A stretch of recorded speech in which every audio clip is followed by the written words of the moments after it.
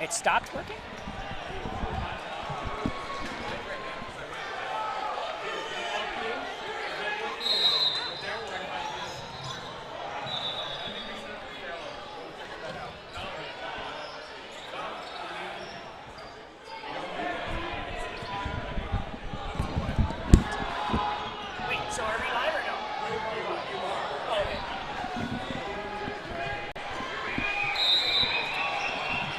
I apologize for that. We have some technical difficulties here. The Wi-Fi, or the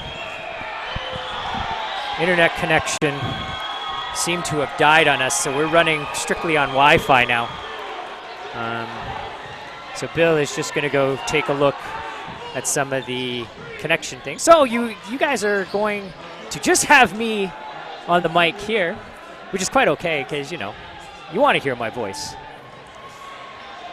All right, so we have 5 Fury players against 5 Future boys.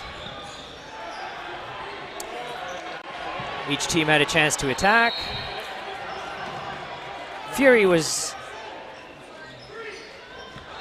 throw. Dan just missing that. Big catch from Spencer right out of the middle. Catching out number 12. 3 players left on Future. Oh, Bader looks like he just got skimmed on that. I believe that's a shot coming from number 14 from Fury, Moody Yusuf.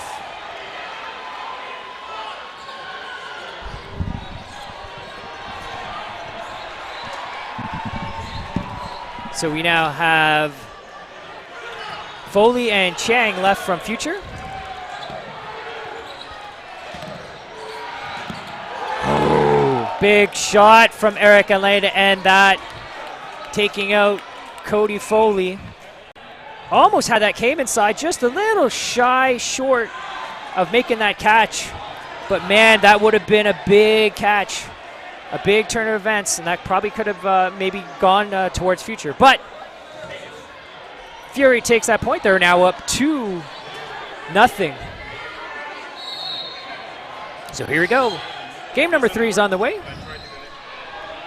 It's Chris Wood, number 9, taking a shot on the opening rush. Nobody at the other end.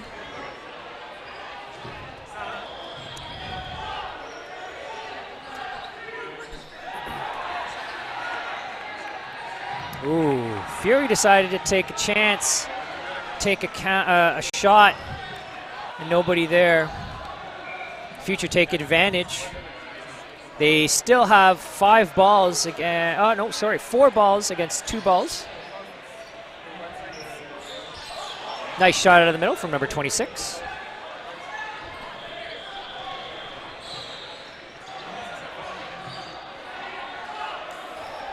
More players for Future, therefore they got a throw. Moody taking a shot out of that middle. Taking out number 1 from Future.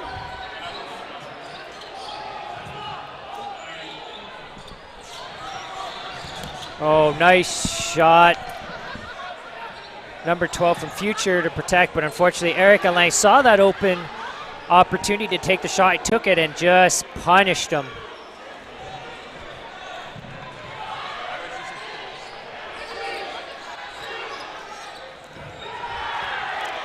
Big shot from Bader. Takes out Chris and Eric. 2 different shots. So now it's 2 players Fury. 2 players Future against 3 players Fury.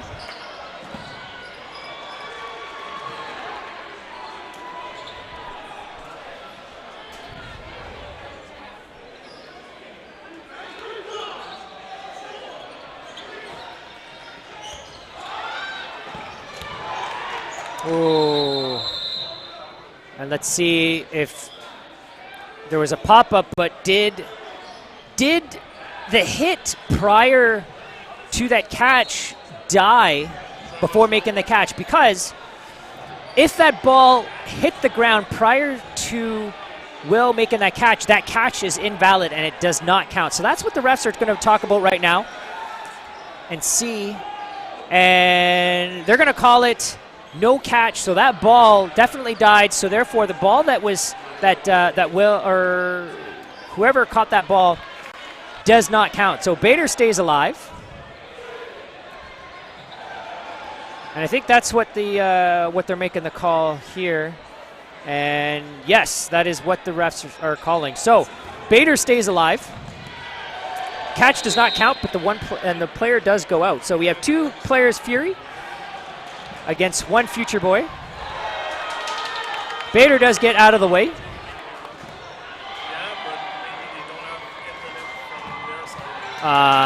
Bader just taking Will right in the shoulder. So now it's 1v1 Moody against Bader here.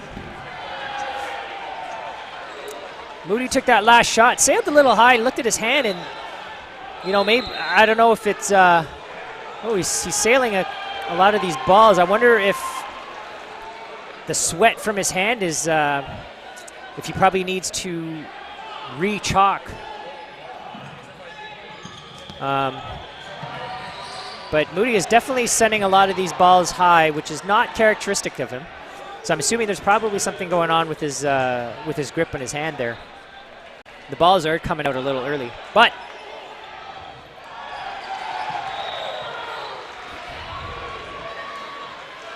so here we go, back and forth.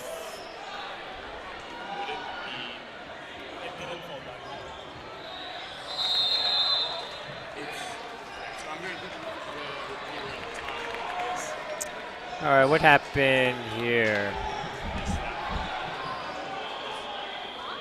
Did they call a timeout? Not 100% sure. Looks like Sizravi is probably coaching the Future Boys here. Be talking out to Bader, strategize and say, hey, we're probably going to do, let's bait him in, bait Moody in, and maybe take a shot here. But let's see what happens. Oh, actually, it wasn't a timeout. We're actually into no blocking.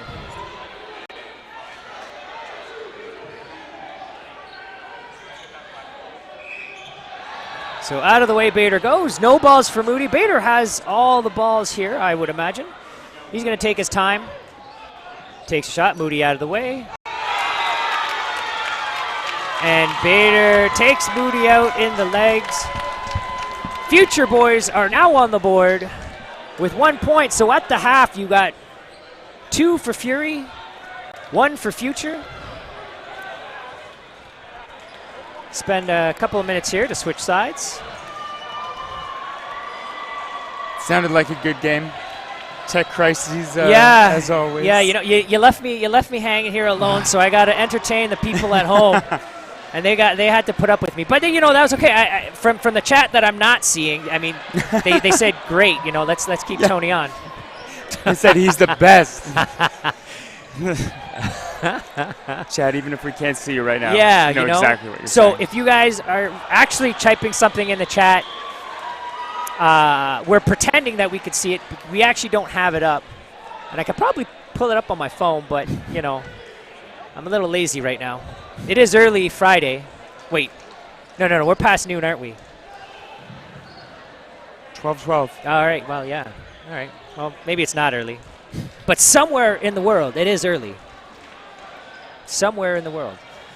And I'm sure from past streams, we had viewers that were kind of like all over the world. We had a lot of USA viewers. We had we obviously had the home country Canada, but we definitely had a lot of European viewers that were watching from home or wherever it is that we were watching. But we had some people watching there, so it was interesting to see. I'm kind of curious to know what kind of viewership we have in right now. So in the chat, type it in. Let us know where you are watching from. Yeah.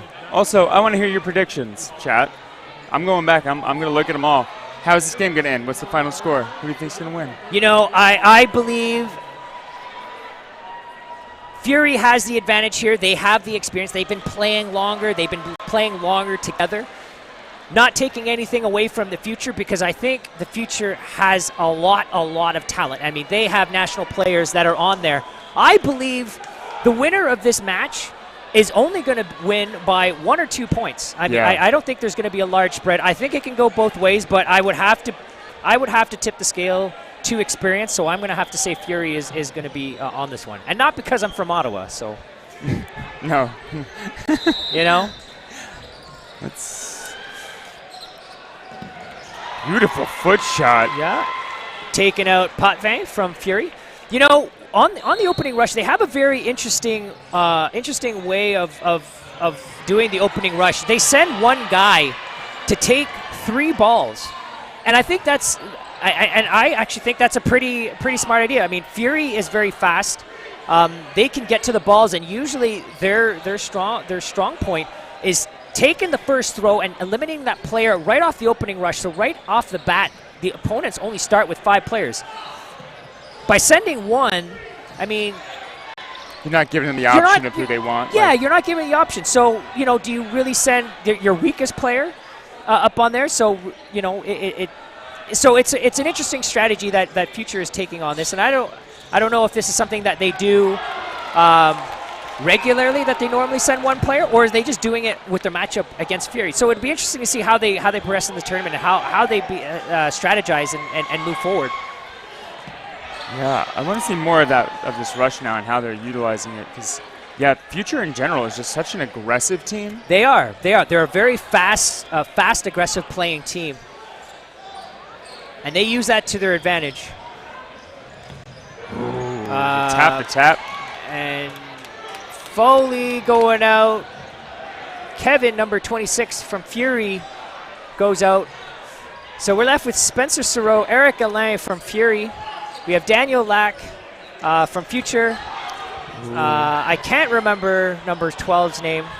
That's Koo, Captain Koo. Yes, that's right. If he watches this, I'm sorry. I am a fan. I've seen these Future guys play, and as corny as it sounds, I mean, these guys have a future. I mean, these guys are young. Oh yeah, they keep getting better every time I watch them. Yeah, and exactly. You know, they're young, they're hungry, and they're only going to get better. Fury, the thing that they have against them is that they are going up in age. They're aging, you know, so they're not. Nice hit from Spencer. Super excited on that one. Yeah, that 2-point lead with a 10-minute halves. That's a big gap. Yeah. But look to Future to adjust here. Oh, yeah. I'm going to say that Future is probably going to come out a little more aggressive on here. Try to force the play, and hopefully try to get a point in here to stay alive. So this time Future actually sent 2 players on the opening rush, and kind of a little bit of a stalemate because it was like 1 player off for Future, 1 player off for Fury. Yeah, sometimes that's the best though, right? If both teams are playing it aggressive, yeah, you'd rather take the one-on-one than try to play defensive and come out still down 1. Absolutely. Eric Alain took a shot on Bader on that last play. Bader got nice and low and their miss. But Foley taking out number 15 from Fury there.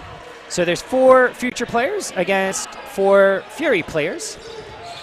Drusik tapped out there. Yeah, sent 2 balls on him. Almost was a double, but it didn't look like that hit Potvin.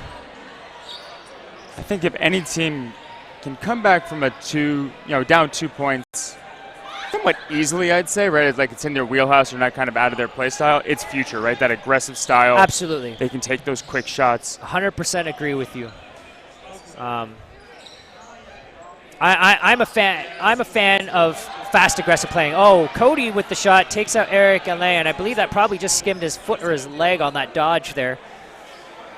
So again, like I said, before this match started, I expected Fury to come out aggressive and, Future to come out fast and aggressive, and that's exactly what they're doing here right now, and right now it's paying off. So we have Bryce and Kevin left on Fury. Correction, we just have Kevin left from Fury against 5 of the Future boys. Kevin throwing a little bit of a drop shot on that one, but definitely Number 1 was not biting that. Looks like he tried to throw another drop shot. Came a little short. Future with the advantage. 3 shots. And number 1 just taps Kevin. So Future takes the point on that. Okay. And puts them a little bit closer. So they're now within 1. I expect Future to come out the same way that last game, how they just played that last game there. So look to see them coming out, guns blazing. Guns blazing indeed. Yeah, there was a lot of shots. I don't even know what happened. So there's just a lot of exchange. But it looks like one player from either side. Honest call from Bryce. That just skimmed his sleeve from the shot from Bader.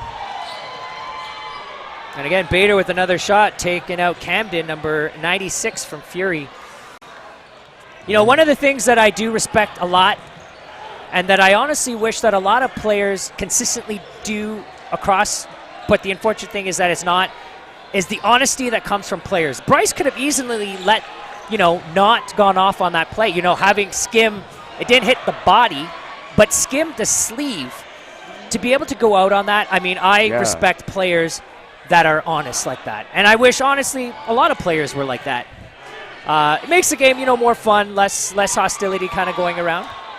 Well, also, just knowing that you took that, right? And, you took those shots, you left it all out there. Absolutely. No one wants to win by cheating. So, no. It's theft. It's theft. So respect to Bryce. Thank you for being honest. And it's not that he's not an honest player. He actually really is an honest player. Big shot from Eric Alain from Fury.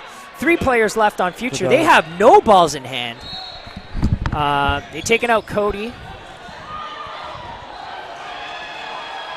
And Fury is responding with the speed and aggressiveness of their own and taking out the Future players.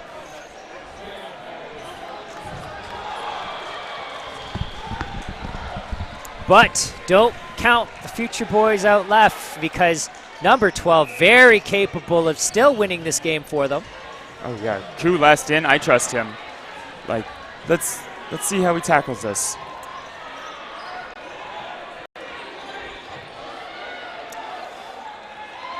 So right now, Fury is just testing him out, see what Ku's tendencies are right now. If he's going to dodge to the left. That's Yusuf. And tags him in the foot. So, what a lot of people don't understand. Well, I shouldn't say a lot of people.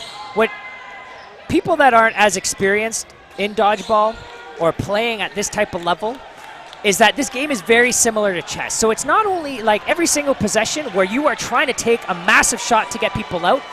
A lot of the component of this game is really a chess match. So you are trying to feel what your opponent's tendencies are. Where are they going to dodge? Are they going to jump? Are they going to go on the ground? Are they going to go left? Are they going to go right? So there's a lot of shots that will be taken just to see what will happen. So then the next play, they know exactly where they're going to be placing balls. But again, we look at Ku here. It's like we said, Ku was down 3 players to 1, and now he got it down to 1v1 here. Yeah, let's see if he can finish this. Can he close it out? But I agree, it's a real-time chess match, right? Not turn-based. Just how am I going to put it on this guy, give him different looks? Absolutely. Nice block from Kevin. Kevin takes a shot, but unfortunately grounded that one. Came out a little late out of his hand. So it is 1v1 here. It's Asian on Asian. Let's see who's going to take who out. Woo or Ku? And it ends with you. See what I did there? Yeah. It's me trying to be funny, but not really. I will say, if nice Future block. wins this. Almost! Ku almost had that. big shot from Kevin. A little bit of a miscue there, but Fury takes that point. And I think the benefit to that, by Fury taking the point, they also ate a lot of clock. They did. So that puts Fury up by 2 with the score of 4-2. Going straight in, no block. Oh, we're at no blocking? So unfortunately, I think the little bit of time mismanagement on that, they probably should have strategized a little better or managed the clock a little better on that. But the hard thing is, like, you know, these are 20-minute matches, so they're not very long. Unlike playoffs where it's 40 minutes, there's a little bit more, I don't want to say strategy, but there's definitely a lot more time management when it comes to longer games like this. Yeah, I mean, no block is even a bigger proportion too, right? Well, that's it. I mean, and strategy on no blocking is very, very different from just the regular play. You know, your target selections are going to be very different. Oh, yeah. The people that you throw at, how many balls you throw are going to be very different. I always talk about, like, players have a bubble around them of, like, where they can hit, right? Like, I'm confident I can hit anybody in 20 feet or whatnot. Yeah. But, like, with no block, that bubble gets bigger, right? I don't have to worry about the blocking ball. And so there's more aggressive shots. And with that distance, I think catchers become even better. And so your shot selection is even less toward the catchers. Agreed. More to the aggressive. Oh, number 3 taking out Moody Yusuf. Brings down another player. Andrew Andresic, number 23, taking a shot, but missing wide. So 4 Fury players left against 2 of the Future Boys.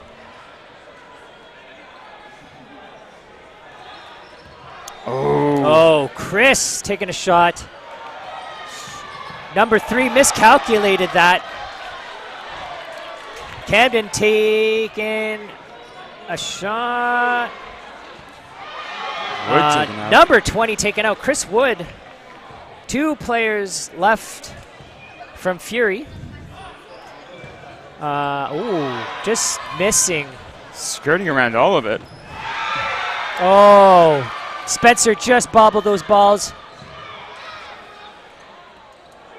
See when the superhero pose there, the superhero landing. Oh, and oh. I mean, this thing, all these action is coming out faster than the words coming out of her mouth here. But this is quite the, you know. I forgot it was no block. I'm like, why did he drop the ball? Yeah, yeah. It's been that long. Oh, no! Will had that ball in his, he had it in his hands, but just couldn't squeeze it. I am sure he definitely wants that one back. But that is okay because Fury still takes his match 4-3. Yeah. That point differential is big for the future side, right? Yeah, absolutely. It's going to definitely matter where they play. So as long as if you're going to lose a match, you want to make sure that the point differential between the two as minimal as possible because it's by the end of the day your seeding is going to come out to your plus minus, right? The difference between, let's say, like a 4 or a 6 seed. Very, very different, right, in terms of matchup. So, I think overall this is a great match, or a great game on both sides. Fury obviously wanting to win, but this is the best case scenario for Future, competing against a top team like Fury. I think they should be pleased with how they performed on here. And, I think they should go into the next match making, slight adjustments. I don't think they need to make very big changes. So, I think Future is gonna rebound back. I don't know. I think even like less than that, like every set seemed like it was within 1 or 2 players, right? Like there was no real dominant one way or the other kind of deal. So even with that, that one-on-one could have gone the other way. Right, there's so many things like that was so close. Yeah, that was it. Honestly, that could have gone both ways. Definitely gone both ways. All right, so what's our next matchup here? It looks like we have not. Is that Hyper? Or is that That looks. Hold on. trying to see if I can. That find looks like Immortal. I don't know where they're from, but you have New Era, which I believe is from Winnipeg. Where? So, for the viewers at home, we got, it looks like Immortal and New Era is going to be the next game up, so stay tuned.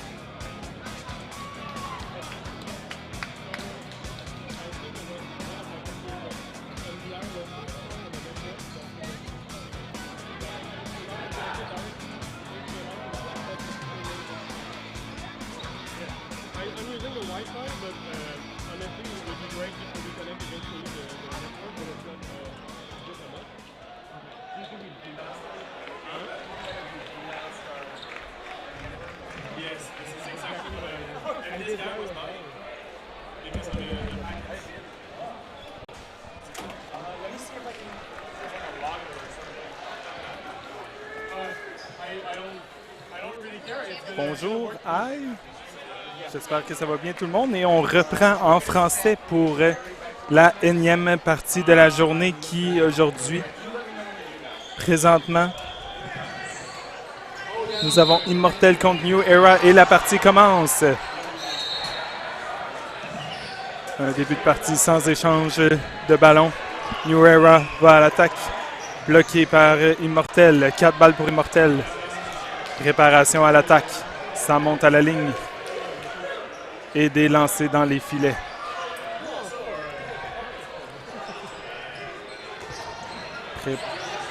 Lancé au niveau de New Era dans le filet également. Maintenant 4 ballons pour Immortels. Préparation à l'attaque. Montée à la ligne. Et un lancer bloqué par Woods, numéro 0.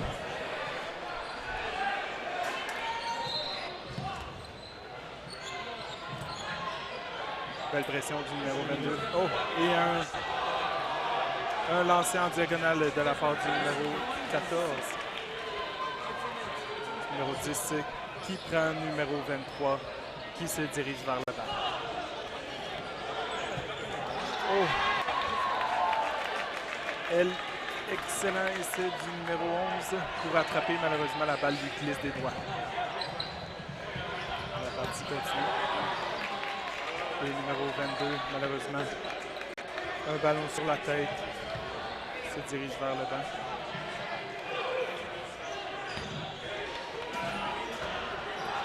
Et c'est un catch du côté d'Immortel, le numéro 3 qui se dirige vers le banc pour New Era. Et maintenant 5 contre 3, ballon dans le terrain. On dégage la balle. On reprend. Immortel prend la ligne. Et un lancer dans le filet. Belle pression de M. Nguyen, numéro 18.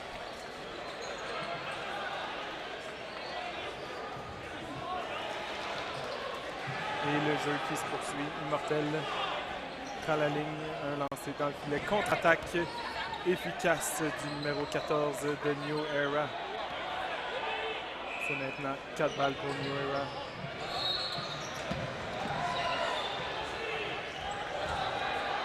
Excellent tir du numéro 14 directement dans le thorax du numéro 23.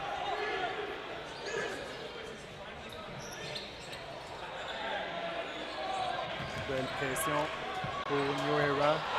On s'assure que les joueurs retournent dans le fond de terrain. Et voilà. Un autre tir diagonal. Efficace. Excellent shot de la part de M. Woods. Directement dans les pieds.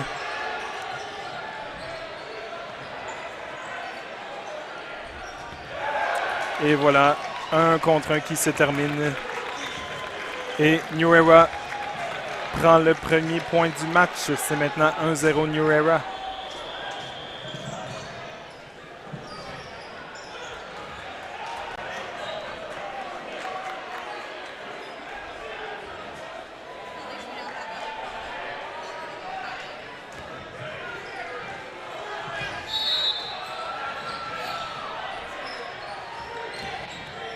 Excellent bloc du numéro 42.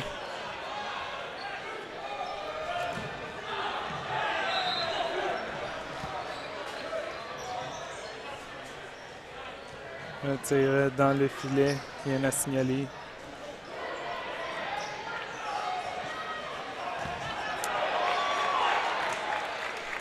Excellent tir dans les jambes venant du numéro 14.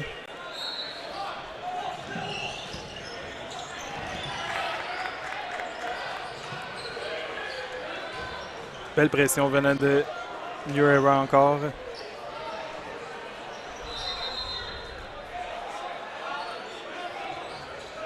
C'est maintenant Immortel, 4 ballons.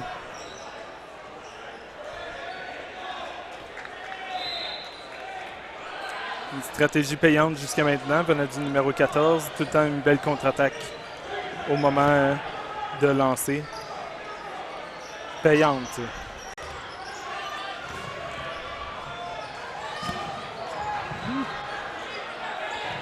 Un bon tir dans les jambes du numéro 0 qui se dirige vers le banc. C'est maintenant 4 joueurs pour Immortel, 5 pour New Era. 3 ballons, ce sera à eux à lancer. Oh, excellent tir du numéro 17.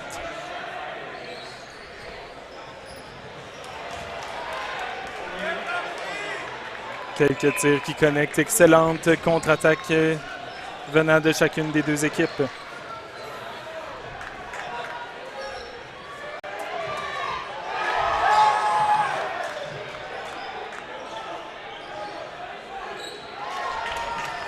Excellent travail. Oh! Excellent jeu venant de la part du numéro 20 d'Immortel.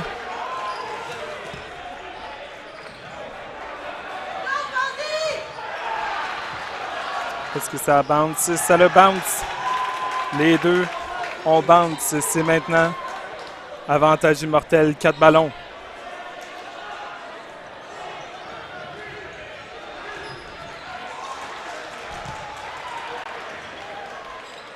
Et un tir qui connecte sur la genouillère. Numéro 14 satisfait de son lancer. C'est maintenant la marque 2-0.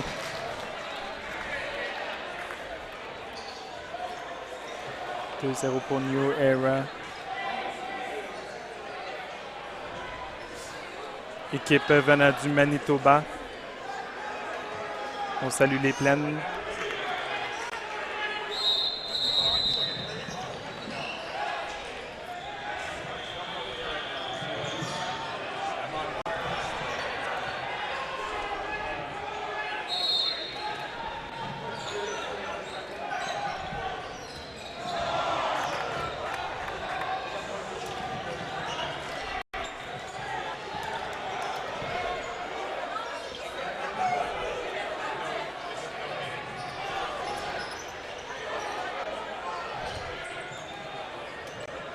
Et la partie reprend maintenant 5 joueurs du côté de New Era et il reste 3 joueurs du côté d'Immortel.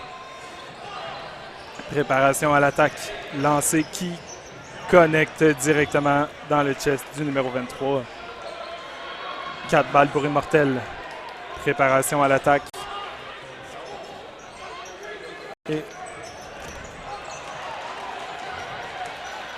belle contre-attaque de M. Woods, malheureusement qui n'a pas payé le numéro 0.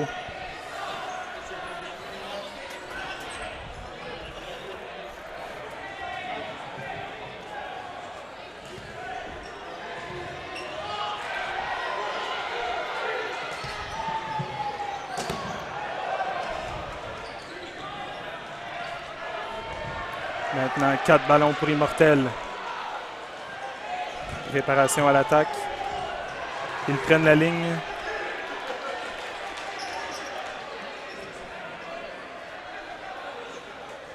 C'est maintenant New Era. 3 ballons. Prise de la ligne. 2 lancés dans les filets. Avantage ballon Immortel. Une belle énergie venant du numéro 3 de New Era. Et un bloc sur le plancher. 3 ballons pour New Era. Préparation à l'attaque. Et un excellent tir de M. Woods, malheureusement, qui passe juste à côté de sa cible.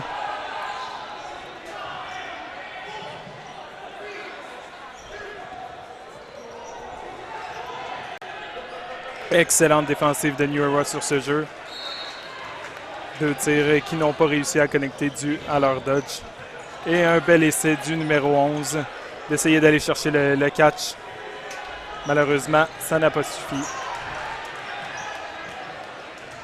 Maintenant, avantage Immortel, plus de balles, 4 ballons. New Era, avantage joueur, préparation à l'attaque. Et belle honnêteté du numéro 22. Un petit tir qui s'est...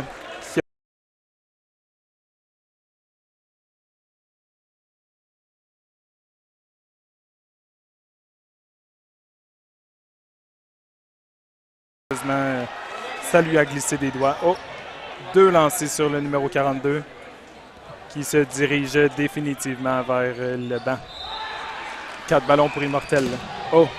Excellent catch venant du numéro 55.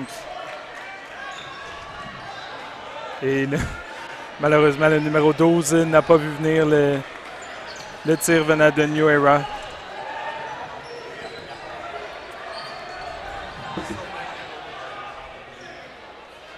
Belle énergie venant de la part des deux équipes.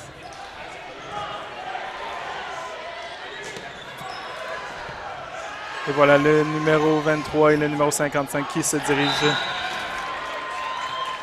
Et un bel échange rapide qui vient conclure ce 4e point du match. C'est maintenant 4-0 New Era. Nous allons reprendre probablement dans quelques secondes, étant donné le temps supplémentaire que ça a pris pour le no-blocking.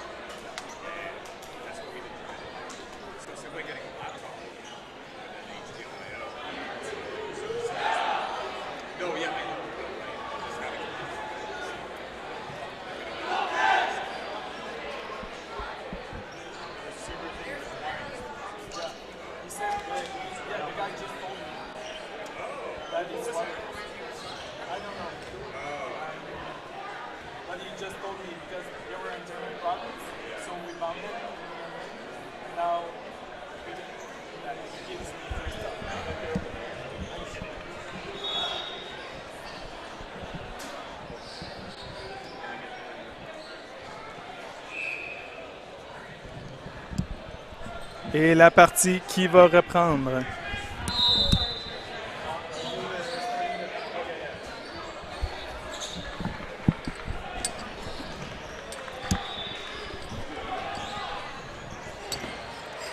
Excellent tir venant du numéro 11 sur le numéro 11. Direct dans le chest. Excellent dodge venant d'Immortel. L'équipe New Era qui semble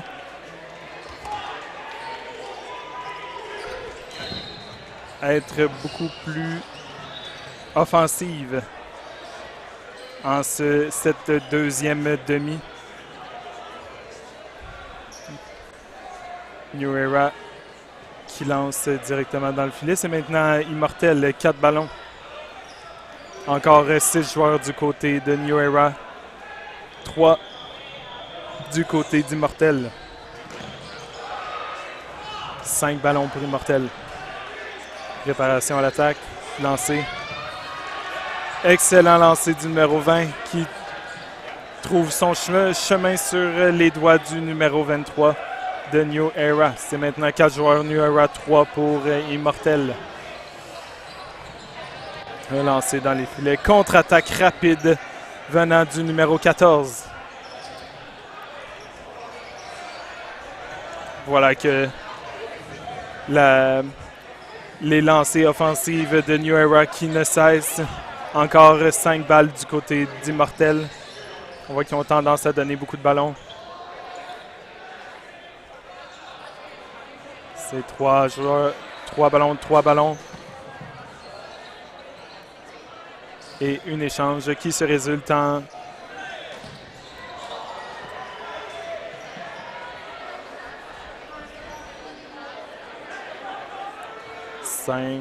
6 ballons pour Immortels.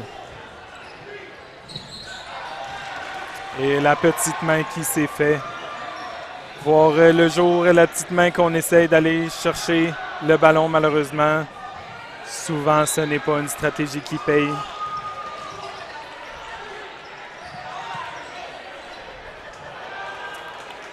Excellent dodge venant du numéro 20. 4 ballons pour Immortels.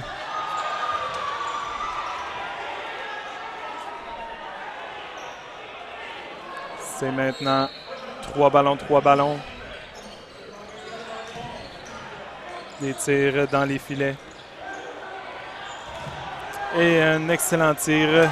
1 contre 1 maintenant. Excellent tir avec un S venant du numéro 20. C'est 1 contre 1. 3 ballons. Un tir dans le filet. On ressent la fatigue un peu du joueur numéro 20 qui prend son 10 secondes pour quelques bons respires bien mérités. Une stratégie du double tir. Oh, et malheureusement, avec toute cette fatigue, n'a pas réussi à bien dodger les tirs du numéro 18.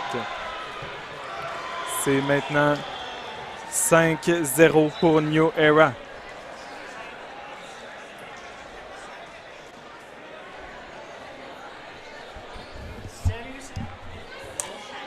Tony.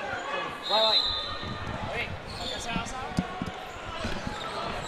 Ça, c'est le deuxième half, right? Ouais, second half. Yeah.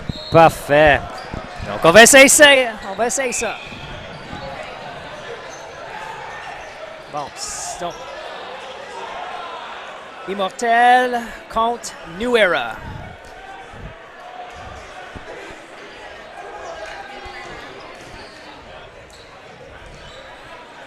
Cinq ballons du côté d'Immortels. OK. Donc, c'est 6 contre 4. Immortels ici, c'était une équipe de Montréal ou Ouais, Québec? Ouais. Montréal, oui. OK.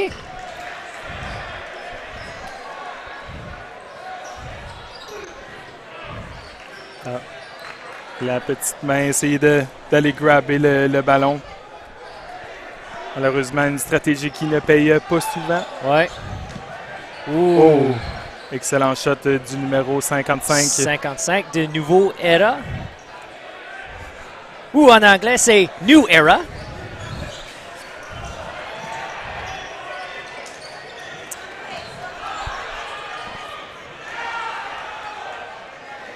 Et pour...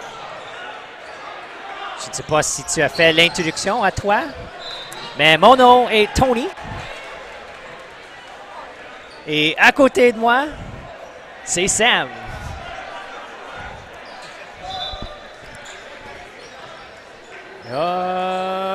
Je ne sais pas qu'est-ce qui se passe avec ça. Il y a eu... le point s'est terminé. Okay. On a manqué. Ah, j'ai pas vu qu'est-ce qui arrive là. On pourrait prendre le temps entre ces 2 points pour nommer les joueurs des équipes. Donc, du côté d'Immortels, les capitaines sont Johan Bertrand, Fauzi Lucien. Dans les joueurs, nous avons Gabriel Amio, Kevin Egan, Ayoub Sayeh, Christopher Pachi, excuse. il m'aimera pas. Mathieu Deschaines, Voltaire, Delac Serna, Nicolas Martel, Philippe Franc, Alan Victor, Alfred Raoult et le coach Audrey Lamontagne. OK. La seule personne que je connais, c'est numéro 10, Alain Victor. J'espère qu'il joue pour une autre équipe, mais je ne sais pas si il est à changer pour jouer pour cette équipe ici, pour cette tournoi. C'est quoi les... Il y a une autre équipe au Montréal. Diabolique? Non, c'est pas Diabolique, c'est... il y a des chemises noires et jaunes, je pense. Yellow? Oui, Ouais, oui. it's Limitless. Limitless, oui, c'est ça. C'est l'équipe mixte quand ils font du co-ed. Ah, OK. Ah, OK. Donc, pour l'équipe d'hommes, ça, c'est l'équipe d'Immortels. Ouais. OK. Bon, je comprends maintenant. En fait, Limitless, c'est l'équipe co-ed. Il y a Ouais. certains joueurs qui viennent de Diabolique, d'autres de Ah, OK. Immortels. OK. Non, ça fait de sens. Des joueurs qui se sont connus à la Ligue Concordia Ouais. de l'Université Concordia. Est-ce que c'est la ligue de c'est quoi son nom? Jana? Est-ce que Jana a commencé Jana. cette ligue? Ouais, OK. Oh, excellent catch! C'est bon! Souvent, les tirs au niveau de la poitrine sont tout le temps les plus difficiles à... Oh! Numéro 11. Qui s'excuse pour ce face shot. Ah oui, j'aime ça. J'aime ça. Dans le jeu de dodgeball, c'est toujours des choses comme les face shots qu'on apprécie, qu'on voit des choses comme ça, parce que c'est un moment de ouh, right? Yeah.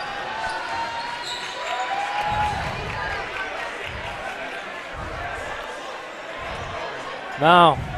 Donc, il y a 4 joueurs de Immortels contre 2 joueurs de New Era. Excuse. 4 joueurs. Ça, c'est un bon bloc de numéro 11. Ouh.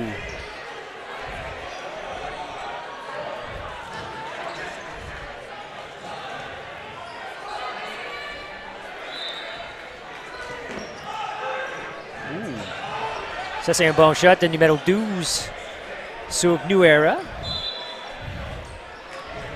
Ah. Donc, Un bloc dans les pieds Ok, qui a touché le plafond ouais. par la suite. C'est maintenant 1 contre 1. Oh! ouh, ça, c'est proche. Mais numéro 12 de New Era finit cette match ici. Hey, c'était proche. Numéro 10, c'est très proche.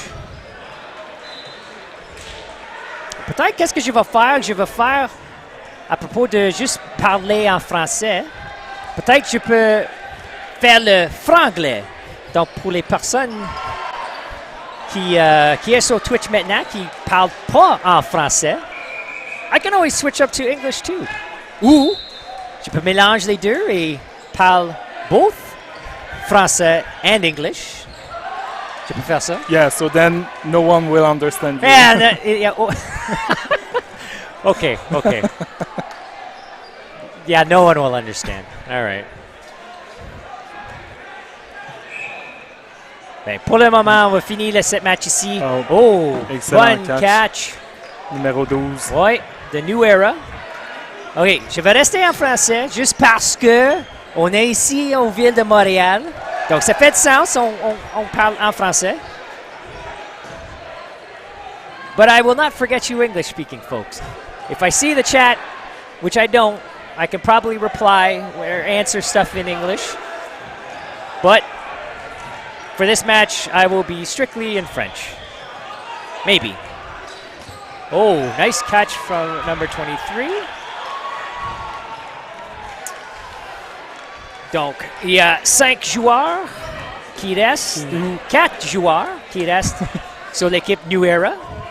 Ça change si rapidement. Ah oui. Si on juste tourne nos têtes et si on regarde encore, c'est moins 1-2 personnes. Numéro 11 lance 3 balles, enlevé 3 joueurs. Mais Juste comme ça. C'est Oh. un contre...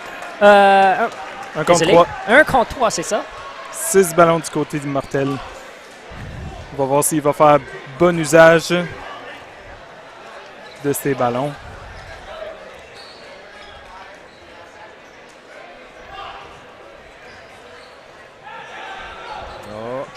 Oh.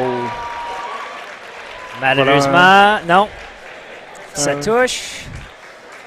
Et c'est fini.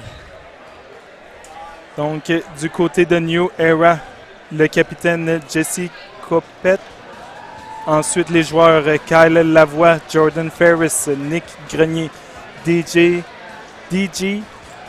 Dupasquier, Daniel Holzer, Colin Chartier, Victor Nguyen, Rylan Yarjo et Mathieu Pentel. Et désolé si on pas prononcé les noms propres. But Non we tried. propre correctement. C'est ça. Oui, c'est ça. But that's okay. Parce que tout le monde sait qu'on essaye. Pour moi, j'ai pas nécessairement des problèmes de prononcer les noms en français, mais c'est comme les autres noms. Je sais pas. En fait, tout le monde peut avoir certaines difficultés à prononcer des noms dans une langue qui n'est pas habituellement celle dans laquelle le nom est dit. Oui, c'est ça. Ah, et c'est ce qui concluait le match 8-0. New Era. New Era.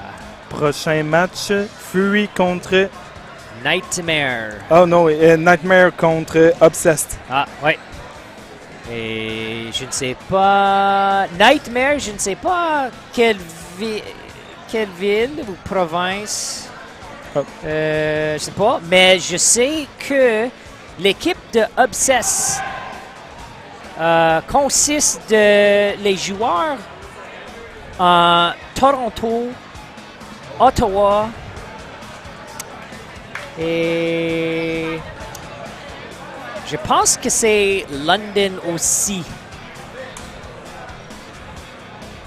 Nightmare viennent du Manitoba. Ah, OK.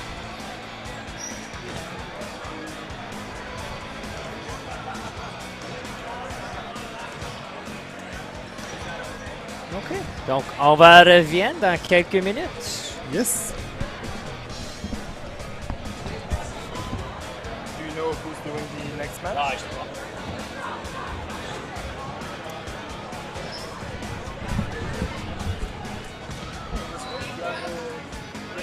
I tried. That's the first time I think I've done it.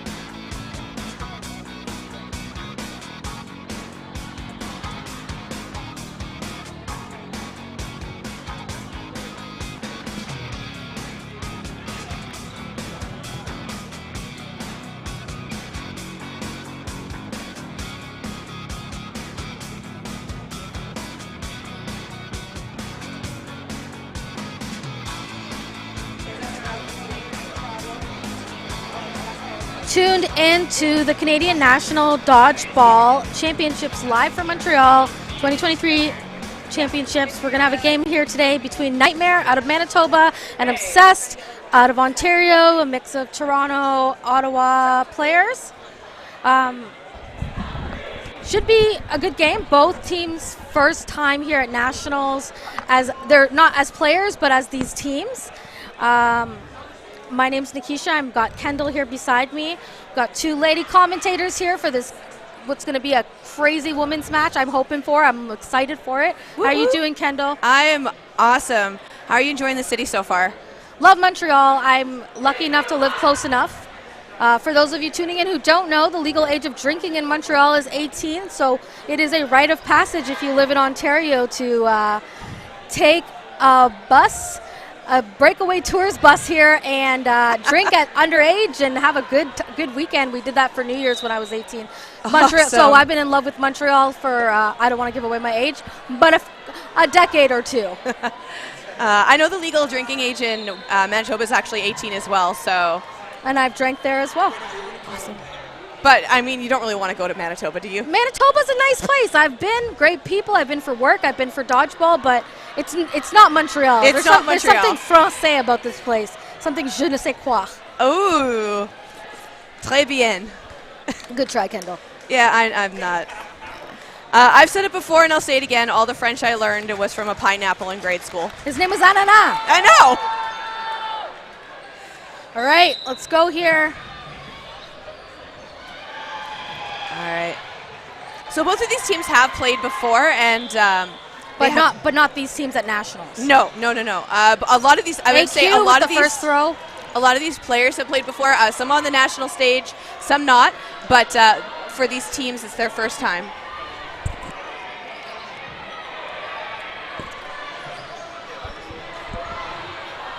All right, out for a spicy start here. Lee here making the call on Obsessed. Burton and AQ in the corner. And Lee taken out early.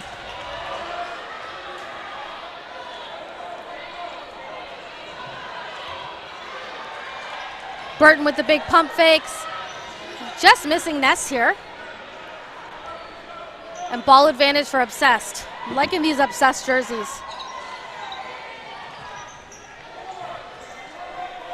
Yeah, I love the color scheme on them. I gotta say though, like the Nightmare jerseys, they are pretty cool as well. Like the designs on them have been the talk of the Manitoba Provincials. Is this the one with the indigenous designs, correct? No, these are the little cartoon devils. Oh, cute. O'Reilly has been coming to nationals since I think before I've been playing dodgeball. Love Natasha. Great leadership on the court from her. Yeah, she is the Dodge mother of Manitoba pretty much. Oh, we love her in Ontario as well. Awesome. Okay, Luck coming up. Oh, great take there. Eliminating Burton. And that's number 11, Thoresen. Am I saying that right? Thoresen? Thorkelson? Thorkelson. Yeah. Ponytail was covering the back. Yeah, that's fine. She took that was a monster take for her. McCormack taking over the wing, and Steph Ness and Jocelyn Luck both throwing good no-look cross courts. Weren't able to connect, but I like the play call. Player advantage here with Nightmare, and 2 balls on McCormack and taking her out good. Nightmare with a very strong start here. Yeah, first game of the day, Nightmare actually took on Valkyrie from Ontario.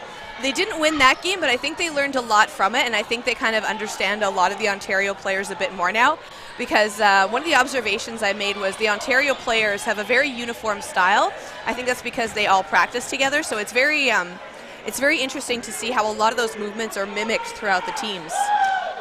Yes and no. I think that each Ontario team has their own flavor and style of play, but definitely see what you mean here. Playing Valkyrie is no easy feat. It's definitely going to make you level up. So we've got Luck and AQ left on the Hui left on the Obsessed side. 2 excellent players. Wow, great take there, but honestly, smart trade by Nightmare. Come up, get hit, take that shot, and now you only have Luck left to deal with. Just hope they know Luck well enough to not throw a solo at her. She almost got that one. Yeah. Great take here, and Nightmare takes the first point. And I'll give, as we're lining up here, I'll give it over to Kendall here to... Shout out to our sponsors. We have Antipode, which is the restaurant and official sponsor of the after party. We have Tourism Montreal, Hyatt Place, and Phoenix Coffee Company. If you have not had a chance yet, please check out Phoenix downtown, or downstairs, pardon me, in the playing area. It is free to players and volunteers, so we'll probably be able to taste colors by the end of the day. Amazing. And they're off. A lineup change here by Obsessed. We've got James, Trevetti, and Yu stepping into the lineup. Looks like they're going for a very fast, quick lineup here. Burton, their powerhouse here, but the rest of their lineup is hard. They come out here. Every girl on this court and every person on this court on the Obsessed side is very experienced at comp level play here. Good call here with Lee in the wing. Great pressure and good discipline. I would have chucked that. So based on the Ontario teams and the Manitoba teams, it looks like it's the third place team from both province taking on each other in this match. So they are pretty even. Again, though, a lot of the players have been on the national stage before. Ooh, headshot. Just again, right over the top. Thorkelson again taking out a huge target in Burton. Oh, yeah. Great. They picked a great person to face off against Burton here. Burton is probably their best arm on Obsessed, and just eliminating her right away is been excellent for Thorkelson. Yeah, and she's managing to stay alive too. Yeah, she's got a softball background, so she has a pretty good cannon on her. Yeah, it's for me, it's the accuracy. Yeah. Okay, waiting on here for the ball. We got 4 balls on the Nightmare side. There was a argument of the play. Who's got to go in first? Technically, the other person stepped in. That should have not counted anymore. Ooh, yeah, I guess. And Luck is arguing that. Yeah, someone noticed, so that's not a... You know what? It's good that we have a lot of eagle-eyed officials to see that. We want to make sure that it's done fairly, and we want to make sure that it's done accurately as per the WDBF rules, and that's really great to see that, it is going to be taken into account. And the call is they're keeping the players, so we've got a 4-ball, 5-player advantage for Nightmare. Great block by Ewan. She's so hard to hit with the ball. She's very agile, always on her feet, always moving. Oh, but I see Nicole Lee got tagged out there. Thorkelson again. Good discipline. Yeah, she has she rushes, but she also knows when to stop. But it's a very good intimidation game that she plays. Nightmare still with the player advantage, but ball advantage Obsessed. This is a hard team to hit. James, Luck, and Ewan. Yeah, they know when to stagger their players. Great hit there. Now we're down to 4-3. We got ourselves a dodgeball game. Onus is on a Nightmare to throw. And a bounce there. Yeah. Thorkelson looking like she was going for a shot at the feet, but she was on Obsessed was able to jump dodge right out of the way. Beautifully timed. Oh, great shot there by Ewan and a double tap with Luck. That's the target they needed to take. That's a good one. You still have some great players here on Nightmare. But now we have our 3-3. Little high there for the cross court there on James. 4 balls for Obsessed. Great block. Another great block for Obsessed. Block for block here, each team. I kind of like that the one side has the light and the one side has the dark. Yeah. It's getting me amped. Oh, great no-look there by Luck. It was a good block by Riley and great hit there by number 13. Ponytail is killing me here. We don't... I think that's Wozni. Yes, I think that might be Wozni. Yeah, it is Wozni. Ponytail. There's 3-2. Nightmare playing a really strategic game here. Okay, 4 balls for Obsessed. What's the play call here? I think it's just going to be grab the balls. I think they're going to try and go for Aaron. Yeah. Just sending one of their balls over. They did have 4 in hand. They were going to go for Aaron. She is the wing on the right-hand side. That was a smart move by them. She is a veteran also of the dodgeball scene. Luck making the play call here.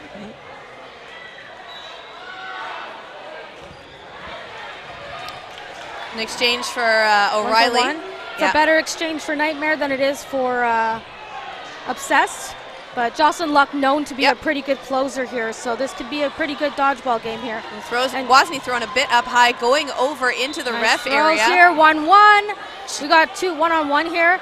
Now you look at Jocelyn Luck's footwork as she comes up and down the court. She was a tennis player, very high level. Ooh. She moves up and down that court very easily.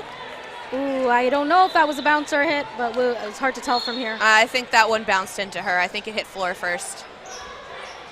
Another bounce there.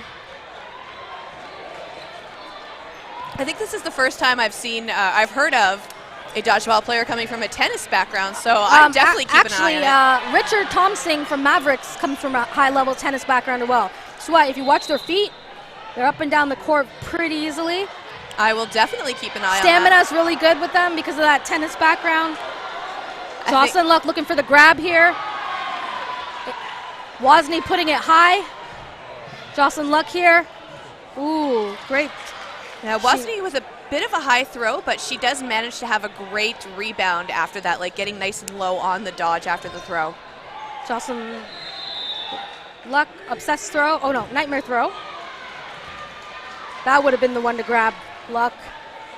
Clean block, very well done.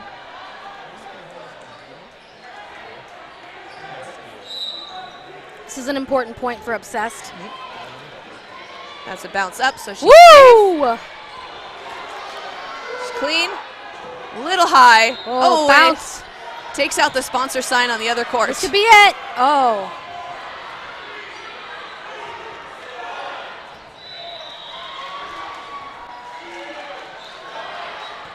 Oh, Luck hit. Was that a hit, or are they resetting? No, resetting for no blocking. I'm guessing she threw too late. Loving the staff on Obsessed. Yeah, they were resetting for no block, so it's gonna 1-1. Yeah, she threw late. Yeah. Loving the staff on Obsessed. We have Dennis Quennell as their head coach. Joey out there shagging. A lot of good community around this team. No blocking game. If I'm looking at these two players and the way they've been playing, I would say Luck is the favorite here. Wozny's been covering a lot here with blocks. Oh, I spoke too soon.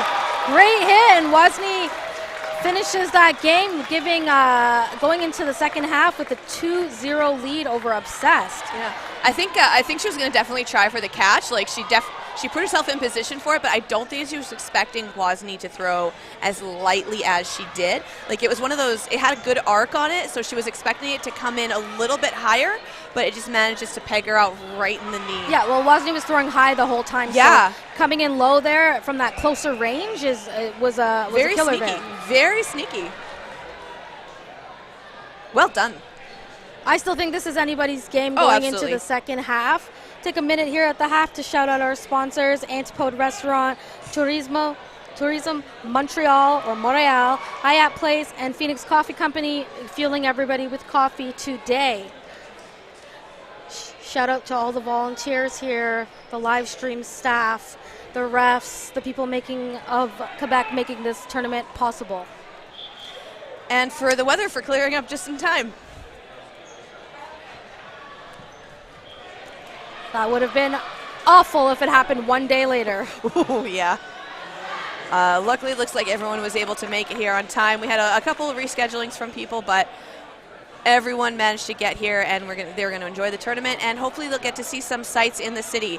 I definitely recommend the Archaeology Museum. I got a chance to check that out during the ice storm. There's 7 on here for. So cool. Oh, okay, they caught it. Yeah. So going in with the quick lineup again, bringing Ness back in, bringing Hui back in, having Janice lined up against Thorkelson, I think is a good move here, because Janice Ewan is a lot harder to hit up close than Savannah is. And Thorkelson with a nice sweep there. Huey with a easy block, and James making a play call here. Actually, Ness making a play call here.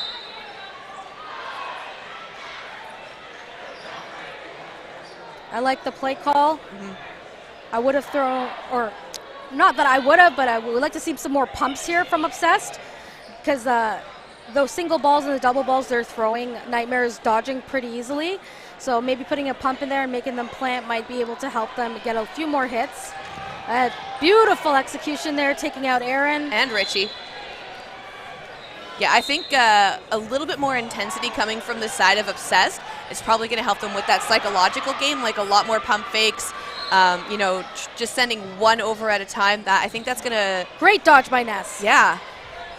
So, oh, beautiful, beautiful. Worth it. She has player advantage. Ness is probably the veteran on this team, or one of. I think Burton also has been playing quite as much long.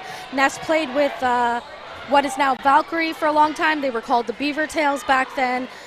She plays on the Canadian Cloth team. She is just a wealth of experience, and I think Dennis subbing her in and having her play in the middle and start making play calls is working out to their advantage in the second half. She made some really great plays there. She stayed up there, she took her shots, and when she got out, she left her team with player advantage. So great work there, but O'Reilly has her work cut out here now. But no stranger to defense, O'Reilly. Yeah, last player to get hit out on the side of Nightmare was McEwen. So it's just the Dodgeball veteran O'Reilly left. She's got 4 players now for the side of Obsessed up against her. Sending 2 over, she dodges them both. Oh, great no look at Huey. Not quite connecting, but I like it. I love those no look shots. Just the confidence that streams off of it. I would.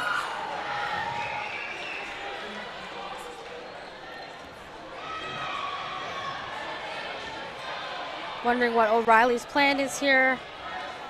I think it's just going to be dodge, dodge, dodge. Oh, good follow there by AQ. Sometimes you got to take a chance. I mean, if you're going to throw that, I've played with AQ before. It's like, you got to throw that last ball, you better hit. And AQ solidifying that win here. And now we've got ourselves a 1-point game in the second half. Obsessed looking much better. I would definitely keep Ness on the court and keep controlling that play call. Yeah, I think that's going to work to their advantage again. They just got to, I think they just got to work on that psychological game, and I think that's going to throw Nightmare off. Like, Nightmare is working really good as a unit right now, and so is Obsessed. They are working absolutely well together, but I think just being able to do more of those pump fakes. Good toss by AQ again. Taking out O'Reilly early this time. They don't want to have to deal with her at the end again. Yeah, I think... I don't either. I think they have a list. I think O'Reilly and Thorkelson are at the top of it at the moment. Good block by AQ.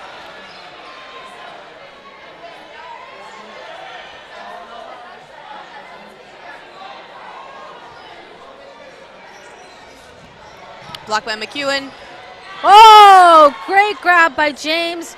Getting Ewan right back in after being taken out by Thorkelson when she did her no look.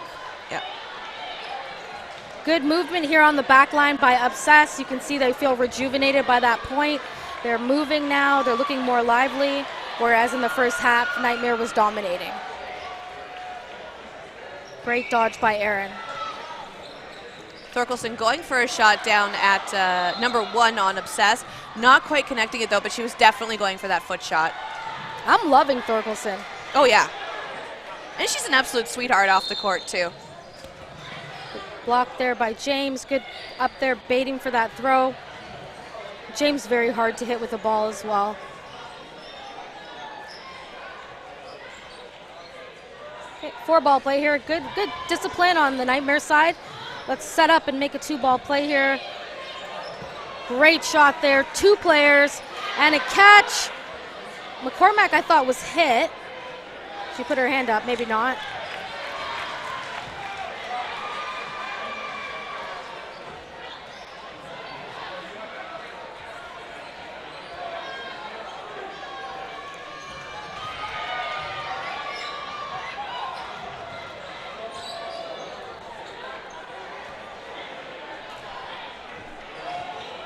Ness with a play call. Calling herself. Great no look onto the corner, but Erin was very ready. Mm-hmm. Yeah, Erin has great court awareness. She has great peripherals as well. She can pretty much see anything coming, so she knows when to dodge. I just like that her scrunchie matches her the writing on her shirt. She looks cute. All right, taking another player. Thorkelson, that's a big player to take. It's looking good for Obsessed here for this game. Nightmare needs to take a player soon.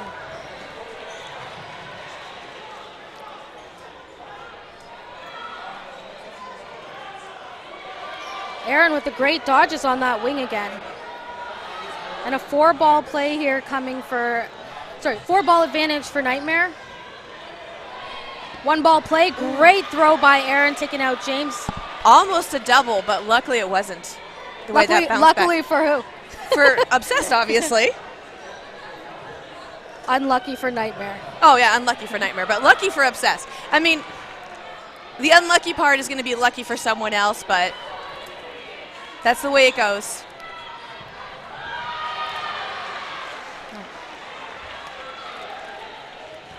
Oh, that was a beautiful shot by Aaron. She was like, get this play caller Ness off the court. Yeah, down right in the toes there.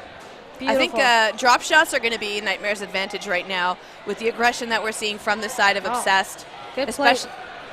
Oh, sorry, no, I was going to say, that was a great play call, putting 2 balls. I was just going to say, especially since they're now sending 2 balls over to make sure they get those high-level targets. Oh, I like it, AQ.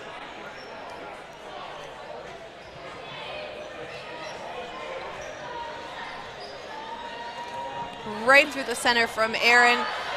Got by the ball retriever. We're going to see them coming up to the line now from Obsessed to throw. Little high. Throwing way too high. Yeah, but Almost luckily over the it net. stayed on this court. Fair enough.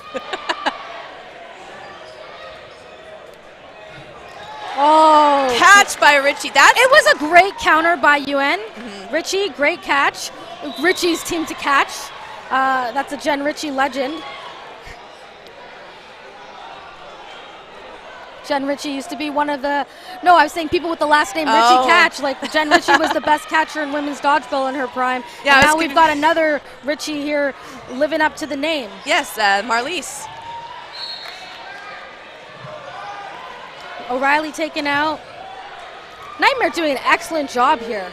I'm gonna say MVP of this particular game to Erin here. Just keeping her team in it. Yeah, it looked like Richie wanted to go for another catch. Didn't quite make it. She had 2 balls in hand, so that third one didn't quite connect it. But, you know, I applaud her for taking the initiative on that one because she definitely wants to bring out those like players like Thorkelson and O'Reilly that are getting taken out first. That's a smart strategic move for them.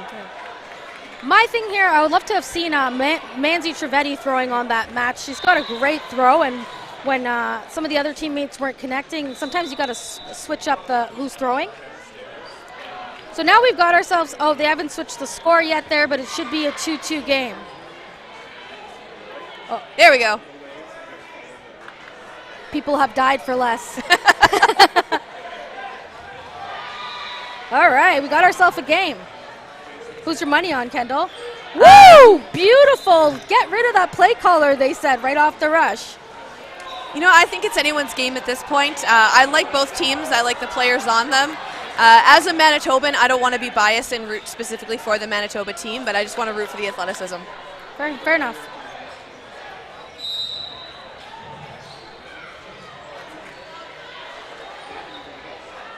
I just want to see both teams playing their best game possible and see them go far. That's all that matters. Great 2-ball play on AQ. AQ is an excellent arm and a great corner. Great target practice. Great target taken out there. Yeah, absolutely well done by the Nightmare team. Sending 2 over.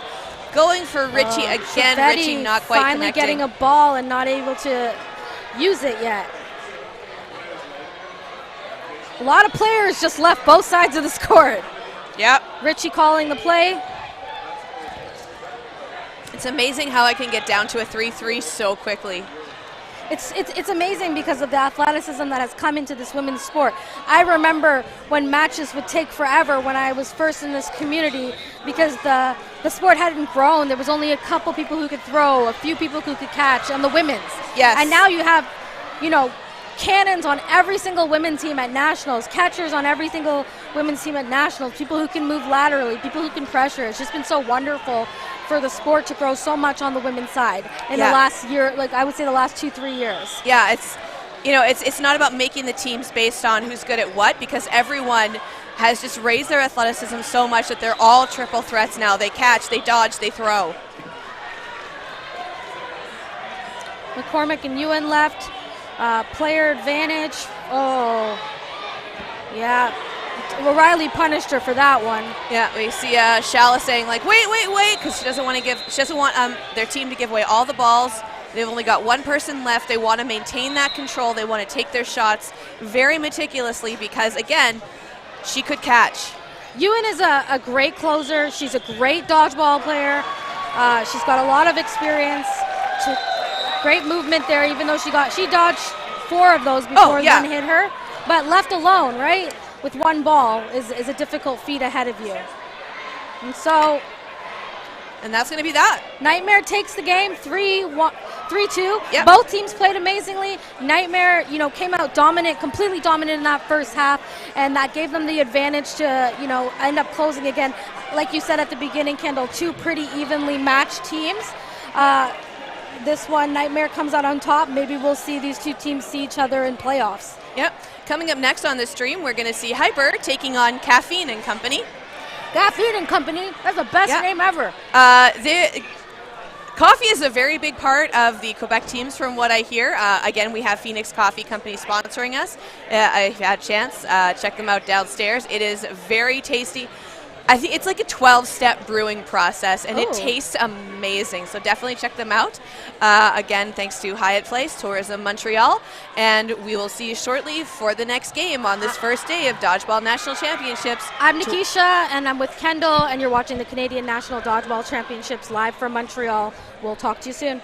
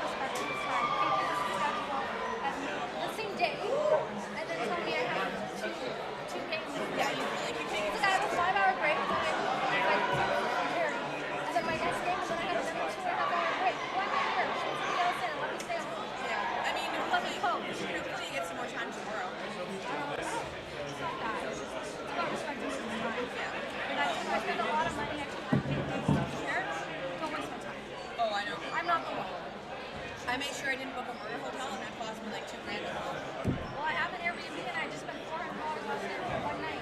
Did you talk to Airbnb? No, because the other girl stayed, right? Like, they slept in their coats or whatever. And I was like, I have a house. That's no, you guys would have both had to that. See, I used to work for Airbnb, so I know how to manipulate the system. Then we might say something still, but we still don't have power right now. Yeah. I mean, at this point, you should get your roommates to leave and be like, look, the power still hasn't come on. Like, because at this point, just whoever. Like, I just want like random interviews with players. Try and get Justin. Yeah. You never interviewed him. Somebody else you know? No, I'll quit. Oh, right. Yeah, I haven't. I've just been like grabbing people as I see Captain them. Canada. Not that they'll play anything wrong with somebody else on the When I was in Edmonton for Worlds, I went to West End with Dennis. And Dennis, like, you know? Oh, I've never heard anyone call him. I always thought it was like a French pronunciation. Oh, the way no, it's it's spelled. Denny, like his close friend. D-E-N-N-E-Y. Yeah, okay. I guess I'm like saying. Okay, so Dennis. Okay, fair enough. So you went to Montana? So we were talking about some of the management teams, and both Kim and Dennis were like, Rifa?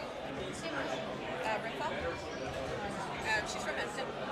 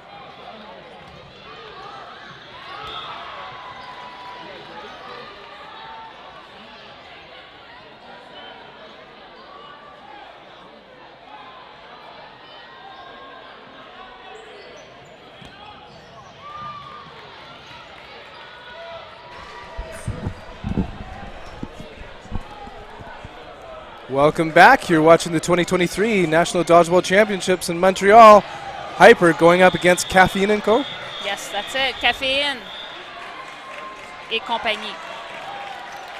So we have a team from Montreal here and a team from Victoria. Predominantly Victoria. Okay. BC Silver team. Fantastic. So a little late to the game here. It's 3v2 currently. Good take there from number 7 on the corner. Going for the trade from Hyper, but it didn't quite work out in their favor. Play calls coming out of left corner here, and good decisions, throwing together. Strong throw by McInnes. She's getting a ball from her retrievers. Burden to throw on Kaffeine Co. Good block there from McInnes. Over from the Hyper side. 2v2 here. Big rip. Good dodging from number 13. It's quite the lettering on their jerseys, eh? Yeah, hard to read. But it's trendy. I believe Rousseau. Yes, that would be it. Rousseau, number 13. Cross quarter. Mui had me tricked. Burden to throw, Kaffeine Co. Kaffeine Co. first time at Nationals this year. They do have some players that have been multiple times in Wilson and Biron. Biron being a Team Canada athlete many years now, the women's captain this year, and national or international, I suppose, gold medalist.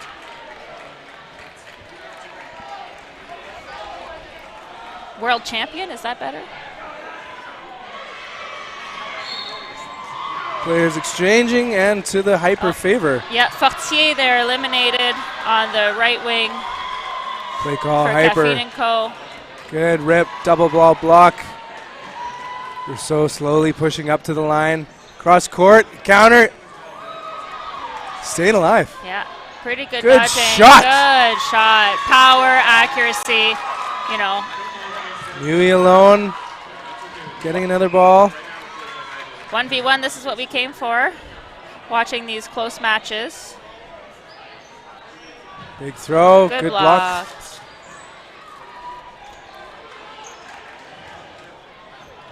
Oh, tagged her. Yeah, just dodged into it there. I don't think she anticipated it going the other way. All right, so we just want to give a big thank you to all of our volunteers so far. You know, this tournament's run really, really well. From the referees to the commentators to you know, anyone, all of our sponsors that we've mentioned a few times, and I'll bring them up a little shortly. But you know, a lot of our commentators are playing as well, and so, you know, when you're thinking the game and then you have to think the game and then you think the game, you don't often get much break time. So you know, we're doing our best out here and just having a great time. Opening rush, toss back. Ooh. And a team catch. Pelche brings it in. Great heads up from Peltier, keeping her head in the game there. Burden to throw on Kaffeine Co. Yeah. Big pressure from number 5, 13 protecting her player. Play call in the middle. Hyper out to the wings. 4 players heading to the line. Kaffeine Co. Good dodge by Wilson. Wilson coming from originally PEI.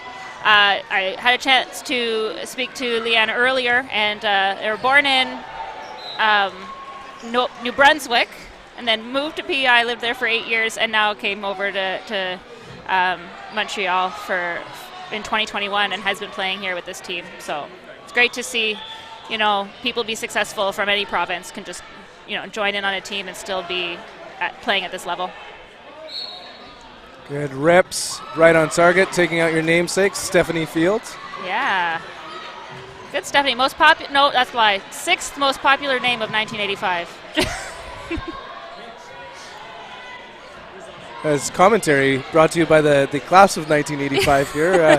Top 10 male name, I know, Benjamin. Listen, I am not the class of 1985. Don't get it twisted. The I'm birth the class. class. I'm the class of 2003. That's different. It's still a long time ago, but. I'm a December baby. How about you? Oh, October. Okay. All right. Yeah. So you get to be my elder. Yeah. A Libra. Make sure everything stays in balance, you know? just like this commentary. Here we go. Oh, good pressure. Wow, yeah, exactly. We both got excited by it. Just anytime a player can just solo go right into the attack zone, it's just so exciting.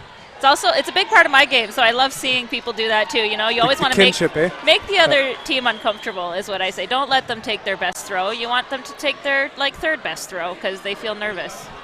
Meanwhile, lots of balls on the hyper end. Garcia with 2. Preemptive throw there as well. Biron, good throw. Just got the block from Peltier. Again, good pressure. Complemented by a good speed back to the line. Little refs having a moment. Safety timeout here. You know, this is, I'm not allowed, I don't know if I'm allowed to say this, but if we can get more Velcro shoes made, that would be really helpful. There's a brand of shoe out there that's fantastic and everyone likes. Please start making them again. This is when we just turn it into the old guys channel. We're like, frankly, I need these breaks. Yeah. And we're back underway. Burden to throw, hyper. Peltier rips it. Good missing dodging. Brousseau. Oh, good movement, but I think they just slipped under them. Good throw, narrowly missing. Player advantage, Kaffeine Co. Brooks blocks and throws and eliminates. Good movement all around from everyone, though. Just sliding across the court, fearless. It's great to see. 3-on-3 now.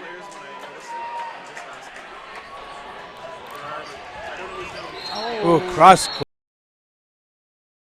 quarter. Taking out Biron. Now 2-3. That was a really great release. It looked like she was going to the middle player, and then it just full on last minute decision goes cross on Biron and makes the hit.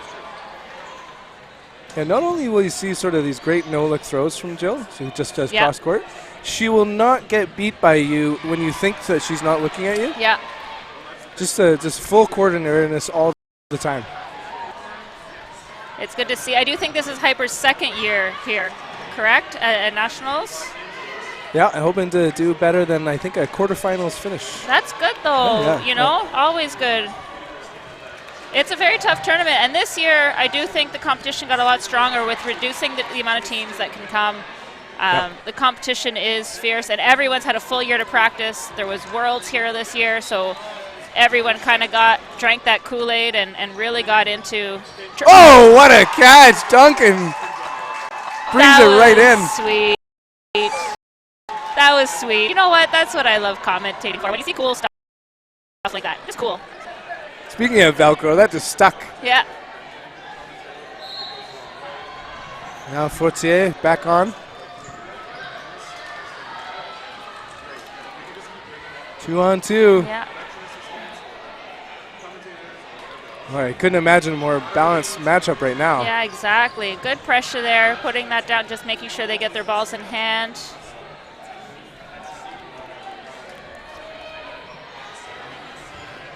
Solo throw, reset the clock. Still burden on Hyper. Nope, last of throws, Kaffeine. Exactly. Caffeine's on offense here. I'd like to see a little bit of pressure come out of these corners when the ball's thrown. You know, when these athletes are such good dodgers and blockers, they like to get really small, and full court throws aren't always the way to get through those blockers. You know, running them down a little bit, not necessarily waiting for that ball to come in and making a play. There you go, though. That was really good. Great throw from Fortier. Eventually taken out, leaving Garcia by herself. 2 targets lined up. It's her burden to throw, though.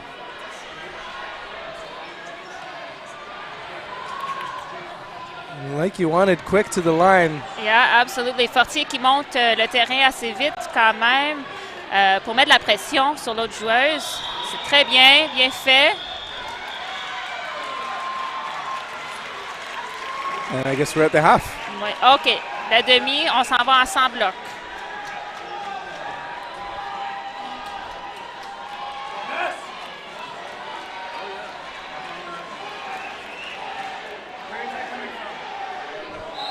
So this is, I think, Montreal. Other than Diabolique, who played at Nationals last year, I think this is Montreal's first not real showing, but it's their first showing with multiple teams, you know, and it's really impressive what they've done to the community in a short period of time, and made sure to harness an environment of learning and teaching is really, really great to see all these teams. I think there's 3 teams dedicated out of Montreal this year, and that's phenomenal. And then you've been to a fair amount of nationals, correct? I've been to all of the nationals. You've been to all, okay. Yes. It does seem like there's a pattern of, like, each year a new province that blossoms. Yes.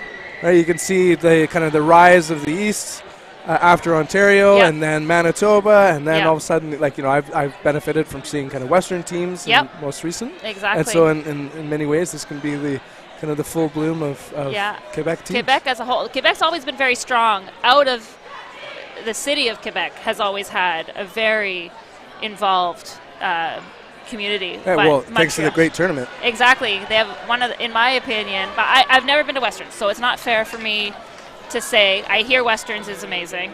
Shout out to Adam Bader. Yes, but Quebec is one of the best run tournaments I've ever experienced in my life. It usually happens first or second weekend of November. Anyone looking to travel across Canada, I recommend it as an option. And also the city of Quebec is just beautiful. Toss back. Pelche lets it rip. Yeah, good She's rush. Countered. But good recovery. I like to call that cleanup. Cleanup fully made sure that they didn't just get away with a free shot there, which is good. Good rip. Riel Leaf, one of the members of the Canadian national team last year. Sporting the 00. Yeah. I've always wondered 00s. Where's that? Like, often you get your number from somewhere. You get inspired, right? Yep. Where does the 00 come from? Like, we know when people wear 99 where that came from. Yep. We know that. Oh. Yeah, there's famous. Oh, that was the most delayed team catch I think I've ever seen. I don't think Karine knew it was an option, and the ball came in, and she just put her fingies out. Maybe she stared at it, said I'll get to you when I'm ready. Yeah, exactly. The ball was intimidated and stayed away for a while. Yeah, great heads-up play from Karine Biron. 4 hyper against the full court. There we go. Hyper only giving 3 balls, a third ball to Kaffeine Co, and that's a smart defensive play, but wasn't enough. One solo throw was able to get him out. Haley Burleson, I believe. Yes, that's it. One of the younger members of the team. Good job by Hyper. They've been building up their roster. Love the club system when you're going year in, year out. I love it too. I do love seeing clubs that have been around put the effort into bringing in youth. You know, they make sure that they keep that longevity, keep that dynasty going. Can you call it a dynasty? I don't know. I do. Why not? Burden to throw over on Hyper. Shot clock counting down against them. Garcia with the play call. She sends it herself. Quick in transition is Kaffeine Co, but no firing. Really loving that. Get in their face, make them uncomfortable. You don't just get to walk back. That's impressive. For a new young team like Kaffeine Co, it's good. Good to see. Karine's doing a good job with these young athletes, teaching them. Big rip by Wright. Her opposing winger pushing her back.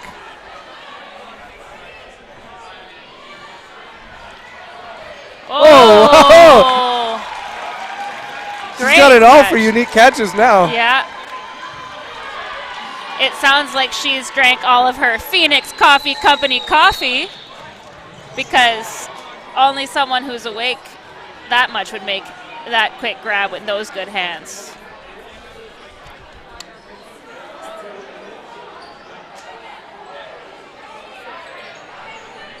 Shot fired right on target. Great block.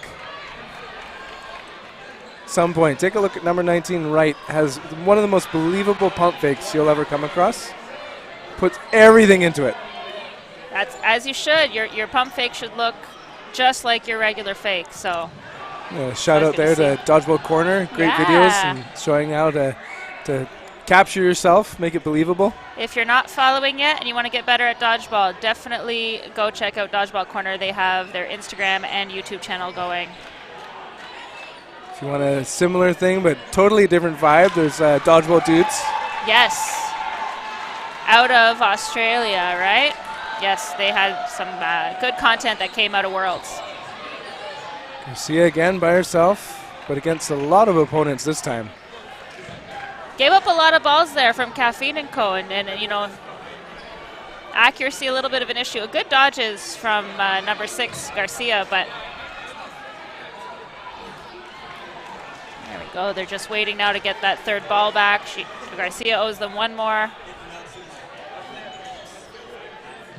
Readies and delivers. Gets the straight counter and the cross. Staying alive, though. Here we go, Biron. Squares up. Yeah, she's ready for it. She's just trying to bait some balls. You know that. She's not trying to do too much. Just make sure that she sets up some balls in her teammates' hands. I suspect a little bit of a rush now, though. If they let Garcia in. And pressure fires. Really great rush from that side, but good dodging from Garcia.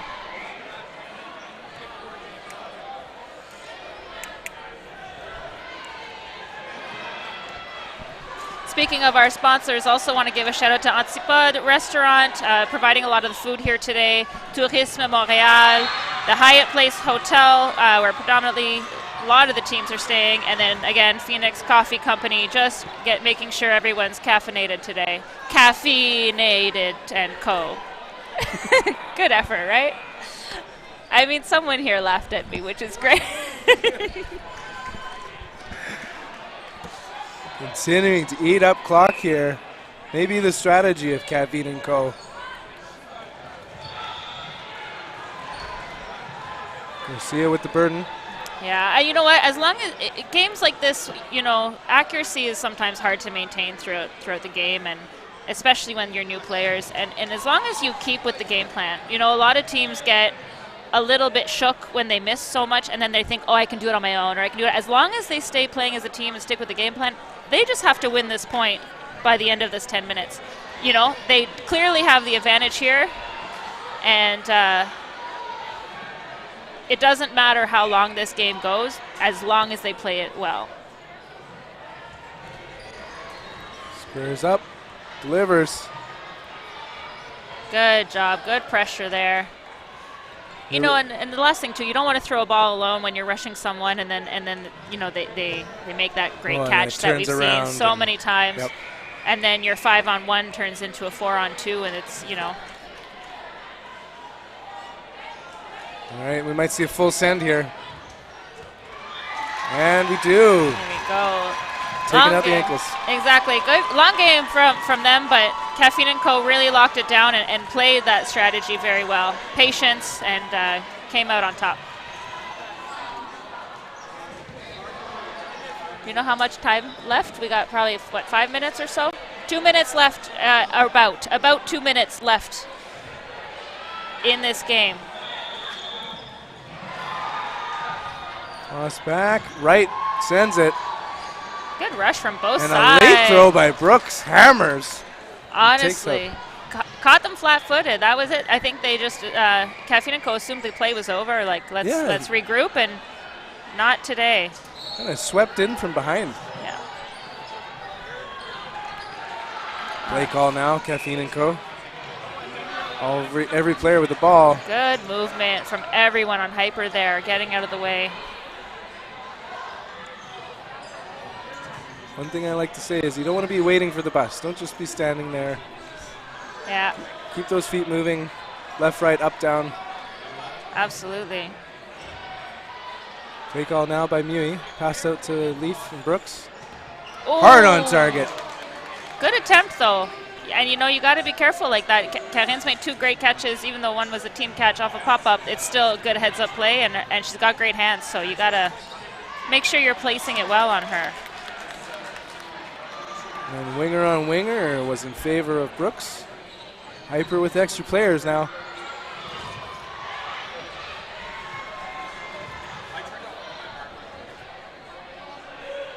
Right. under 44 seconds left. So let's look for Hyper possibly to speed it up. Yeah. Yeah, you don't want to finish in a tie, right? So they want to try to finish this game before the no blocking. But depending on how their morning went also so far, their other games, they may be, very happy with the tie here. 6-on-3. You have 3 new players out of Montreal here on the court. New enough. I'm sure they've been playing in their league for a long time, but I think this is their first nationals. Their play call now. As they head to the line. Oh. Deliver, counter, and a catch. 2 catches. Mui here caught the catch first, and so I think she was out and the catch doesn't count because she got caught before. Great catch by Mui, off the ground, like sideways. Impressive. It's definitely her superpower. Yeah. Good work by the refs, too, to know what was going on. We must be close to that time. It's been definitely more than 45 seconds, so I'm wondering if we are a little bit... Maybe we didn't have the official time clock. Like we said, it's about 45 seconds. Environ 45 secondes en ce moment. J'imagine il reste pas grand temps. Versus everybody. Let's see if they can get it before I can hear 7 seconds officially. If that shot hit it, we'll be going for one more. I'd like to see her get another shot off here. No, she chooses to hold it. When you're down that much, you kind of have to throw all of them. You just got to try to thin that crowd out. This is huge. 6-on-1 here. No blocking.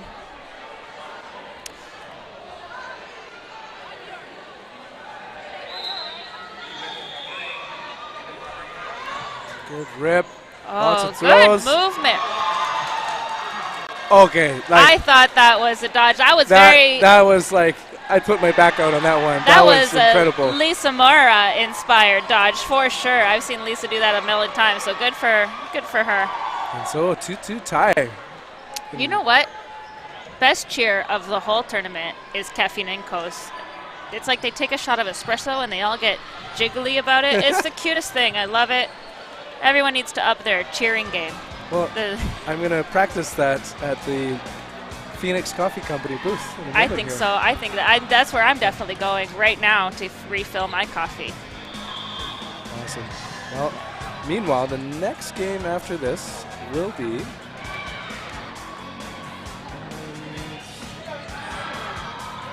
Mint and Harfang. Ooh, good game for sure. All right, well, we'll see you there. Thanks, everyone, for tuning in. À la prochaine.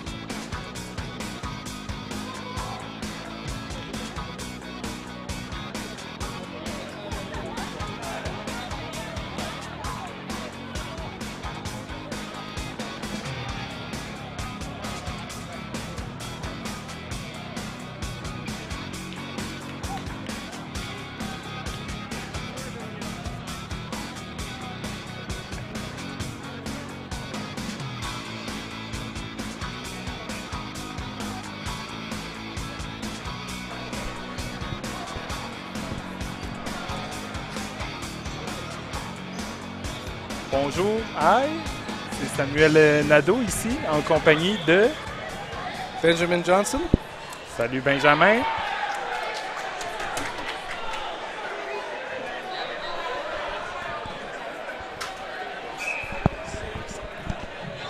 Est-ce que Benjamin, tu m'entends? Oh, we're sounding fantastic now.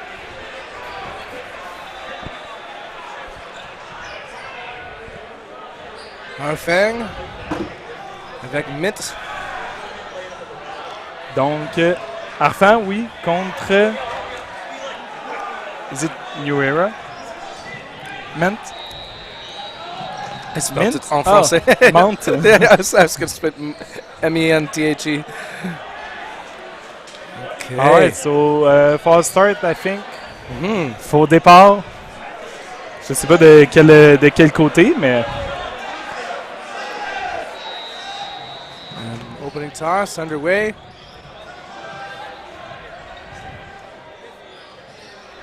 Tremblay with excellent defense.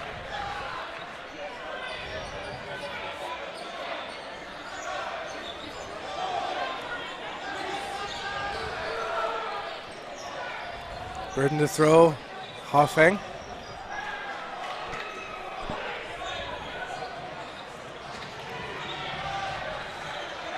Blanchette protecting.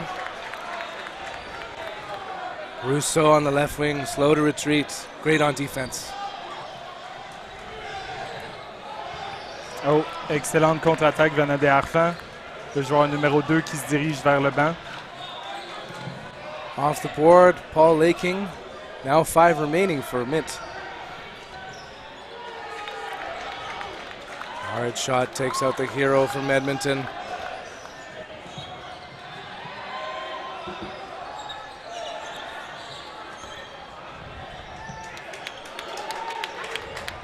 No eliminations against Harfangs yet.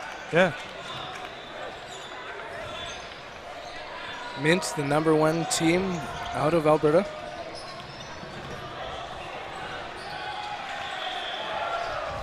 Nice dodge there, nice energy. 4 players, 4 balls. Now the play call. Mint's heading to the line.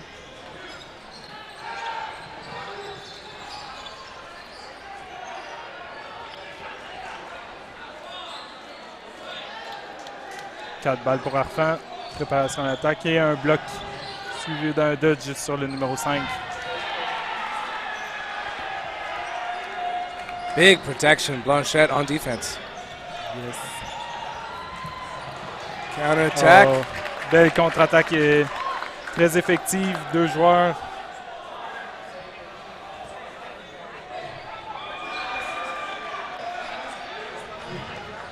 Waddell with a big rip, missing Dutil.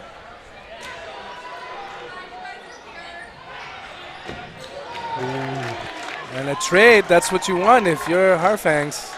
Yep. 4-1. Oh, that connects. And that's very common for Mike Waddell. He jumps, leaps, got incredible vertical.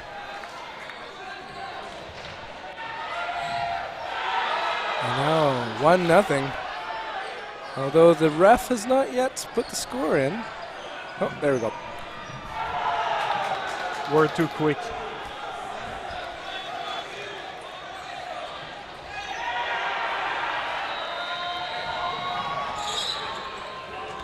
Ooh, great throw, taking out Parody.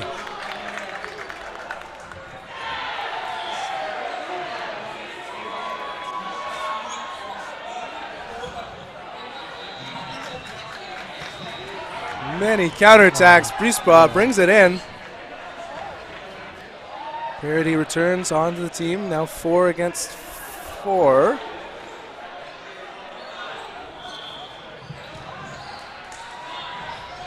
Dutil, great body control, pulling his arms back.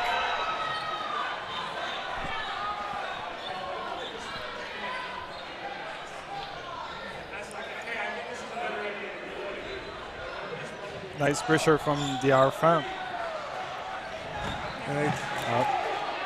Great shot, Blanchette, taking out Hoppenbrauers. Player advantage now for Harfang. Late throw does it. Oh! Nice catch from Dutil. Très belle attrapée de Dutil. Dutil has been a member of Team Canada, showing his skills. Oh, Lakin, great movement. Gets the ball, take out Tremblay.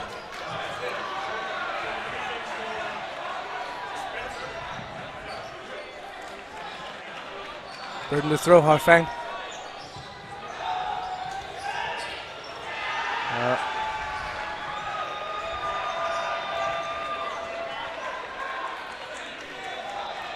Harfang with the burden. Dutil staying out of the way. Lakin getting another ball. Harfang on offense. Ah. Et le dernier shot, qui trouve sa précision sur le numéro 2. C'est maintenant 2-0 pour Harfang. So far, a great performance by Harfang. Mint, a very experienced team. They've been to nationals many times. Not always by the same name.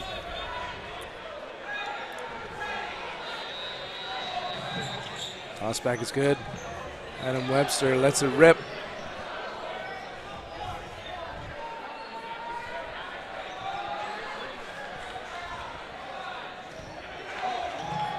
Battery slow to retreat. Hard throw. Nice counter. Oh.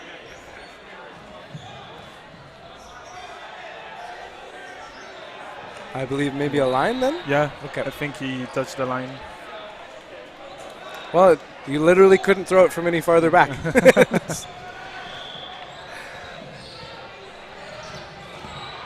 Andel, good pressure for his team, passes it over to Brisebois. Best shoes I've seen today.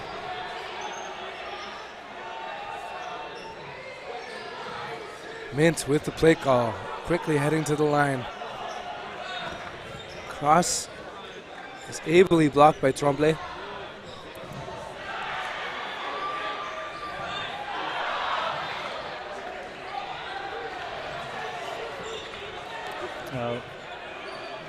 Finger blocking for number 24. Excellent dodge venant de M. Tremblay. 1 contre 10. He sends it again. This time up and oh. That was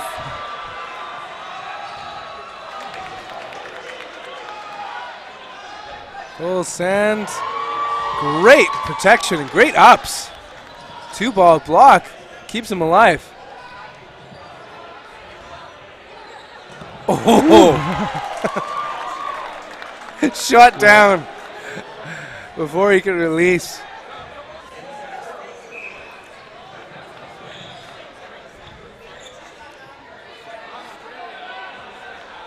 Hoppenbrouwer's ready at the right line. Andel in the center. Both wings firing at Tremblay. oh, blocking the foot. Snipes him. Tremblay taking out several players now. He's been solo for quite some time. 2-ball block. Ooh, nice catch du numéro 34.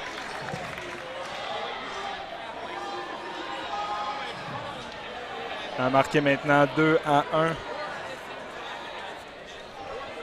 L'équipe Mint qui s'inscrivent au pointage. C'est là qu'on va voir si la vapeur se renverse, si l'équipe Mint a réussi en allant chercher un point, s'ils sont capables de changer le momentum pour la game. Good up and team catch. Hoppenbrouwer. Two players out for Harfang.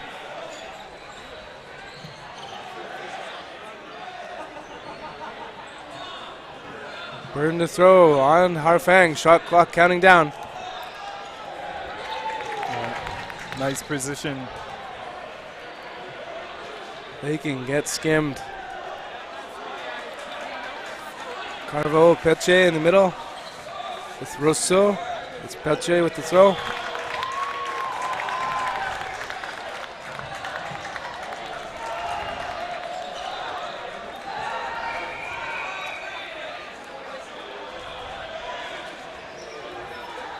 Play call now again. Burden to throw. Harfang. Brisebois taken out. Possible team catch opportunity, but missed this time. Yep. 3 contre 3. 3 ballons de chaque côté. Hard hits. And we're at the end of the half. Yep. It's going into pot block. No blocking.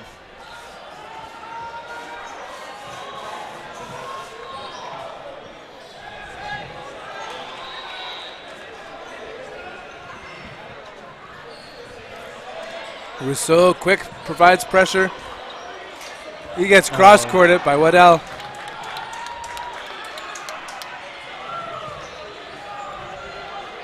Oppenbrauer's also from the Team Canada program. Mike Waddell, veteran of the game. Big hit, but his ball's hitting.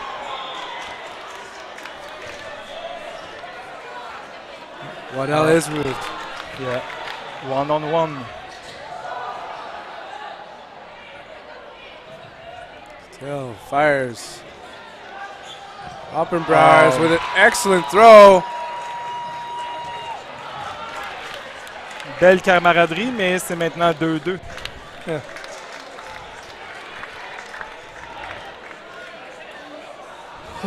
Wow, that's been an even game, but it's like you said, it's sort of a tale of two quarters. That the first bit, it was a lot of momentum for Harfangs, and then Mentis able to bring it back. Yep.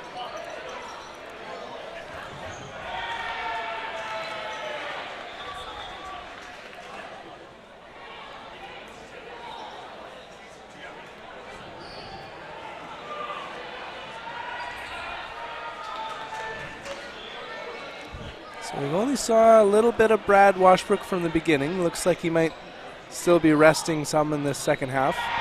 It's a 3-day tournament, so I can imagine the teams making a smart move of how they cycle through players. Yep.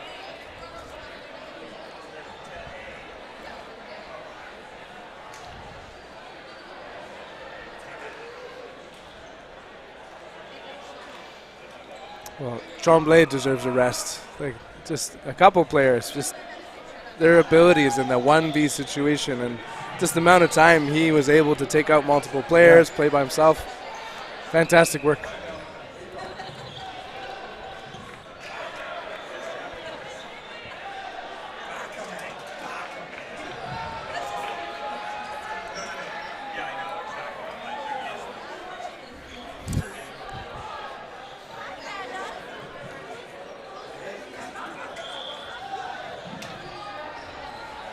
J'ai hâte de voir la deuxième manche, si les deux équipes de chaque côté vont donner la même énergie avec laquelle ils ont commencé la première manche.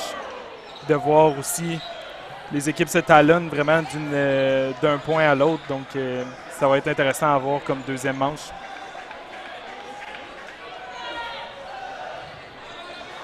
Both teams ready. Opening rush. Double toss back. Webster's taken out, but also at least one player for Harfang.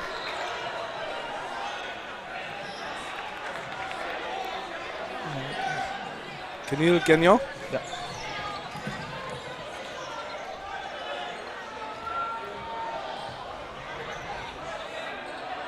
All right, burden to throw is on Mintz. Dutil retrieves it, ball bounced. Ball bounce. Harfangs with the shot clock counting down. Good jump by Brisebois. Sends it. Another block.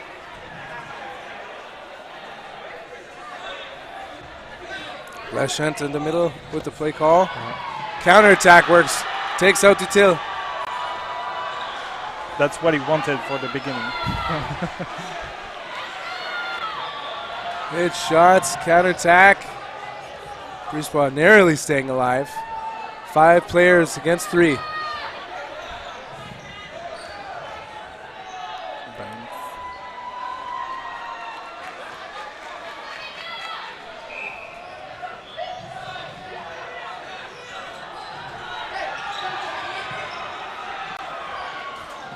Oppenbauer crosses. Blanchette goes low and provides great blocking. Waddell gets his feet up, but not enough. These boys out. Making in transition. Hard on target. 3-on-2.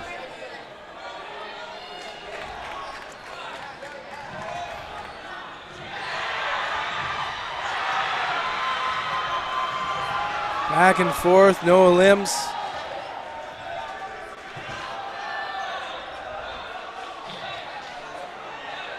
Harfang to the line, preemptive throw, resets the clock.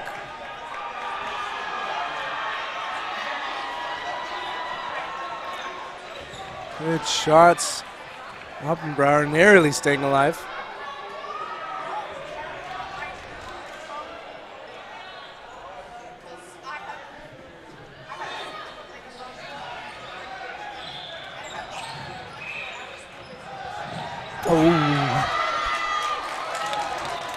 Une diagonale sur tout le court qui finit en catch.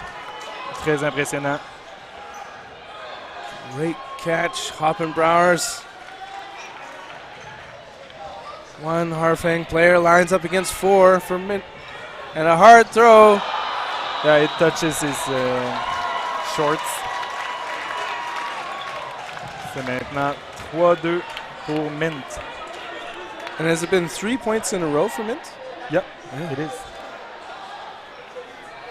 So they really reversed the momentum in this match. From 2-0 to 3-2. It was 2-0, then it's 3-2. Yeah. So yeah, it's impressive. Toss back.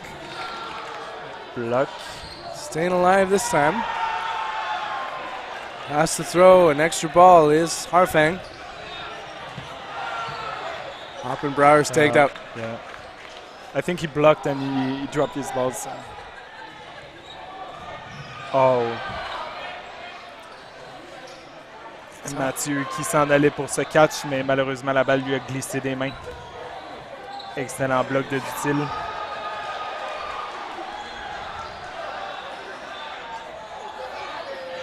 Good cross courts, counters. And the limb. Now 4 players left for Harfang against the 5 for Mint. Harfang with the ball burden. Brisebois at the line, hard throw. Oh.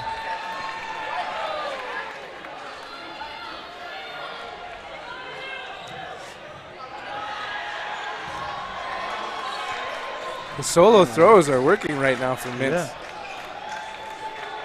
Hard and accurate, but they still have to deal with Martin Dutil. He takes out Brisebois.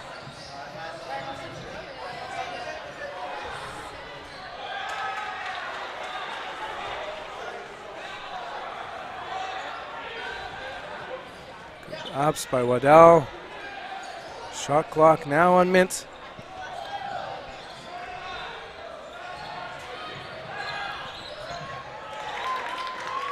Big throw, Tremblay, but I guess blocked. Rubs to the right winger on defense.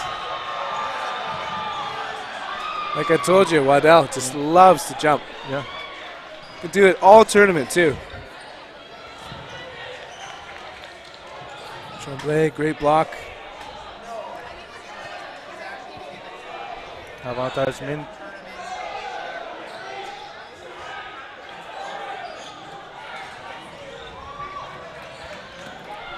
Ah, excellent échange, malheureusement aucun dommage. C'est encore 4 joueurs pour Mint, 2 pour Harfang. Tremblay at the line, throws, blocked expertly by Webster. 1-2.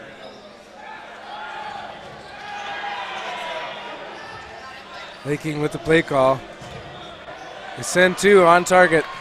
Yep. 4 balls for Harfangs. Point. Yep. C'est maintenant 4-2 pour Mint.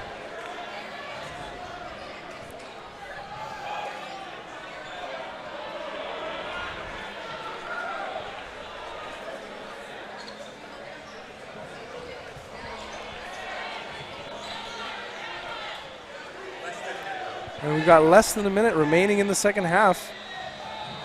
Opening rush, toss back. Webster rips it.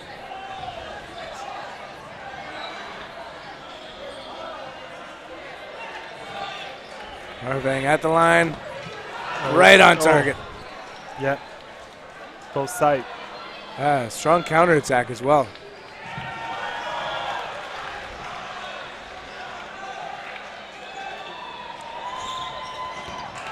Oh, both wingers.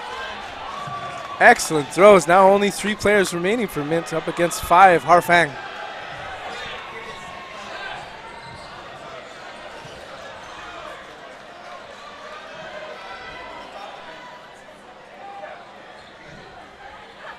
Waddell with a cross court.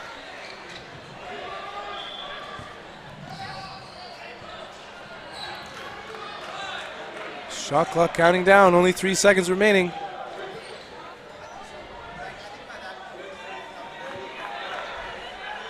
Now Harfang.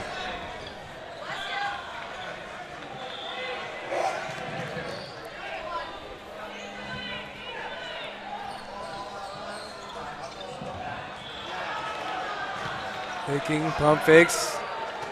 Now joins his teammates. Set the play. Ready and deliver. Blanchette protects himself.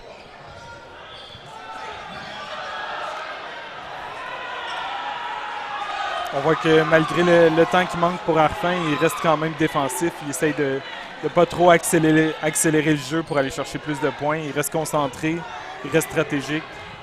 C'est une bonne façon de faire. J'aurais pensé qu'Harfangs aurait voulu accélérer le jeu pour aller chercher un 3-4 en vue du sudden death pour aller chercher 4-4.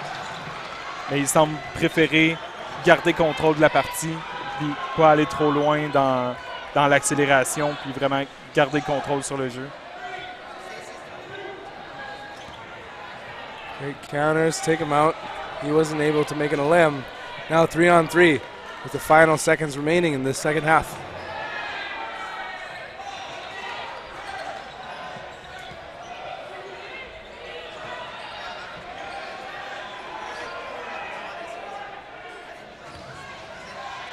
Till protecting on defense. Laking pushing up. And throw Waddell missing wide of its target.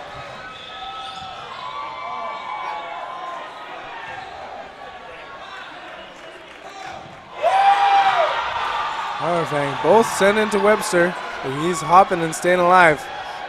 Great block, Dutil.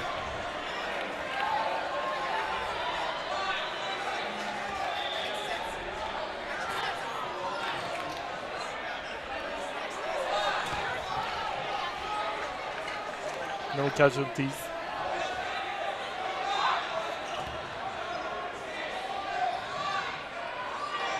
Five seconds to play. The King thinks about it, but he doesn't send it.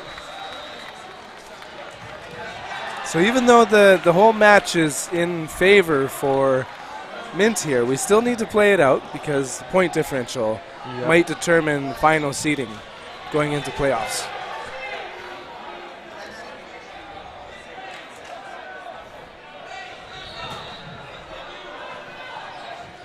Pump fakes. Watch out for Waddell. Readies and delivers right on target. It's a trade. Shot missing high of Webster. Laking hiding in the corner right now without a ball.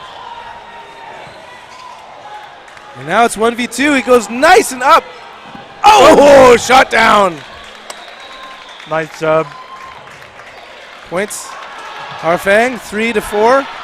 Final score. C'était vraiment un beau match au niveau de l'énergie. Chacune des deux équipes avait vraiment donné ce qu'il pouvait. Je pense que justement ça se représente dans le score, un score aussi serré, 4-3. Prochain match, Khaos contre Diabolique. Khaos, team out of Saskatchewan. Diabolique.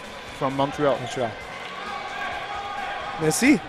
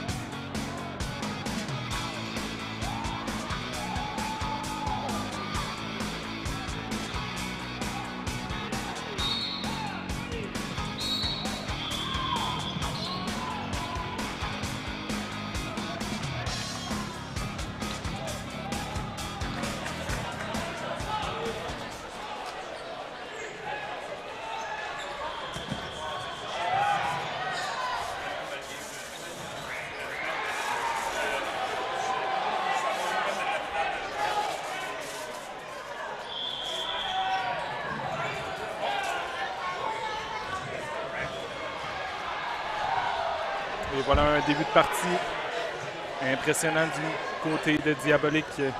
3 joueurs qui restent à éliminer, 5 joueurs de leur côté. Contre-attaque. Et un catch. Excellent catch d'Alex Payne, capitaine.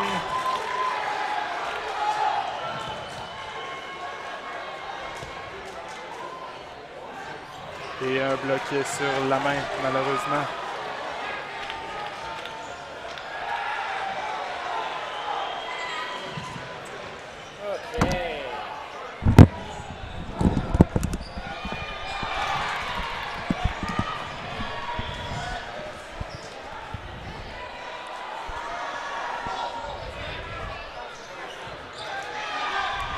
Ouais, qu'est-ce que j'ai manque? Ça, c'est le premier jeu. Oui, premier point marqué par Diabolique. Ah, OK. Premier point, Diabolique. Et l'équipe de Khaos vient où? Ça, c'est Saskatchewan? Je ne sais pas quelle province. Je pense que c'est... Je pense que c'est Saskatchewan. Khaos, Saskatchewan. OK. So there we have it. Diabolique from Quebec. Khaos Montreal. from Saskatchewan. Montreal, Quebec. Yeah. Montreal, Quebec. Ah, excuse. And Khaos is from Saskatchewan. Here we go, second match. No casualties.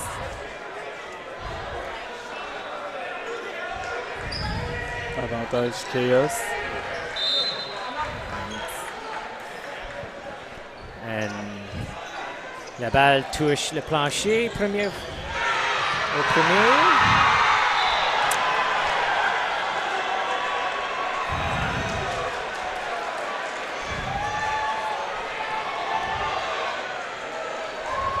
Une belle attaque contre-attaque. Oh, Aucun dommage. ça, c'est un bel dodge. Yeah. Oh!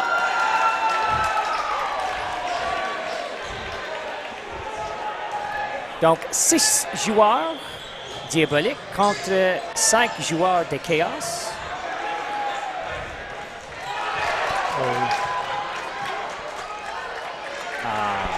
Well, thank you.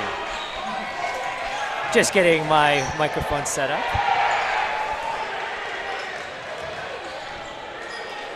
And for the viewers that are on streaming on Twitch, thank you very much. Don't forget to follow, subscribe. I'm going to do some personal shout-outs. I hope they're watching, but I do know Chantal and Ainsley that play for Phoenix Dodgeball. If you are tuning in, hello, bonjour.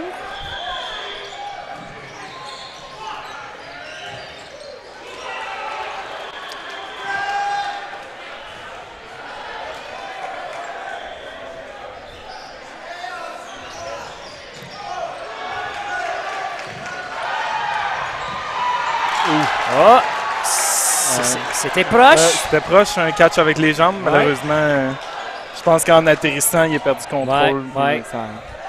Ça n'a pas fait.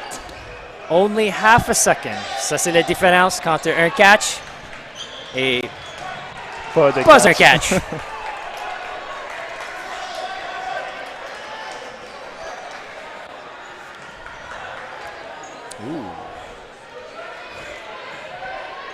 Excellent jeu là-dessus de la part de Diabolique. Faire de la diversion sur le côté droit, Ouais. attaquer du côté gauche. Oui. Et je sais que j'ai oublié le nom du numéro 2, mais je sais, comme numéro 2 et numéro 3, je pense qu'ils jouent c'est comme tu dis ça. Their first sport is baseball, je pense. Yeah, Ouais, baseball, c'est vrai, right? Et je sais pas si... are they pitchers? Sais-tu? Non? No, I don't know. Non? OK.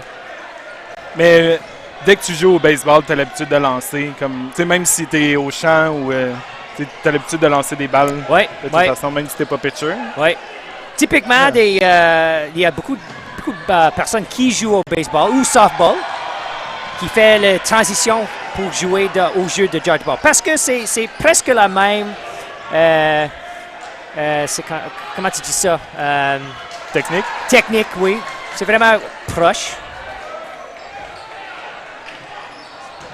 C'est vraiment proche, mais au dodgeball, à moins que je me trompe, dodgeball est le seul sport où tu lances un ballon à quelqu'un d'autre dans le but qu'il ne l'attrape pas. C'est ça. Oui. Parce que tous les autres sports, c'est je te lance pour qu'elle t'attrape, mais pas dodgeball. Oui. Dans mon opinion, c'est comme le jeu de dodgeball besoin plusieurs techniques. Comme tu as besoin savoir comment on lance la balle pour trapper la balle, pour sauter. Et c'est comme le changement de direction dans ce jeu ici. C'est pas seulement en avant, en arrière, mais aussi tu as besoin aussi aller à droite et à gauche aussi. En haut, en bas. Oh, oui, en haut, en bas, c'est comme tu dis ça. Oh! Wow! Quel beau catch! Wow! Chanceux! Chanceux, ça! Et dire qu'il vient finir la marque. Ah! Wow! Excellent travail de la part, excellent jeu d'équipe de la part de Diabolique là-dessus.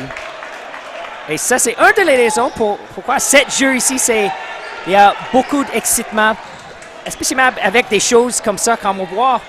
You hit someone, and you think they're out, and then all of a sudden, someone else, il y a quelqu'un d'autre qui fait un catch dessus. Ouais. And that's how they finish the game. Et il tire premier à partir sur ce point.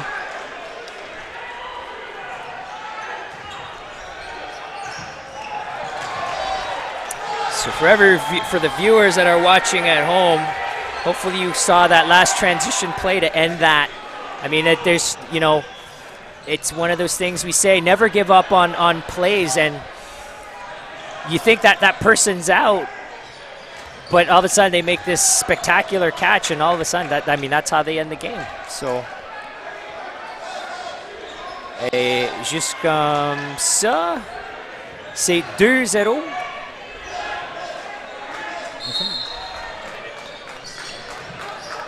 Ah! OK, donc. Oh! Et même chose qui se passe avec l'autre équipe ici. Même chose, un bloc avec un catch.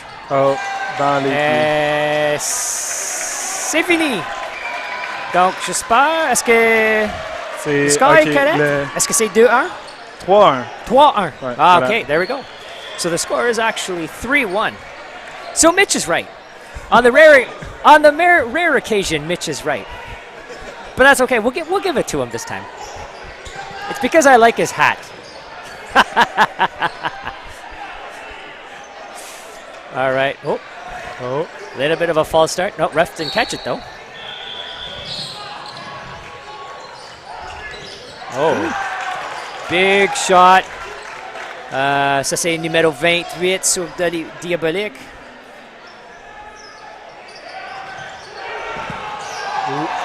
Nice shot from No. 17. Ouais, c'est ça.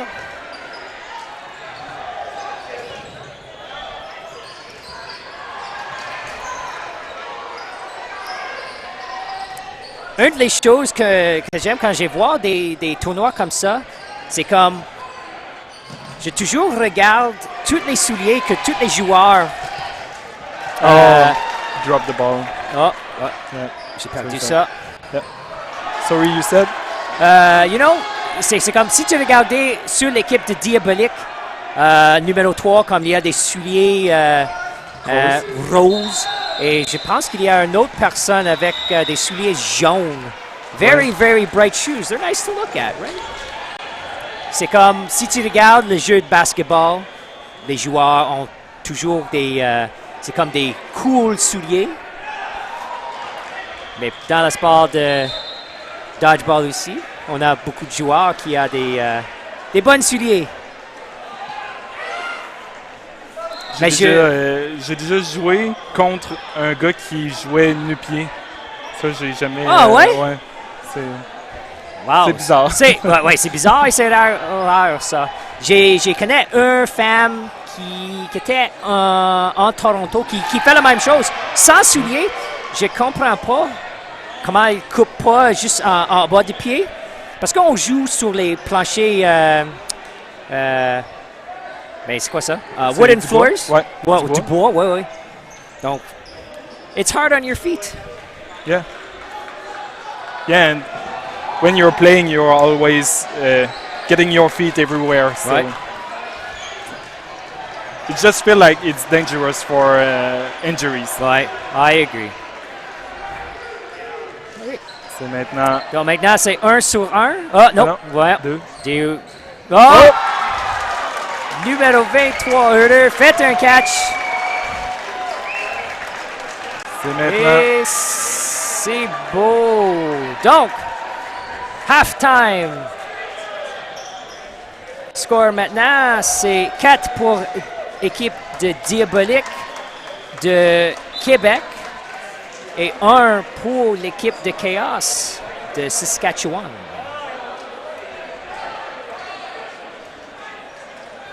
Donc, Sam, est-ce que tu as une prédiction ici pour le deuxième partie?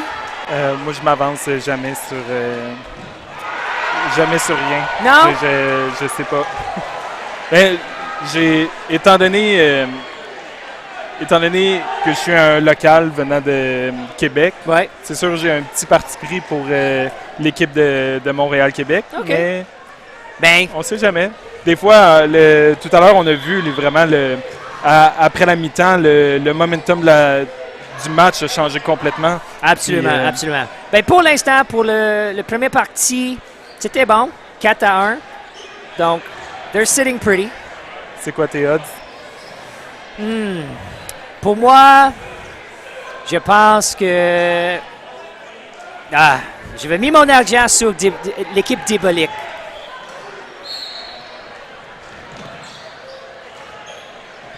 Tout va dépendre si Diabolique est capable de continuer de jouer avec la même rigueur, la même énergie Ouais, de la première partie.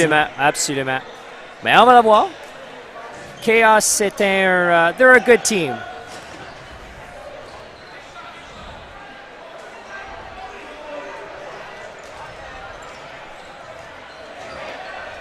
On va voir si Khaos va faire des ajustements pour la deuxième partie.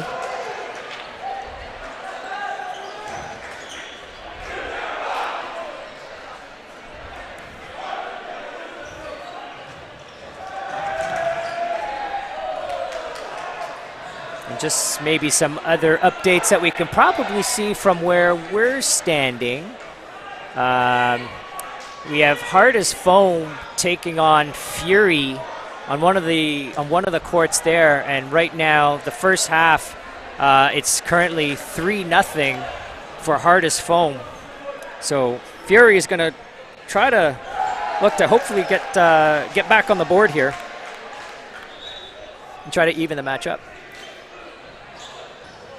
But the most important thing that's going on right now is what you see at home. Team Diabolique against Khaos.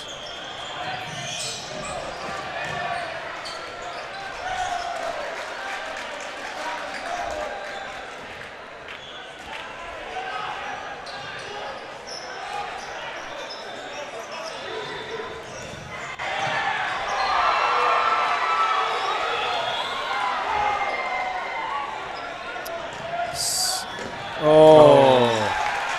Nice shot. Ouais, un beau shot sur l'équipe de Diabolique.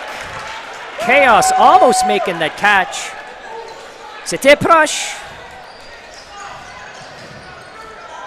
Est-ce que c'est comme... Est-ce que c'est la même chose en anglais? C'est proche, mais pas de cigare? Est-ce qu'on peut dire la même chose en français aussi? Proche, mais pas de cigare. Oui, close but no cigar?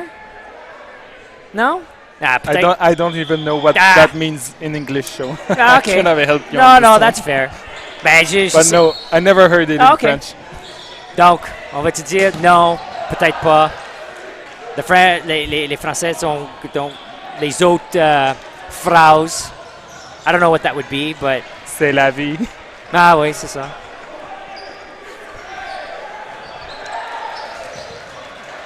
C'est la vie, oups. Prochaine fois. Yeah.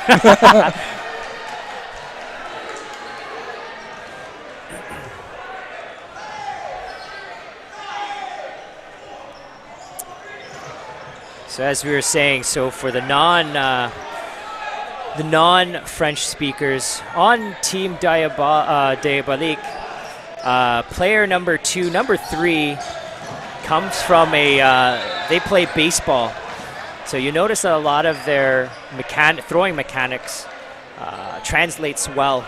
So these guys are probably arguably the best throwers on the team, the hardest throwers on the team, because of the background that they possess when they transitioned over to dodgeball. But just because you have a hard throw doesn't mean that you are going to be a phenomenal dodgeball player.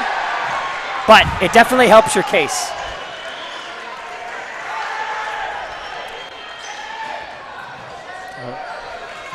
And Khaos.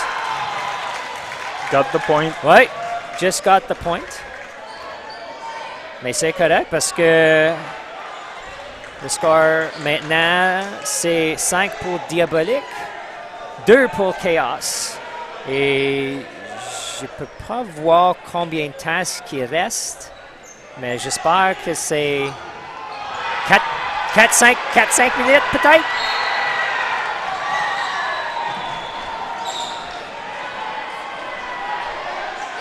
Nah, c'est correct. The viewers at home can see how long they have. We don't know. We're just here being pretty. Yeah. Well, if you know how many minutes left for the match, just say it in comment. Oui, c'est ça.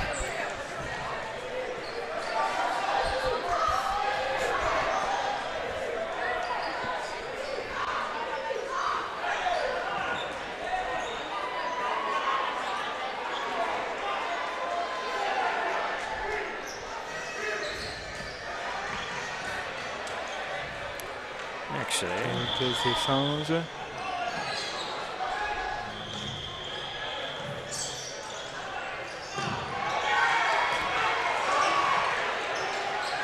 Et le numéro 28 qui s'est fait contre-attaquer, qui s'en va vers le banc. 6 joueurs pour Khaos, 4 pour Diabolique. Oh, unfixed name, merci pour ça. 5 minutes qui restent. Ben, it was 5 minutes. But now I can see the chat. Donc, s'il y a quelque chose que tu veux faire, si tu veux faire un shout-out ou quelque chose, envoyez-nous un message sur Twitch. If there's anything, we can now see the chat that's going on for the 144 viewers that are currently online on Twitch. Fire us a message. Do you think Khaos can come back? With how long is that? I mean, we're a little bit of a lag, so it's looking about 4 minutes here. 3.5 minutes. 3.5. I was close.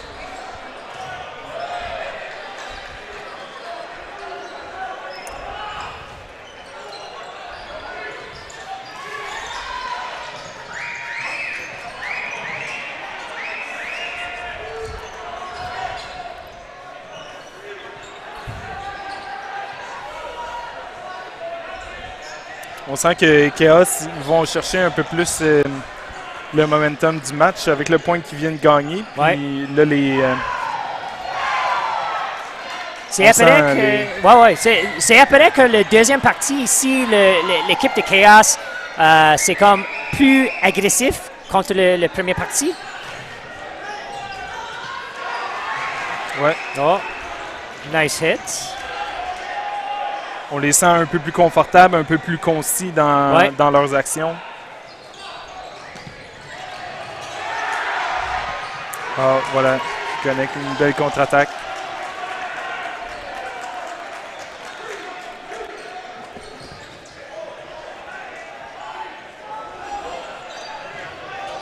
Quatre balles pour Diabolique.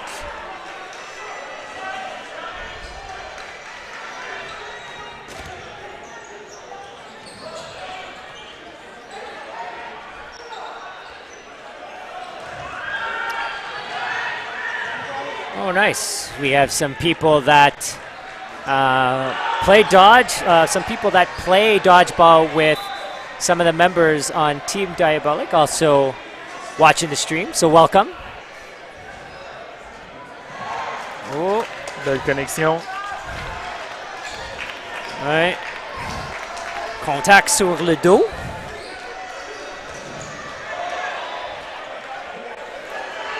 Donc, 3 joueurs qui restent sur l'équipe de Khaos. Contre juste un pour Diabolique. Hey, c'est bon. Bon bloc, ça. Moi, je vais faire un shout-out à Louis-André qui écoute le stream depuis pas mal le début de la journée. Ouais. Souvent, je pose des questions, il me répond sur Messenger. Donc, merci Louis-André. Ouais.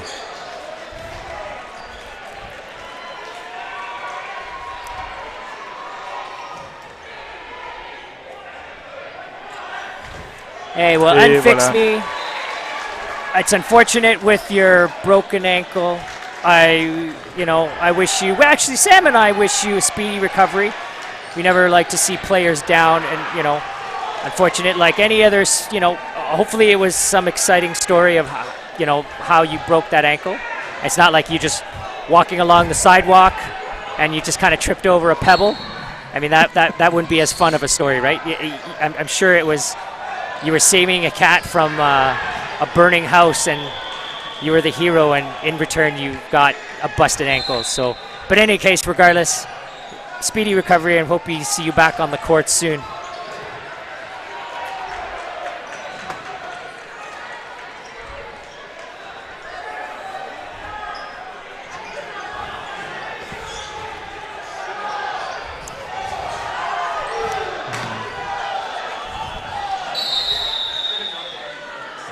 Et voilà, no blocking. Ça, c'est no blocking. Et shout-outs to toutes mes amis qui vivent en Montréal. Montreal, one of my favorite cities.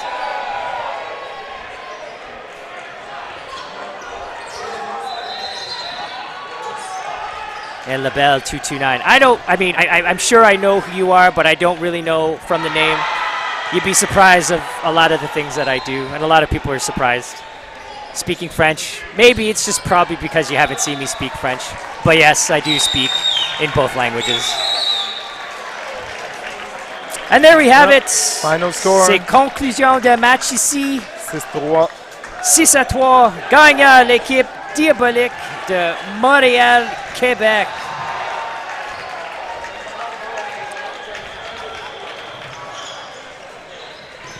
Oh, hello, Emily. Je veux juste faire un shout-out à Maude. Oui. Unfixed name. Son nom, c'est Maude. Ah, OK. On souhaite que ça va bien aller ta cheville. Shout-out à Maude. Bon, sur ce, nous, on va prendre 30 secondes entre les matchs. Puis On va revenir. Tout de suite après. Merci. See you guys soon.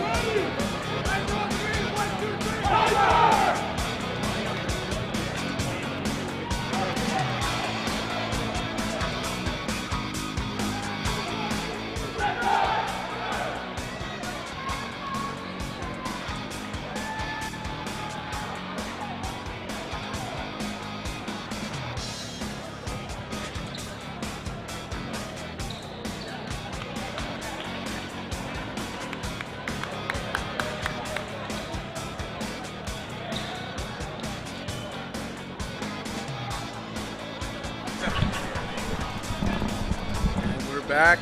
We're going to be watching the title fight here. Hyper men going up against Riptide. Hyper, the number 2 team out of BC. PEI, I believe, is a selection of players. I think so. I admit I'm not as up on how some of the provinces work as I'd like to be. Ooh, nice 1-for-1 off the rush. But yes, Riptide, I believe, is a selection team, and they've been the top team out of PEI now for several years. Also top team nationally. Expect great things right now. Great ups by Clark. Yeah, I like the verticality there. That was great. Ebert, Clark, the younger Eberts, and Leaf. So watch out for Matthew Ebert, number 69 on the right. His younger brother, Connor, number 96 in the middle. Gets a strong hit and taken out. All right, Riptide going to try and avenge that. They've got all but one of the balls on their side, so they've got a lot to work with here. Elect to send it on Leaf. Not surprised. He's going to be target number 1. You saw Dalton McKenzie just wait and take that last shot, and he was like, all right, he's still down. I'm gonna hit him, I guess. But yeah, Leaf definitely a primary target. Okay. Well, whittle down Riptide to 3 now. Cross court. McKenzie staying alive. He returns the ball. No limb. I like Hoff has a good aggressive posture. He looks like he's going to let it go. And it's really like an all-around great athlete. Borghese with the play call. Right on target. Yeah, well placed on Ebert. So this is where Hoff's athleticism might come into play. See how long he survives. Riptide still got 3 out there. Dalton McKenzie's one of them, who's been on Team Maple Leaf in 2017. Been at the top of the PEI game for quite a while. And yet he's still pretty young. Yeah, that's a wonderful thing about that PEI community is so many of them started high school age. Yeah, in previous years, whoever the youngest player at the tournament was, they were probably on Riptide. But they've really been able to grow together and secure that first point. 1-0 now. Riptide. So we see David Chang on now and Doug Hines. Milan Garcia joining. Hoff still playing and Leaf and the younger Eberts. I think it was Chang when we saw him earlier today. We were really impressed by just his footwork and energy on the court. Also, gets to be a legend in BC. He got taken out on the lightest of hair shots. And not something you often see a player who just had to tell the whole stadium he was out. Right. He's like, no, I know. And it was an out. Interesting, yeah. Always love that integrity out of a player. Shot clock counting down against Hyper. Big rip, big hit, winger on winger.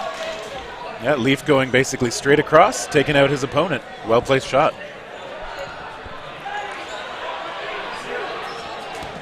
Big up, and Hines brings it in. Oh, but does no, he he bobble doesn't. it at the end? He didn't hang on to that one. That's too bad. Almost kind of brought it in, and the other ball knocked it out.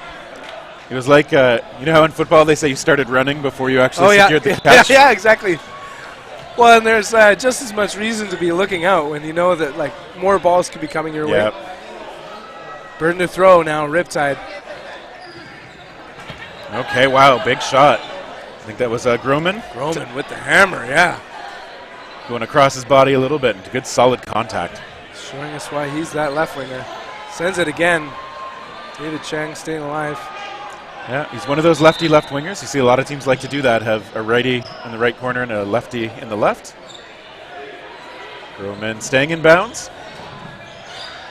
Okay, I didn't think Mackenzie was even going to take that, but he came up and it looked almost like an awkward release, but right on the mark onto Garcia. Off again, a survivor alongside Cheng.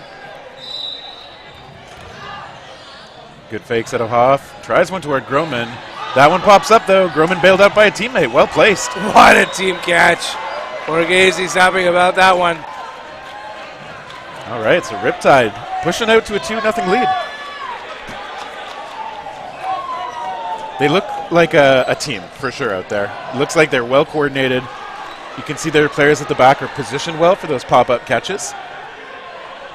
And they've been rewarded with the points.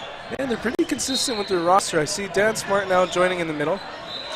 Legendary catching. I mean, he's got like just sort of a short toss. Okay. It's a quick release. Yeah, and it's interesting because like your shoes are like incredibly endangered by him. Right. He's you just grab it and boom, hit the top of your shoes. I think there was a false start call there. I didn't see on who, but we're underway again. A little bit of a bobbled ball, but earlier in the day I saw a triple toss back, so it looks like they're keeping that format on occasion. I like it. If you can activate all three balls right away, ooh, big shot. Deep throw taking out Hoff. Burden to throw is on Hyper now. And that ball just gently rolling across the court. Resets it. Yep. Mackenzie doing a great job providing pressure. This is a great flow by Riptide right now. Yeah, I think that's a function of that team. Like, even if this is a selection team, a lot of these players have played together quite a bit and have been able to develop that flow, like you're saying. Okay. Taking out the ball. Ball retriever in the back. Yeah. Good rip. Smart is out. Patrick David staying alive. Yeah, but Riptide did lose Devin Simmons. 5 players, 4 balls. Good shots. Great ups. Hines staying alive and getting that ball. Yeah, takes a shot too, but Mackenzie gets under it. Hard on target. Yeah, they sent 2 on Leaf. I think both connected too, so well-placed shots again out of Riptide. There's a lot of mustard on every one of those Riptide throws. David Short, he can throw it with the best of them. No hit though. Riptide's burden. Quick counter. Hits its mark. Okay, yeah, they got Colin Simmons out. He's got maybe the biggest arm on Riptide. Just like physically or just a great throw? Sure. Oh, wow. Good disguising again from Riptide, and we got a spare ball from the other court. Coming over, get that back in a second. Fellow Vancouverites, David and Chung remaining. Get ready. Good ups. Okay, they get Conway. Ball's dead. Yeah, both players knew it and telling each other. I like that. Good sports. Absolutely. Conway had aggressive behavior in it. Didn't work out to his favor, but overall it's been so good for Riptide. I always like the preemptive shot where it's like, oh, my bad, afterward. Groman does pay for it, though. Okay. 1v2. Yeah, so David and Cheng going to try and get that first point on the board for Hyper. This court. Right on target, but great slide and staying inside of the line. Keeping his legs up so that they didn't touch the line or slide over it. So, okay, gets a ball in from the sideline. Ends up going outside. Ooh. Spinorama staying alive. Yeah. Those are the shots you want back. You're like, I had him at my mercy. Yeah.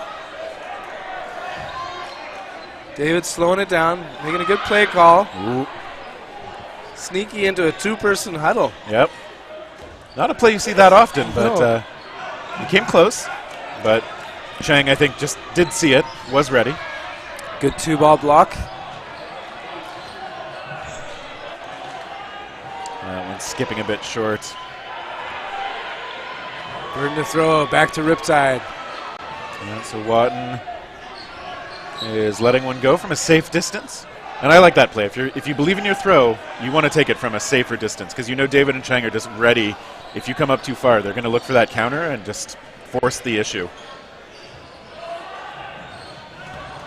Okay, Watton, good defense. Meanwhile, he gets to continue to eat up the clock. And now we'll see if this is an opportunity because David does still have a ball, but Chang doesn't. So we'll see what Watton elects to do with it.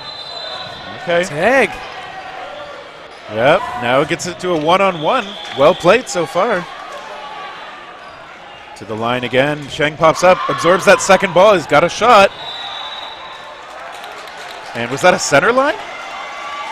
Must be at the end of the half. Yeah. Okay, it wasn't a center line. It was the whistle for halftime. Okay. Whew. Yeah, I was just holding my breath there. Like, no, you don't want that to be the way it ends. No, that never feels good. Look at that. Teammate giving him the Gatorade or water, too. That's good teams. Burden to throw, Riptide. They both send it. Okay, Chang hit out. So, wow, Watton bringing it back. It looked dire for a while, and it looked like Hyper was in a great position to get their first point, but Riptide clutch so far. And this could be the biggest challenge of the day for Hyper, who's come out of missing the last Nationals. Returned to BC Provincials this year, took silver. So this is probably the biggest match of the day for them. I had heard that they played Hardest Foam really well. Or no, sorry, that was Vendetta who played Hardest Foam super well. Oh, Vendetta. It's just unbelievable. And then normally if you're from BC, you're expecting Hardest Foam to do well, if not dominate any team. Yeah. and Vendetta had it like tied up throughout the finals match. One player had 7 catches. It was legendary. Malika? Yep. I was told the deal. So. Told the tale. The legend of Malika. And Hyper coming into this match 2-0. And just a +3 in point differentials, so you know they've had some close ones.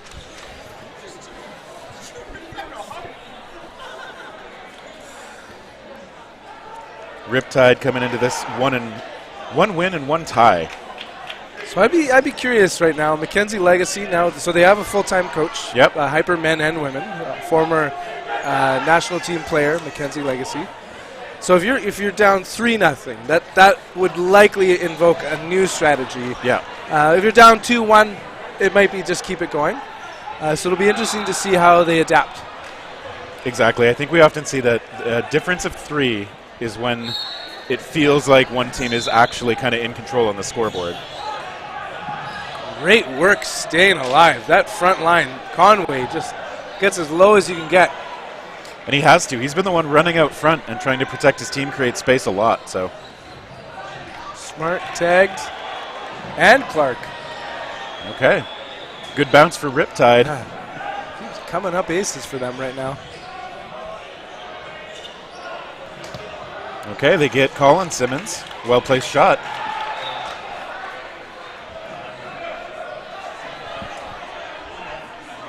Hyper again to the line. Good ups. Groman. Mackenzie with the empty hand fake. Sometimes it buys a bit of attention. I like that kind of three-quarter arm delivery from Groman. It really seems to put some bend on his ball. And he's been able to go cross-body with it really well, too. Fakes, good that one popped up. Potential team catch, and he does it! Oh, the way he pulled his hands, like the ball back after the fact, making it absolutely clear he wasn't touching ground. Yep. I'm not sure if Hyper saw that was a clean catch, but I thought it was pretty clear from up here. I didn't know if he'd see it in time either, but I think his teammates alerted him to it. He found it, and he secured it with the ball in hand. That would have been incredible presence if he didn't see it immediately. Yeah. All right, ref's talking it over. I assume they're talking about the catch there, but...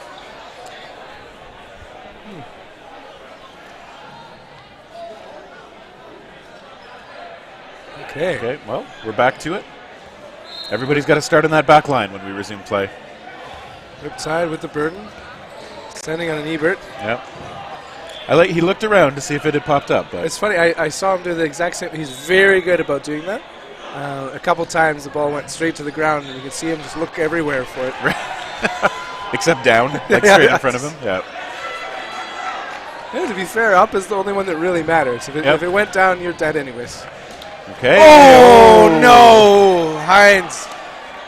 I guess he just didn't think one was going to come in, but Groman was like, all right. That was great awareness by Groman to know that the teammates were talking there, balls being exchanged. Yeah, and I mean, it just goes to show when you're a live player out there, there are a lot of players at Nationals who can just rip a shot off with very little warning, and they know when you're not ready, if your balance is in the wrong place or you're looking away. So, Groman securing the 4-0 lead for Riptide. Big pump fakes, but no throws. Simmons and Simmons, the opposing wingers. And captains, but it's the center that throws, McKenzie. Okay.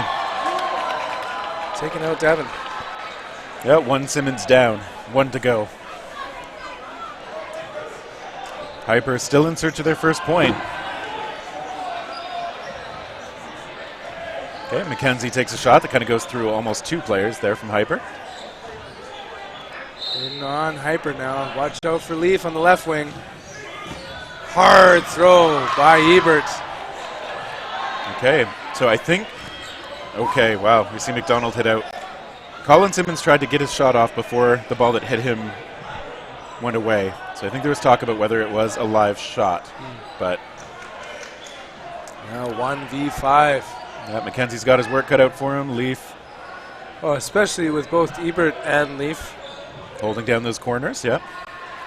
Both, I would say, would be national team caliber players out of BC. As we know, so is McKenzie. Yeah, exactly. Dalton McKenzie having been on Maple Leaf in the past. Shot clock counting down against him. He sends it. Stayed alive. That Leaf was in the national program last year, right? On the men's side? Yep. So his first year, I believe, in that program. And stepping into that throw. Dalton McKenzie taking some time, just make sure everything's in place. Protect those knees. He's got 10 seconds, and he sends it in time. And Ebert, with a great trade situation, Yep. secures the point. Yeah, McKenzie trying to throw him off a bit with body language there, but Ebert just doing the right thing in that situation. Coming right up, taking the space, and then taking the shot. On the board, Hyper. Down by 3, but they've got time to make it happen. And especially what we're thinking about, too, is point differential. They've got some wins today. How many sets they get here could be all the difference. Borghese taken out, and yes, exactly. Plus minus does matter. And obviously they're not even out of it, so play for the win. Failing that, play for the plus minus.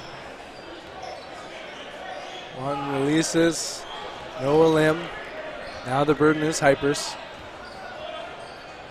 David in the middle. Let's it go. Simmons taken out. Yeah, well-placed shot right up high on the chest. Hyper still 6 strong out there.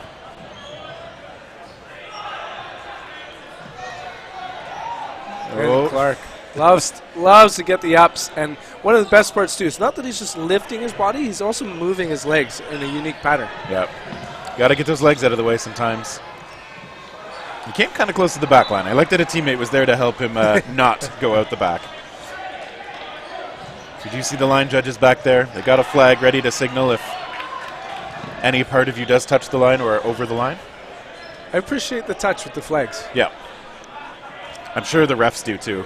Makes it easy to know when the back judge is trying to get your attention. Riptide doesn't take a counter here. Burden is on them. Ball apiece. 4 men to the line.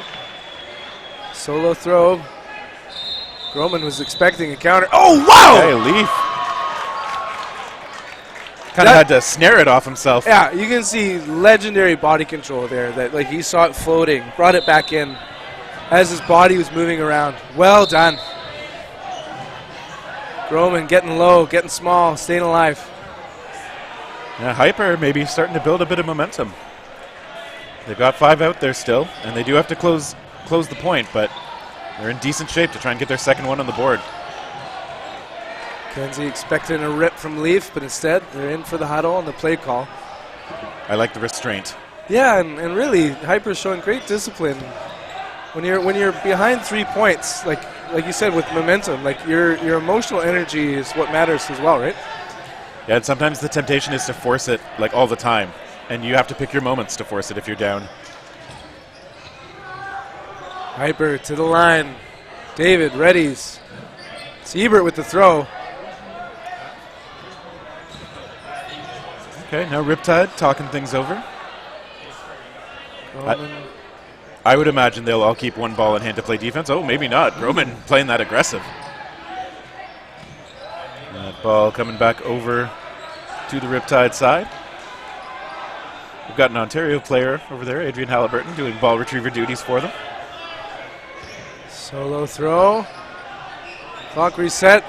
I think McKenzie was liking that potential trade there. He's the winner. Yeah, Leaf heading off. Zion off the board. We still have Clark, Hoff, and Patrick, David. 3-on-3. Clark slow to retreat. Showing great defense. Potentially made a defensive play call. Transition charge. Okay, they get Groman. He's got that big arm. Yeah. But they do lose. Yeah, they lose one on the far side too. I think that's Clark. John Clark taken out. McKenzie was squaring off against both top players, both captains actually. Yep. He's taking them out. McKenzie's cross court missing David. Okay, playing it a bit safe. McKenzie going aggro there. Watton doing a great job blocking. He was a hero of that last point in the half. McKenzie does get hit on that hand as he tried to pull it back out of the way. Watton. Great 2-ball block. Will he be the hero of this one?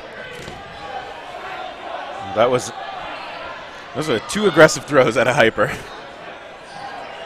Watton has a lot of balls on his side, only facing down 1. He's in no rush. Good throw by Hoff. Exactly. Riptide doesn't need to force it. I would consider, if I were in his case, just trying to eat the whole 9 of the 10 seconds every time. Absolutely. He's trying to bait one more before even throwing. Yep. Okay. I like the discipline again. Oh, Watton trying to catch him off guard. Ends up taking that one and pops up. Catch! Darren Hoff, what a play. I like that he was ready for that, and then when it hit him, he certainly didn't give up. He found it and pulled it in to get Hyper their second point. That looked like it might slip away from them, too. They needed to stay tough there and close it out. Yeah, Watton showing unbelievable discipline. But great play work there. Now only a 2-point advantage.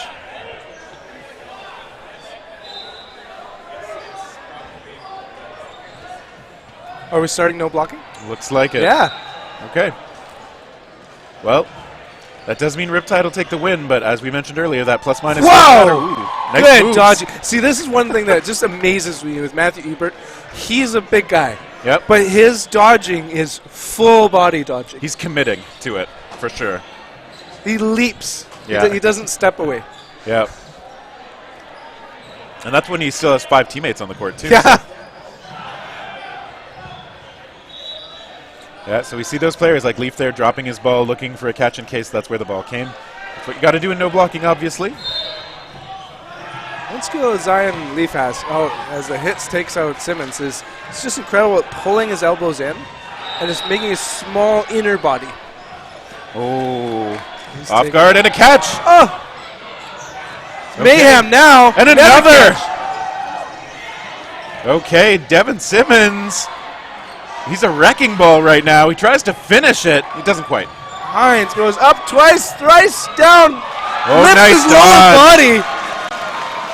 I like it. Did he Yeah, do the worm? look at. Yeah. Readies and delivers. Misses his target.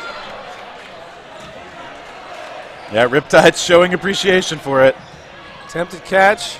Simmons. Okay, And it was McKenzie finishing it, but Simmons the hero on that end. Hines with a great moment. Okay, Riptide secures it 5-2. That felt closer than 5-2. But Yeah, you look at the final score and you're like, oh, wait, I thought, yeah, well done, Riptide, with the W. yeah, Riptide, I think they are still undefeated. They do have a tie. Coming into this match, they were 1 win and 1 tie. They were a +5 team. They'll get another +3 and a win after that. Looks like we're following this up with the Battle of the West. Top BC team up against top Alberta team. Rack Attack going against Bloom. These two teams have played each other, I think, not only at Westerns, but maybe at the Thing as well. Yeah. Didn't Rack Attack win the thing? Oh, boy, did they ever bring home the gold. Yeah, so that should be an exciting one. I hope you will all stick with us for that. Until then, for Ben Johnson, this is Terry Thrasher, and we'll see you soon.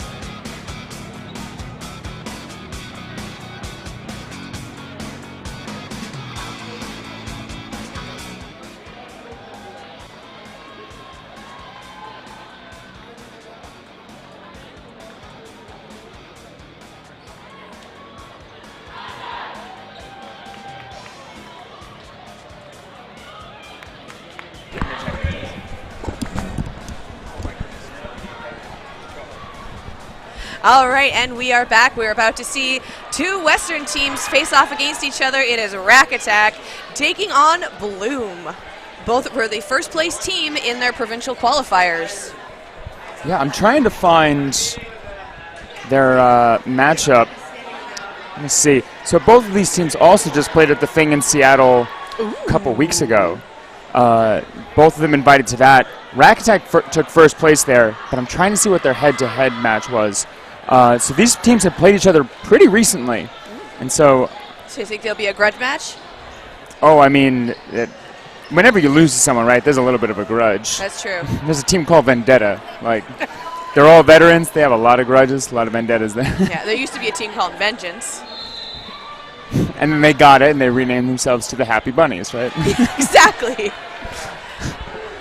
Let me see if I can find that. But in the meantime, they're going to start. They're not waiting for us. Yeah, they're going to start very shortly. We are getting into the end of the day matches here, so might be a little bit longer sets. Players are getting a little bit tired, but we're still going to see a lot of energy because they are going to want this. Okay, I have... They're off. Okay, last time these two played, Bloom 2, Rack Attack 4. Ooh. So... We'll see what happens. Let's see. Yeah. All right, so we've got Rack Attack coming in strong, throwing off of that opening rush. That's going to give a fourth ball now to Bloom. Talking some strategy.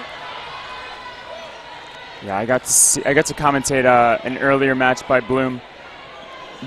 They have grown so much over the last couple of years that I've gotten to watch them. That like, they looked so poised and just proficient on the court. Like, they are a team. Yes. It was my first time getting to experience them at Nationals last year. Really enjoyed the showing that they have. Great team overall. Lots of great energy. Absolutely lovely ladies. Rack Attack, same thing as them. So it's going to be interesting to see how these teams match up because you were saying earlier they do play themselves quite frequently. So I wonder if this is going to be any other day kind of thing or if we're going to see some new tricks. Yeah. Nice slide dodge there. She's so proficient at just moving like so smoothly on the court. Oh, disarm. Yeah. She's up and recovered though. It's just the way she went down. I can't tell if that was just upset or if she actually hurt herself. So I had the you're same worry there. Yeah, it's just the way the hand went towards the ankle. I was like, oh my God. Yeah. All right, so a ball flying over now, sending it to the opposite side. Rack Attack coming up to take the shot. Both blocked. Rack Attack seems to be going for the wings on the side of Bloom right now, not throwing too much through the center. Ooh. Gia Bader tapped out there.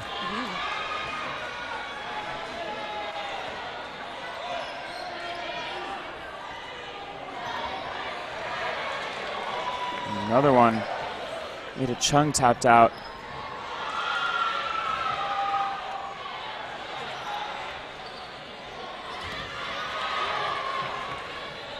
Confirming that they blocked it. That ball stays on their side now. Looks like it's 3 for 3 right now.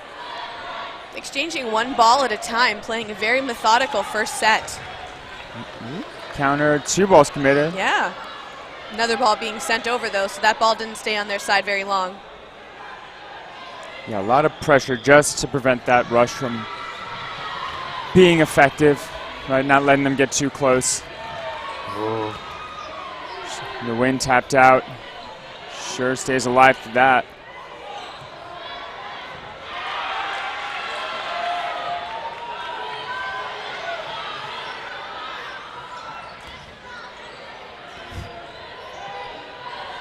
Gets through the block on that one. Sorry, not through the block, but blocks that double team. And 4 balls in hand now for Bloom, coming up to the attack line. Right in between the left, right. I still have to make the signs with my hands to figure out which is which. 6 minutes left. These are just like 10-minute halves, and then we're going to go into no blocking. We're not going to see full regulation time matches until, I believe, the medal days, which is on Sunday. Oh, we're going to have 2 playoff matches on Saturday as well, which will be the full 40 minutes. Yeah, it's amazing. Like, some teams really excel in that 40 versus that 20 format. Mm-hmm. Like,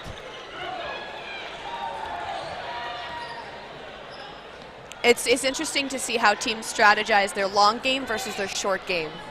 Because right now they have to play a lot of short games, but then if they make it, they have to adjust it to a long game, and it's kind of like, how do we keep our energy up? How do we manage to keep this going? Like, it's very interesting to see how a lot of those moves will change. Number 9 on Rack Attack taken out. yeah, there's the other captain, Betty Mack, taken out. And just having a sit off to the side, contemplating life choices, I don't know. I like that aggression, and it pays off. Just 1 player left now for Rack Attack. They've got 4 balls in hand on the side of Bloom, though, so they've got burden to throw. And they're sending 2 over, no hits made, readjusting her grip, coming up to the attack line, and takes her out. Oh, but that second one, she throws, takes her out in the chest, and then her teammate comes in and takes out the player on Rack Attack. Share. Good job staying on the ground going for that catch, but Bloom not throwing at the pocket, not trying to be nice, takes the shoulder, and Yeah. whew, I think that was like right in the collarbone. yeah. Right where it needed to be. Yep. The perfect place for it to pop up. Yeah. All right, and there they go. So Bloom takes first blood. They get the first point on the board now. Yeah, neither will push on that rush. Yeah, right in the knees, but it's a 1-for-1 trade. Absolutely well done on both sides. Again, playing that very methodical game. Yeah, Sheriff was the last in last time, first out this time. I think with the first round, if the teams haven't played each other yet, they are kind of sussing out which players they need to put on their list to be taken out first, who's going to be the biggest target based on how many players they hit out. So that's kind of a gauging first set. Yeah. It's always that prevalence to whoever was in last set. Like, let's get them out first. They lasted long. Yeah, exactly. Good shot. That looks like a trade-off. Mac coming in from the side, avenging her teammate, taking out the player from Bloom who threw at her.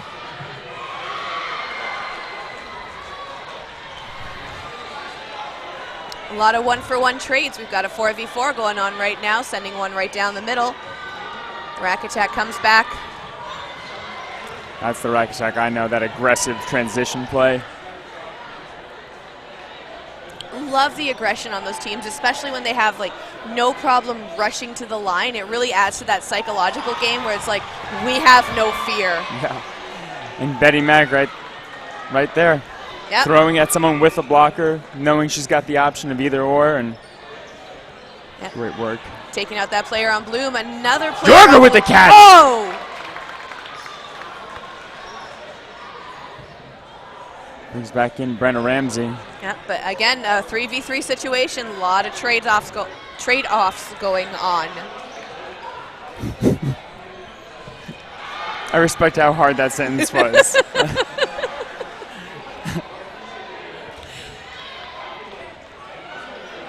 The vocal exercises, they did nothing. It's one of those sentences you like think about later for like an hour, and you're like, how could I have said that differently for next time that specific sentence comes? Yeah, I know there's been some times after tournaments I'll just sit up in the middle of the night and be like, why did I use that word? That sounds so stupid. Yeah.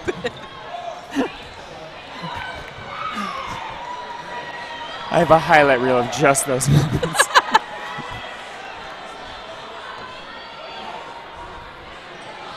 All right, so we see still a 3v3 situation right now. Beautiful slide dodge there from number 1 on Rack Attack.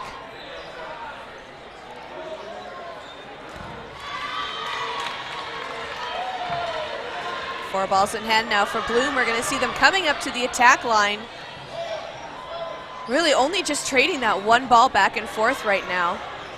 Oh, going. A little bit of aggression from both sides. They stepped up their game. As soon as I said it, it's like, oh no, we're not going to do that anymore. Yeah. It's like, how do you know? The commentator's curse is guaranteed. It's 2 guarantees in dodgeball, right? It's every set has a rush, and the commentators are going to curse something. Yep. Nice block from Bloom there. That's going to get them their 5th ball now. So they're going to have burden. They have 2 balls in each hand, 1 spare. They have a few they can afford to throw away against the 3 players on the rack attack side right now. Yeah, I like the usage there to have the off timing. They've been so slidey on the side of rack attack that just being able to have someone come in, force that move, and then hit them while they're down didn't pay off there. But I like the idea. I really like the slidey players. Oh yeah, right. Really putting the dodge in dodgeball. Exactly. Making that D capital. I think it's not the B. I think one of the things I was talking about with Nikisha earlier today is we're talking about how much the skill level has evolved in women's dodgeball, and a lot of players now, it's very rare to find one that specializes in anything. Almost all of them are triple threats with throwing, dodging, and catching. Oh yeah. I see a lot of players like sharing those skill sets. A lot of players coming from multiple different backgrounds. We have a lot of softball people, a couple tennis players as well. If you watch that footwork, especially on the Ontario side, we've got a couple people coming from a tennis background. So they're able to like use that movement for gauging like the tennis court, so they can come up to the line and they can retreat faster than a few other people have noticed. It's all in the footwork. Watch out for it. I'm always interested to see like what sport someone came from and like what position in that sport, right? Like I want to know who the soccer goalies are, who the lacrosse goalies are. Like what are they doing? Are they catching everything? Cause like were you a quarterback? Were you a fullback? Are you catcher, pitcher? I played a lot of left out. I forged my mom's signature in gym class, so that's why I do commentary. Ooh, popped up. Yeah, that's going to take him down now. So rack attack, still with 4 players on the line. Again, a 4v4 situation. We've got 1 ball kind of sitting in no man's land right towards the attack line. Brenda Ramsey, is that? Tran comes in and she covers her teammate as she comes up to the line so they can get that ball now, which is going to put 4 in their hands. Oh, Ramsey was out. Big Chung tapped out as well. Got to leave Valance. I don't know. So there's 4 balls in hand now for the side of Bloom. Bloom is going to have that burden to throw. Lauren Mew is with Stella Valance. Okay. That's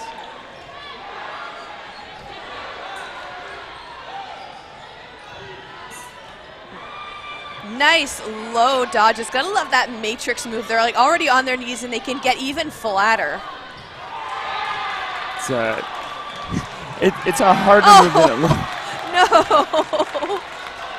Valance tapped out 3v1. No more trades. Yeah, we've got a 1v. We've got 1-all going on right now for the score, and easy pop-up catch. Rack attack will take that lead. yeah. Wonder how much time we have left in this half.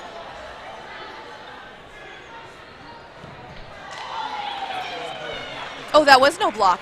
Oh. Okay. That was Okay. no block. That was- How did we miss that? I don't know.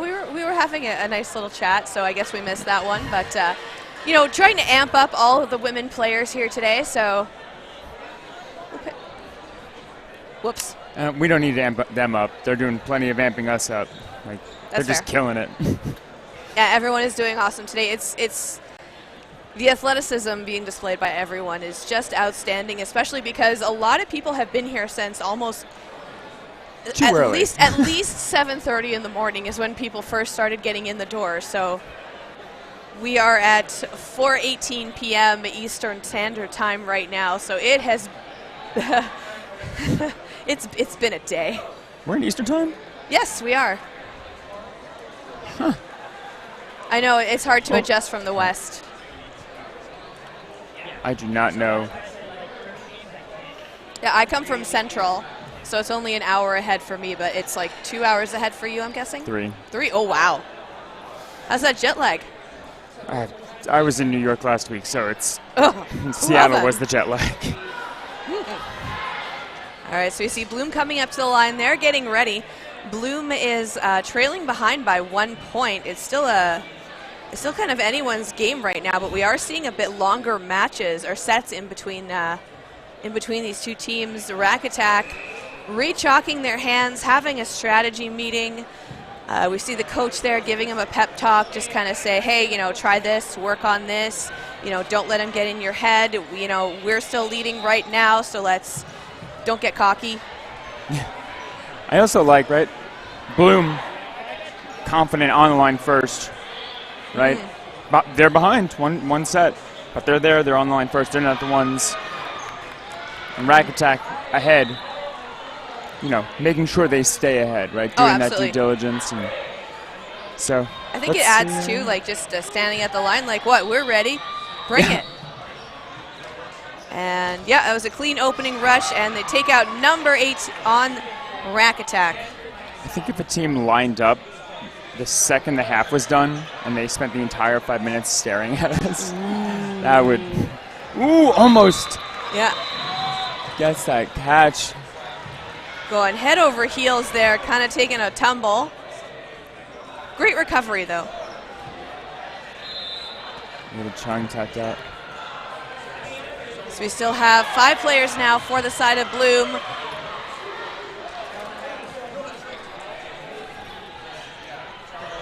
Taking a shot through the center. Oh, and that takes out Bloom, or one of the players on Bloom. Number 37, Lee.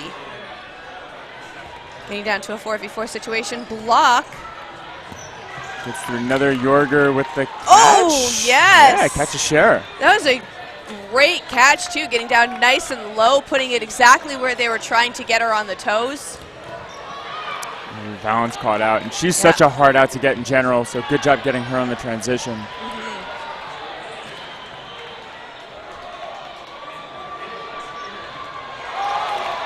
Brenna Ramsey. Another great catch from Bloom. They are just on a mission right now. They are whittling down the players of Rack Attack and just bolstering their numbers right back up.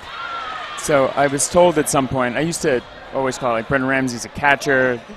She always catches in clutch moments. And then I was told, it's only when you commentate that I seem to be making these catches. And there it is again, not breaking the myth. Brenna Ramsey's an incredible catcher. There, I said it. You were a good luck charm, Bill. No one can tell me otherwise. I've seen her do it too much. All right, so we still have 4 players now on the side of Bloom. Going after her, and that is a hit, and she takes the out. So that's going to tie up the game with 2-all right now. Fantastic work by Bloom there. Taking a lot of early outs, some trades not going their way. Finishing that out strong with, a 4-player advantage? Yeah, bringing at least, 3 players got brought back in just from catches alone to outnumber Rack Attack and take the point.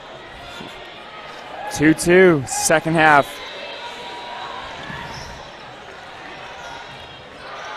Ooh. Hit off of that opening rush, and they were going for it, but... Yeah, it seemed like they both kind of stopped. Yeah. Looking at the other, and the wind tapped out there. I think they realized it was too close to the line. It was not worth it. They're like, we'll get you later. Don't worry. We owe you one. Yeah, you don't want to turn 1 out into 3. Exactly. And if that was a triple, oh my gosh. So many outs back and forth. Getting nice and slidey there. Almost screening her teammate a little bit, but they managed to recover on the Rack Attack side. Just sending one over straight through, sending another down the middle. Going to give 4 balls now for Rack Attack. They've got the burden to throw.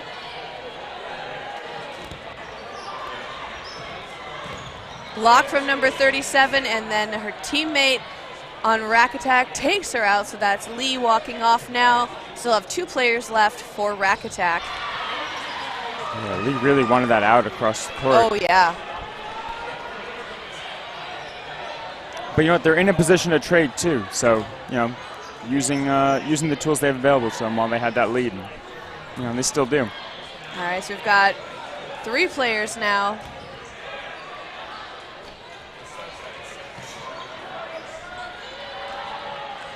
Still 4 balls in hand for Rack Attack, so they are maintaining that ball control with just the 2 players left on the court.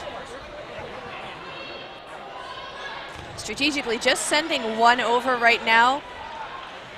Bloom coming up to the line, taking a shot, going a little bit wide, out of bounds. Ooh. Bloom sending another 1 over while she's discussing getting that ball. Oh, catch again! Bloom is turning this into a catching game. Stella Valance. Oh. A little bit of frustration, but we get a smile. We still get a smile, so. Was that last shot by Wincy-Al? Yeah. Oh. Wincy is the sweetest person, but don't be on the other side of the court as her. She will just mess you up. I love it. There are a few players that I fear. All right, so we're seeing now another opening rush.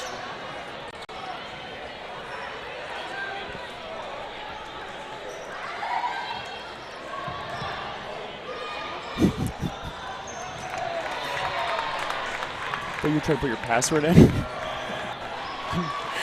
I was trying to get our stream director to tell us how much time is left on the game. I accidentally tapped my watch too much. All right, now it's Bloom with 5 players still on the court. Got about 4 minutes left now in this second half. 4:20. Sorry, Rack Attack with 5 players on the court. Bloom still with their full line. Ooh, and they take out Miller. Nope, Valance, pardon me. We're very high up, and I need a better prescription because there's not even anyone named Miller on the Bloom team. Who are you looking at? I don't know. I don't know. I might need some more Phoenix coffee, which is one of the official sponsors of the tournament. I like that. I like that change of pace there. Yep. Nice. Okay, Rack Attack needs to win this. Oh! Ooh, 1 for 1. Yeah, she did not see that one coming. A little bit of frustration walking off the court there. Yeah, Bloom not letting Rack Attack take anything for free. Absolutely well done on Bloom's end. They are leading it by 1 point right now, so they want to keep that lead going, especially because the more points they score, the higher that's going to put them in the standings and a better chance at a playoff game. Yeah, despite, you know, having the same match score as anybody else, every single set is important. That is your primary tiebreaker, and it's always there. It always comes into play. And that's going to determine where you sit during the playoffs, too, and that's going to determine which team you're going to play. And you want to make sure that it's going to be a team that you know you can take on. Ooh. Big shot. Taking out Wincy-Al.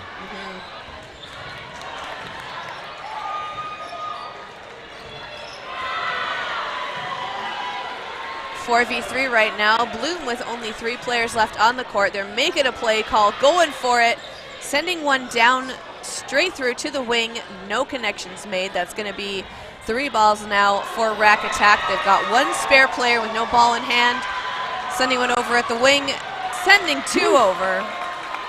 The win getting through the blocking ball of Gia Bader. Yeah, that's going to take out 0-0 for Rack Attack, which is going to take them now down to 3 players. Very evenly matched. We've got 1 ball sitting in no man's land. Yeah, Rack Attack has to finish this before the end of regulation time to hope to win the match. Bloom, on the other hand. Ooh. Yeah, that's on the counter. She was getting up there. She was like scooching towards the line trying to get that ball.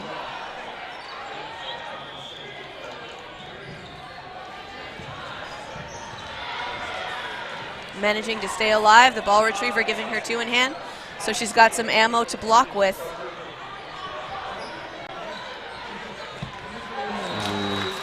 really committing for that catch. That's Okay. gonna, Tied up. yeah, it's definitely gonna tie it up, and we've got about a minute and a half left in the second half. So it's still anyone's game at this point. Yeah, I mean, if we're going by the last result from when they played each other, 4-2, right? Bloom's already looking better than they did last time they played. Yeah, it's a very close game then. It's a very close game now. Ooh.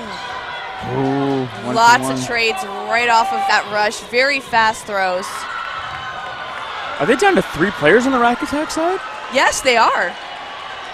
I knew they lost Mac, but Oh! Catching the legs for number 11 from Bloom. That was Ada Chung. what a catch. Ooh, those knee catches. 30 seconds left.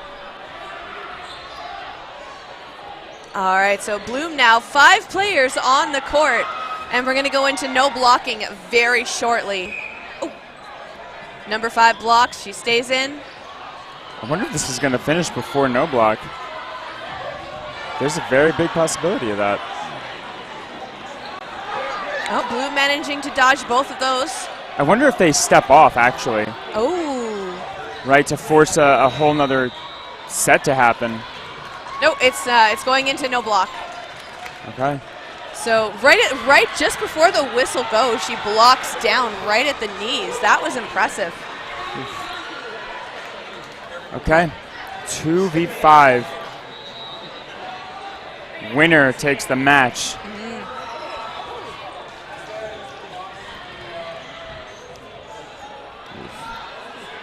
Okay, a miss coming out from each side. You see the play call being made. Taking a shot at the wing. Both of those missing. Nice dodges there from Rack Attack. They've got 4 balls in hand now. Playing very carefully, throwing at the wing. Doing so good at just controlling her body, getting everything out of the way, keeping moving. Yeah, it's as soon as you release, you got to watch for those counters. You know it's going to happen. And yeah, they managed to take out that player from Rack Attack. This is a nail biter. Sending one over, picking up that other ball, again with no block, so it's going to take away a bit of a safety net. Oh, going for the catch and not quite getting it. Bloom takes this one 4-3. Bloom taking out the champions from the thing. That's got to be a big win with such a big victory from the Rack Attack side in such a recent memory. Yeah, that's going to be a huge ego boost for Bloom going into their next match. I can see that definitely boosting morale on the team. Both teams played very well, though. Absolutely well done on both sides. Great sportsmanship from both. And coming up next after this, who do we have? We have more incredible dodgeball. That's what we have. Yes, we do. Just see here. All right, so coming up next on the stream, we're going to see, Rogue taking on Edmonton Thunder. This will be a good one to watch, folks. Okay. All right, so we're going to hand the mics over. Exactly. And just before we go, huge shout out to our sponsors. We've got Tourism Montreal, Antipode Restaurant, Hyatt Place, and Phoenix Coffee Company. I was Kendall Stelmack, joined by Bill Fisher. See you soon.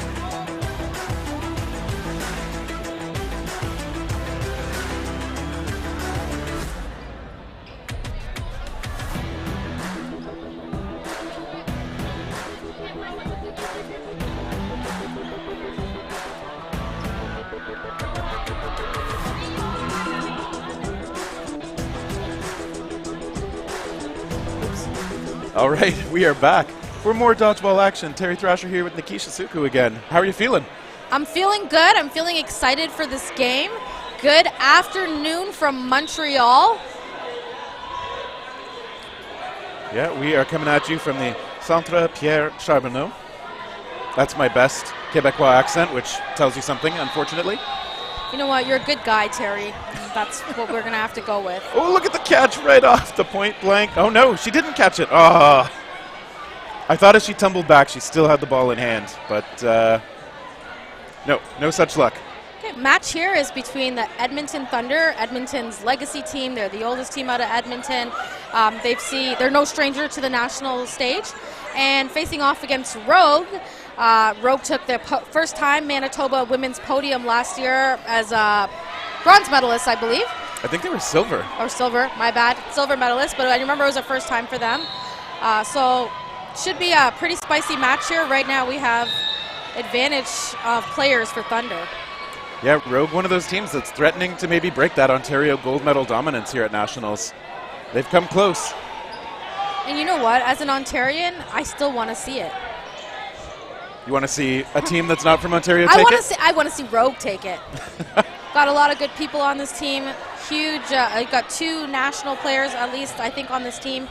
I know Katie Brady and then Guylaine has been in the program a few times as well.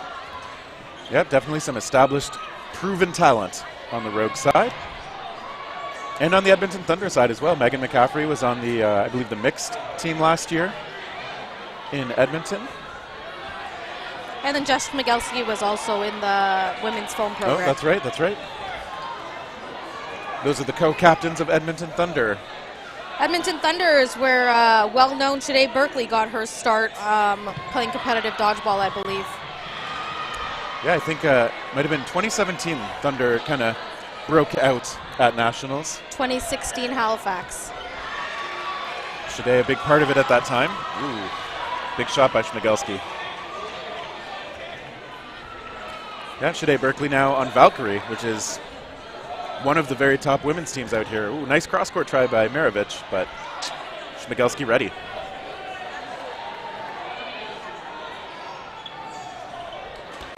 Great defense by Marovich. And again. Finisher! Sorry. Yeah. I like where she put that shot, too, right outside on Schmigelski. Yeah, well, we all know Schmigelski's a great catcher. Okay. And, I think she just got ticked by that one at the end. So that one finished off. I think that was Barasa letting that one go. So Edmonton Thunder take the first point, 1-0.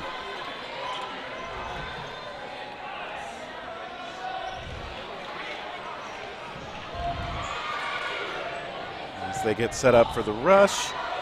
Switching places a bit on the Rogue side. And Sanfilippo lets that one go. Oh, and a catch right away. Close range. Big grab.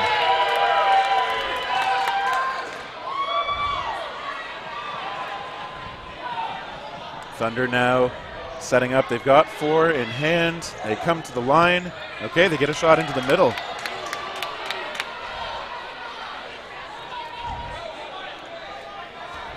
Was Duchamp hit out. Sanfilippo still holding down the center there, creating space for her teammates.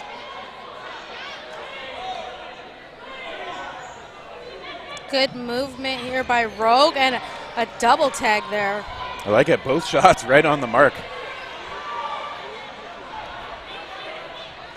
Brady, one of the big arms on this Rogue team. No, it's not her that throws. She defers the ball over to that corner spot. And now Thunder coming to the line. 1 ball each. Ooh. Okay, they get 2 hits. I didn't think that third ball was going to be thrown, but did some damage. And there were some great throws as well. Very accurate, right on the money. That's what you want if you're going to take those throws. Ooh, okay. Marovich hit out. And Schmigelski traded off too. And she was with a reach there.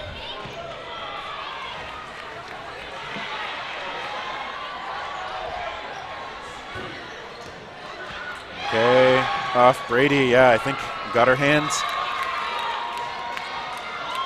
And so Duarte alone. Duarte with a high throw there. Good dodge.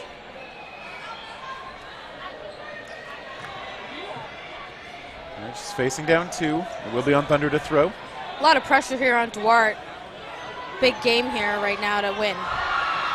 Yeah, and you see you're still under pressure. Nice shot where the feet were. It's just hard to go down 2-0 in the first half. Great hit there. Good job. Yeah, making it 1-on-1. Ooh, very close again. Very well placed throws from Duarte.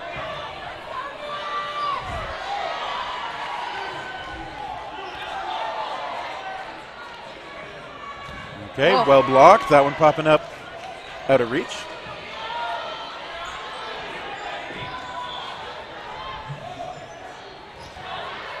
Okay, Duarte comes up, just fakes her opponent down. All right, another block.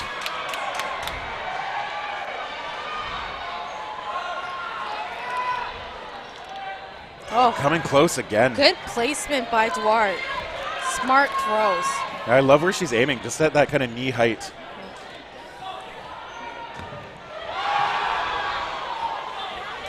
And she's on the attack. Goes high this time. Oh, and that ball is going to roll right back over to the Thunder side. And it is my correction here. They were the silver medalists last year, Rogue. Okay. Bronze was Reckless.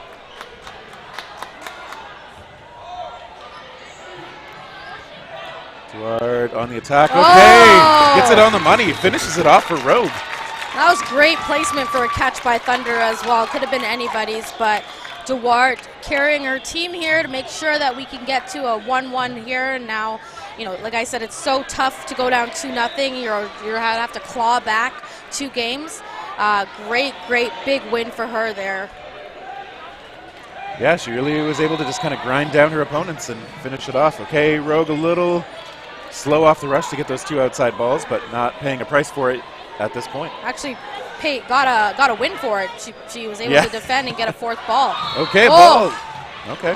Duarte is saying, I'm not tired yet. Another big hit there. And a catch as well on the left side for Thunder, although it was caught before Schmigelski was out, so doesn't get to bring anyone back. You don't get extra credit for it, sadly.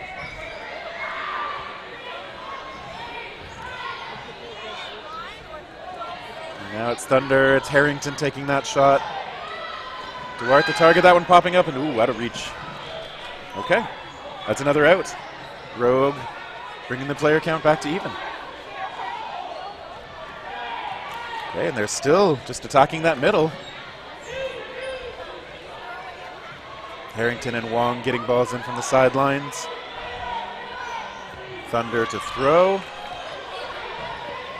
Okay, wow, big shot by Brady. And great placement, right under the center body. Yeah, when it bounces off your knees, it's pretty hard to do anything else with it. Brady stepping into another one.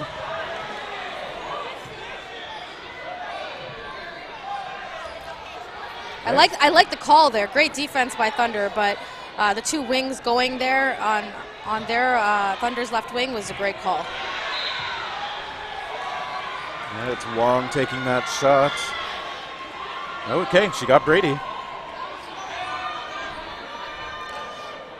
Wong, I keep mistaking her for Janice Ewan. They move very similarly, and they have that little blonde ponytail from the dark hair, like dark to blonde hair at the back.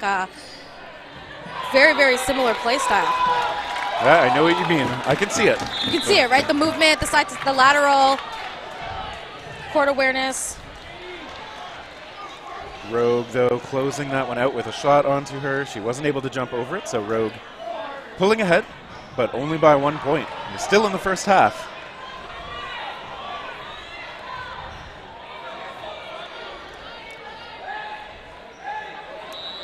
Okay, yeah, false start on Rogue there. Duarte coming off the line before the whistle. The referee saw that, so that is a warning.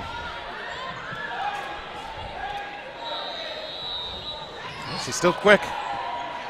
Sets up that shot by Sanfilippo that, just connects again off the rush. It's been pretty reliable for them. Gillian Sanfilippo off of the rush was a monster at Nationals last year as well. I'm not sure how she does it, but she gets that pass back, and her hit percentage off the rush is, I would say, one of the highest in the country. Yeah, very formidable player with both the velocity and placement of those shots. If you can start a player up, that's a big advantage for Rogue. As they try and extend their lead. Ooh. Another well-placed shot. I was just going to say disgusting, but yes, well placed. Disgusting in a good way. Yeah. The good kind of disgusting, exactly. Ugh. Okay. Keelan on fire. So that was right, I think, before the sudden death whistle went. So there's just talk about what happened before the whistle went. I think she released before the whistle went, Yeah. so the shot's good. So I think Cinch is out. Looks that way because we got Wong and Harrington back out there still for Thunder. Harrington takes that early shot. Okay, everybody coming close. If you're just tuning in, we're in no blocking here in the first half. Rogue up 2-1. Thunder looking to tie it up. It's been close so far. And that one pops up and it's out. Wong is down. Okay, Guylaine Sanfilippo is out. Harrington just shrugs out of the way of that one. Harrington with a big task ahead of her here. And Duchamp and Duarte out there together. Harrington gets under those. Shree Harrington just misses high. Backing up now. Ooh. Okay. I think Great defense by Harrington here. Patient. Okay, but yep. That was a huge task ahead of her. Yeah. I think she did great. Yeah, it's always tough at nationals when you face multiple opponents by yourself. And at this level of nationals, you're playing a team like Rogue where, everyone can throw. It's Exactly. There aren't easy outs once you get to nationals. that's a great way of putting it. So we'll be going into the second half with Rogue leading Thunder 3-1. Rogue out of Manitoba and Thunder out of Alberta. Okay. So those teams will talk a little bit. It's close enough that I can imagine both teams might want a little adjustment. It's always something to fine-tune, but... Yeah, if I'm Thunder here, I'm trying to find a way to survive Guylaine's throw here off the rush. Because starting every game off down a player right away it's a uphill trek, right? Yeah, it's a pretty significant disadvantage. So I'm with you. I think that's one of those things that if you talk about whether you can get a ball to attack and protect your players, maybe try and trade, or if you think you can do something defensively to just give yourself a better chance to survive that shot. But it's hard. I mean, if the other team's just faster at to the ball than you are too, reduces your options.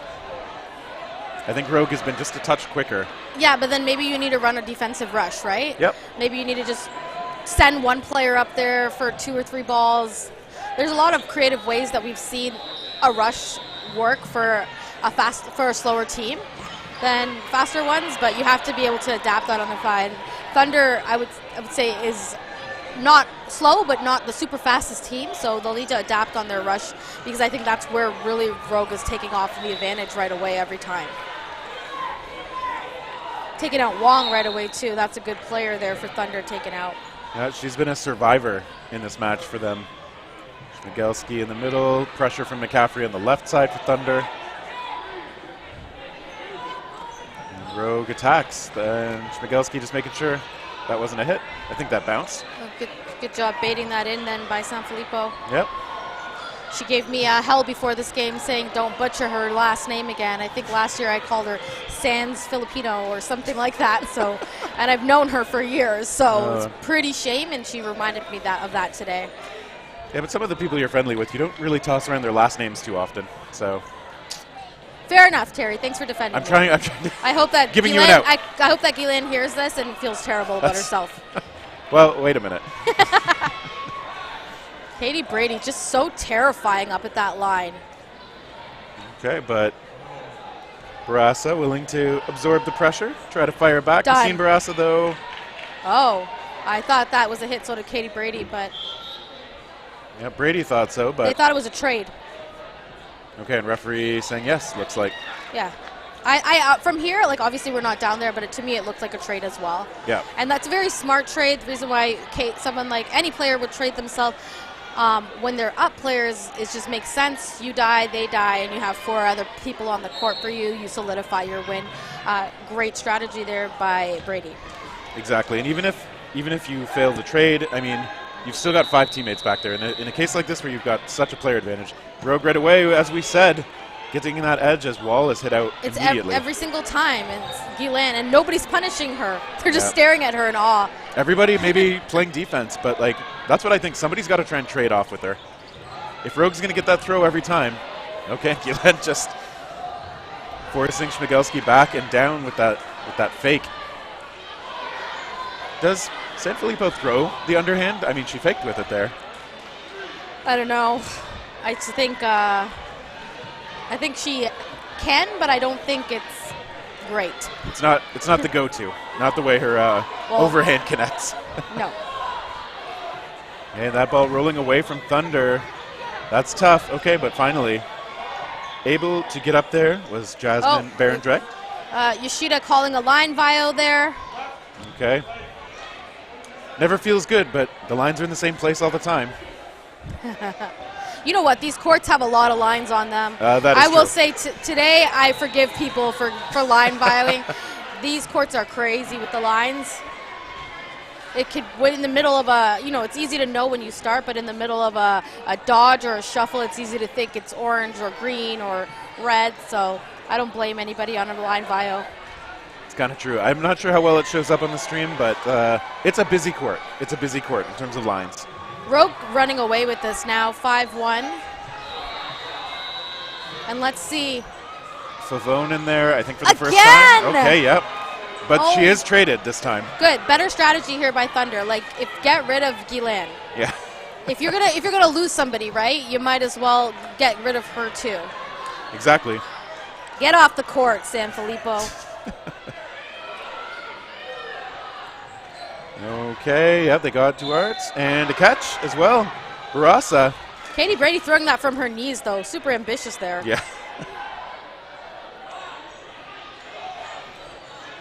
Okay, Barasa takes a shot for Vone as well, taking it to protect her team. Well placed. Edmonton Thunder trying to claw themselves back into a close match. Favone just showing a bit of pressure, but... And all these matches are important. Point difference does make a difference in your standing. Even if you lose and you have a better point difference, it could be the reason why you get into playoffs or where you stand in playoffs or not. So every match counts here, so hopefully Thunder is able to close out one here quickly. Great pressure by Favone. And that's just it. Thunder might need to take a chance or two here just to try and close this out. Schmigelski. Yeah. Oh, being close. really conservative here with the throws. Yep. Maybe they just want to get the extra ball, but... Okay, this time Schmigelski I think they should takes both it. go. Yeah. Oh, great dodge, though. Center over the line. Center line bio. I'm telling you, it's not the that center line's pretty big, though. I'll give it that. I'll give it that. So great news here for Thunder, getting them amped up again. You feel like you're back in the game. The great thing about dodgeball, it's like even if the score is running away, each match can be so quick, or that you're high off the endorphins right now, off of 1 or 2 wins, even if the score isn't close. Yeah, and off the rush, if you get lucky with something like a ball bouncing into 2 players or something like that. Okay. Oh, I thought the runner on Rogue there was saying, like, I might have false started or something like that. She was running with her hand up a little bit, so. Oh, I'm not sure. But it was nice to see Gilan not take someone for once for them. Huge catch by Favone. Just they're reignited after that last win. I've seen that. They were pretty flat for a while there, Thunder, but I see a little bit more energy here now. Yeah, with a good shot. Is caught anyway by Favone. That always jazzes up the team a little bit. Okay, both teams trying to trade a little bit. Shearman making that call from the middle and backing up safely now.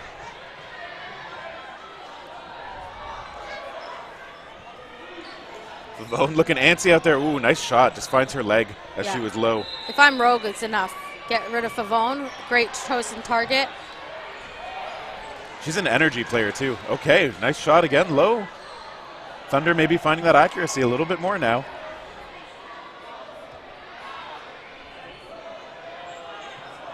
We try going towards Sanfilippo.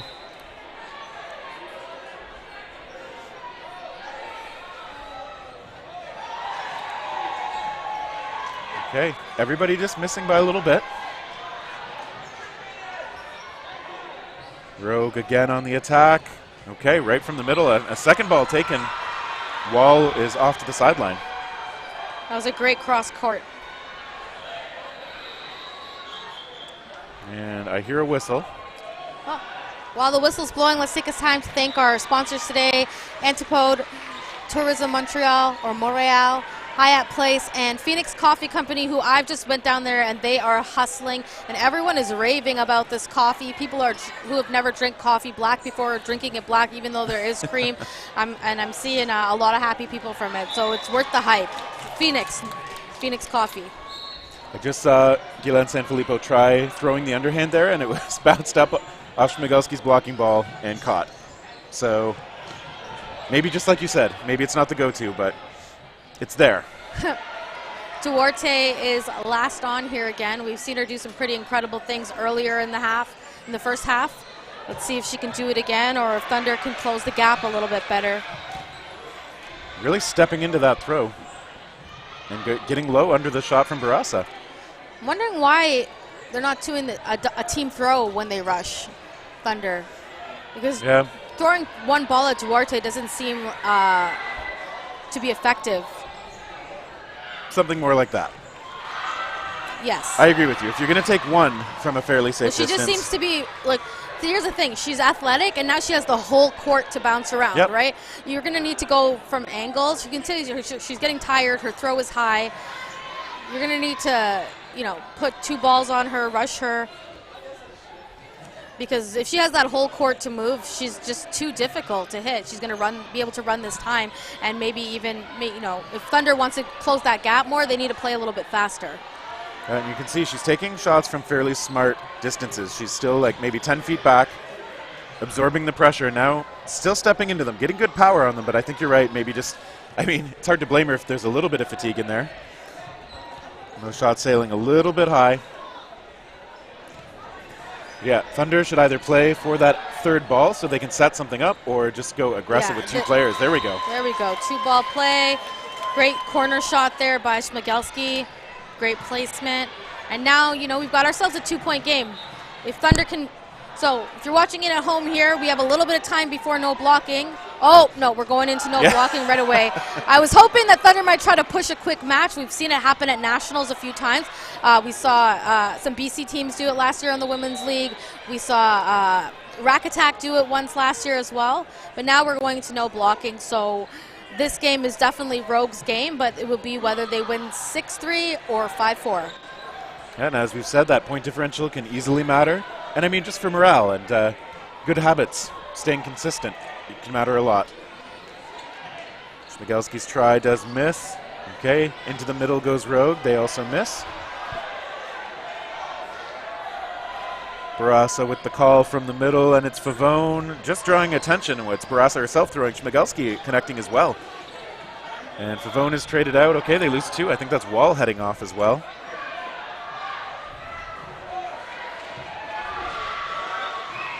Okay, they do get one ball through. Rogue down another player. 4-on-3 player advantage then for Thunder. Brady lets it go. Caught out a little up high, though, and she is hit out, but trades. Okay, Barasa off. Sanfilippo still out there, lets it go, takes out Schmigelski. Good try for the grab, though. Great placement for Schmigelski. She sometimes grabs those ones, so not much you can do about that throw, though. Okay, and there's Harrington out, and just one left for Thunder. That is Chelsea Shearman. Shearman. Oh, nice placement. Sanfilippo, that was disgusting. Beautiful throw there. Like, it just hovered just above the ground and hit her. That is not an easy shot to make, and you don't usually always see that much power from a shot like that. So, congratulations here to Rogue, the defending their silver here, maybe gold this year, winning 6-3 against Edmonton Thunder, who are also no strangers to Nationals. My name's Nikisha. I'm here with Terry Thrasher, and you are tuned in to the National Canadian Dodgeball Championships live from Montreal.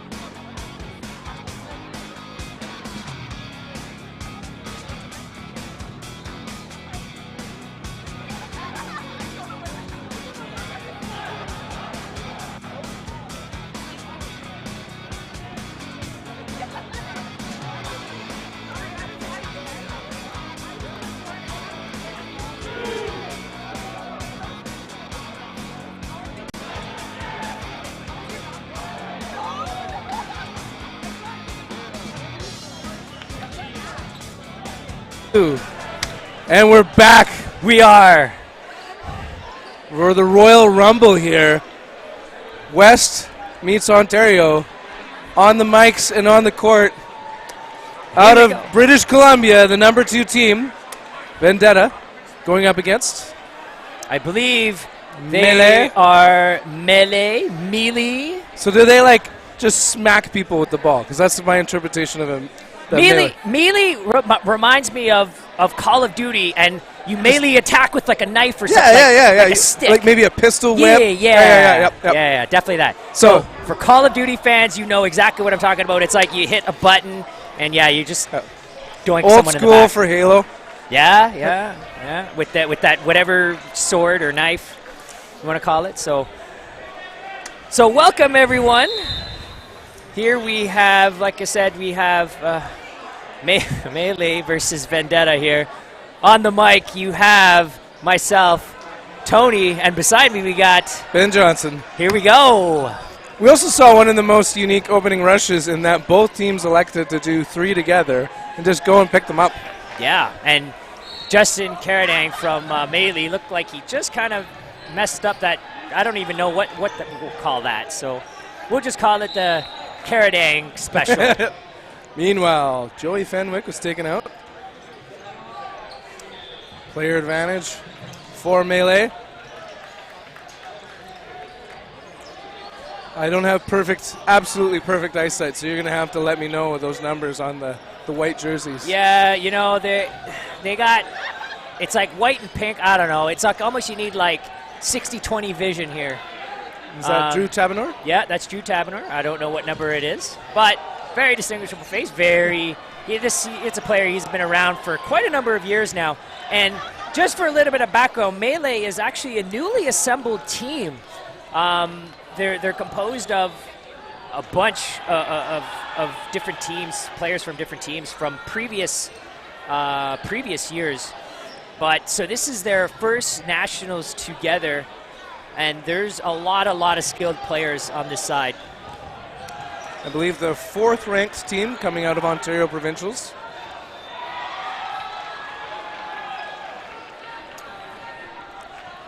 As they head to the line, solo send on Kevin Vaux, leader of the Surrey Dodgeball League.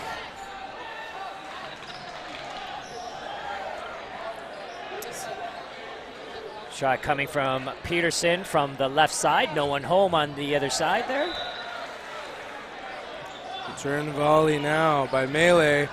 Oh, big shot. Nice return fire. The counter of the counter. And the counter of the counter of the counter was very effective in that. So right now we have 3 players left from Vendetta with 2 from Melee. They elect to send 1 ball over. UB solo send. Play call now by Melee. Oh, sorry. It's Vendetta, and it's right on target there by Peterson. Yeah, it looks like he threw a nice curveball throw, just catching Chun right in the knee. So 3-on-1 here for Vendetta. Shot clock counting down. But for people that don't know Rizzo, do not count this guy out. Very, very talented player. He's been playing dodgeball for quite a number of years. I believe it's out of London, Ontario. Very well capable of finishing matches. Ooh. As he shoe shots it right there, taking out Jensen, leaving Ayubi and Peterson. Yeah, big shot. I mean, you know, this is what Rizzo is known for, to be able to throw and manipulate these balls that ways that typically don't, you know, that a regular thrower would have. He has an arsenal of different types of throws, which makes him a very deadly player. Let's just call it that way. I mean, it's suiting because he melees players. Huh? Does that count? No? All right. We'll take that as a win. All right. Peterson getting low, ready, and delivers. Ooh, just missing. Ball's up. And what a team catch! Wow.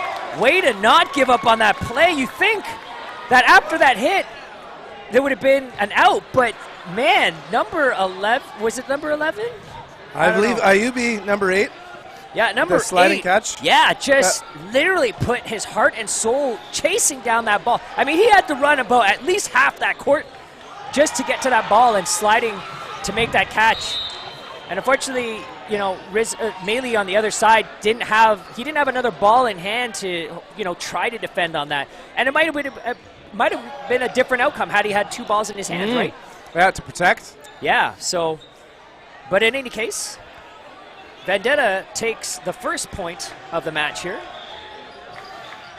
Meanwhile, one thing that I find interesting as Malik is taken out is it's different styles on that opening rush to kind of grab that nest egg of balls, where Melee tosses the ball to the ball retriever, who then brings it back in. It's like an intentional use of your sidelines. Yeah, it's definitely a different way, utilizing, you know, having your shaggers are just important as players on the court. Oh, wow! Oh, nice catch. Way to stay with it. And Kyle is notoriously known for these types of catches. Very big catcher.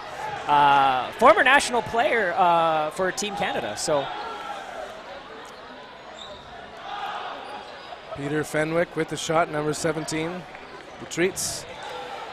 So Melee still has 6 players on the court with 3 Vendetta players. Pump fakes for days. And a perfect shot. Followed up with another one. 2 Chung. shots, 2 players out. So now it's just Fenwick. Last one against 5 players. I'd say possibly the best mustache on any court that he's playing on. You've got an unfortunately terrible angle. I hope you see it soon. I hope so. It'll deliver. All right, let's see. So Fenwick takes a shot. He's calling a hit, but I don't know. It's hard to see from our angle here. Baits a couple balls, readies, delivers. Another great shot. Yeah, good. Nice block from we'll just call him Justin. I can't see their numbers. Karen Deng? Yeah. And That one did it. Yeah, Cameron, nice shot right off the shoulder.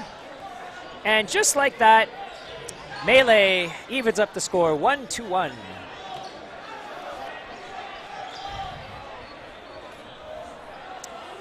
So what I'm going to do is let me log into Twitch here so then we can take a look. We can take a look at the chat. So for you viewers at home that are watching, let us know what is your prediction for this game. It is tied 1-1. It's Ontario versus BC.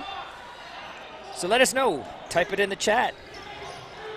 Ooh, a perfect shot, winger on winger. Taking out Waddingham. Advantage now over to Vendetta. Peterson. Oh, big catch. Good pitch, but a better catch. Yeah, I'm sure number 77 definitely wants that one back. Put it right. You couldn't put it any more in that breadbasket. And like any of these players here at the tournament, you know, are definitely capable of catching, you know, especially if you're going to put something right in the gut. So, oh, this time perfectly placed. And the counter was good. The counter of the counter was good, as well as the follow-up shot, leaving the whole team taken out in quick succession. Wow. It just hit overdrive. You know, I just looked down for a second to look into the chat, and I completely missed that. And all the sequence of things that happened, I was like, what just happened here? But, you know, hey, that's how fast these games go. You know, I look down and, you know, we got a couple of, there's Jason Peterson fans and all that. And I look back up and the game was over. So I'm like, what the heck just happened? But I think I need more coffee or booze or something. Oh, shoe shine. Oh, Michael Lebecki with Are you kidding nice grab. I think he had to be one with the floor first before he was able to catch that. I think he was probably kissing the floor in order to catch that ball. So. Oh, timed up well. Fenwick gets countered, though. Yeah, Peterson with the nice block there from Kyle. Jensen taking it out right wing from Chung. He sends it, misses his target, sends another one, and he is targeted. Staying alive. So here we go. So it looks like we have more people on the chat here that are voting for, or rooting for Vendetta. So I'm going to go out on a limb here, and I'm going to say there's a lot of BC. West Coast? Yeah, West Coast. Well, we'll call them BC. Okay, no, that's fine. Let's call them West Coast fans. Vendetta has earned their following. There are also a lot of parents, so maybe their kids are showing everyone how to log into Twitch. I wouldn't want to explain my parents how to log on to Twitch. No. No. I mean they barely. I mean they barely use emails. So. Oh my goodness. Good shot. Peterson. Right on target. Waddingham's taken out, leaving 4 remaining for Melee. Yeah. Pedersen is doing a great job off the left side here. Sudden death, no blocking. That was the softest toss, and maybe it was after the fact. I think so. Yeah, just booped it back. Yeah. All right, so we have 4 players on Melee against 2 for Vendetta. Burden is Melee. Peterson getting nice and low. Tag. Just.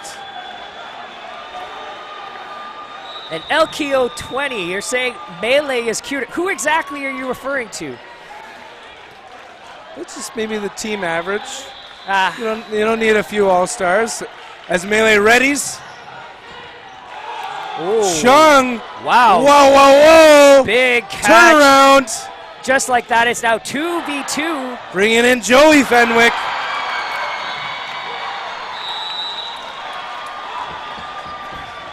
Oh, Chung throws onto Rizzo. Just missed that catch, and now we just have Drew Tabinor left on Melee against 2. Turnaround. Oh, he's covering that line. Whoa, man, he better have kept his heels up. Yeah, it almost looked like he was out at this point here, but good shot. But a better dodge from Chung. And just nicked him. Oh, man! Just like that, the man, Drew Tabinor, takes the last hit to give him the point of the first half. There's a veteran presence right there. Down 2 players to 1. Yeah. And, Drew has been in this position plenty of times. So he knew exactly. This guy was as cool as a cucumber, knows exactly what he was doing. And, and was able to convert and finish that point for the team. You're going to have to remember that moment come the end of this match. 2 points, anyone's game. But that was the difference between a tie score right at half. Yeah, no, exactly. So now it looks like Vendetta is just, they're talking to each other to see what kind of adjustments they're going to have to make here. So I don't know, Ben, what do you think? What are your predictions to come for the second half here? Well, what's still interesting is like these teams don't know each other. So like the unknown factor is going to be huge. Malika, you can see there, I think 22. Yeah. I'll keep bringing it up because it was legendary, but in the finals match in BC, he had 7 catches. He's been out early so far. Maybe they watched the tape and they've been taking him out right away. Yeah. But there's some lethal catchers on the Vendetta team that could, well, we saw one great, amazing catch that almost turned that game. So that could be like this. You sometimes have to ride that hand. So right now, Malika has been taken out early. All of a sudden, he could be swallowing up balls left, right, and center. Yeah, and let's see. I mean, let's see if Melee is really going. What their strategic game plan like? Do they know him in terms of being a big catcher, and how are they going to strategize their offense? To counteract that. So let's see. We're about to start the second half here. They're all lining up. So for the people at home, who do you think is going to come out? Vendetta? Do you think they can come back being down 2? Or is Melee just going to continue to put the pressure on and increase their lead here? Ooh, interesting opening rush for Melee. They did a toss back, and one went way off. Their burden to throw. Olawatinko rips it. Missing his target. All right, so ball advantage for Vendetta here. He's taken out. And taking out Josh. Care off the board as well as Malika. There's Joey quite Fenwick. the exchange there. So 4-on-4. still pretty even. Well, maybe I spoke a little too soon. Tabanor is taken off. And it's still on the offense with Vendetta. Another hit, taking out Levecki.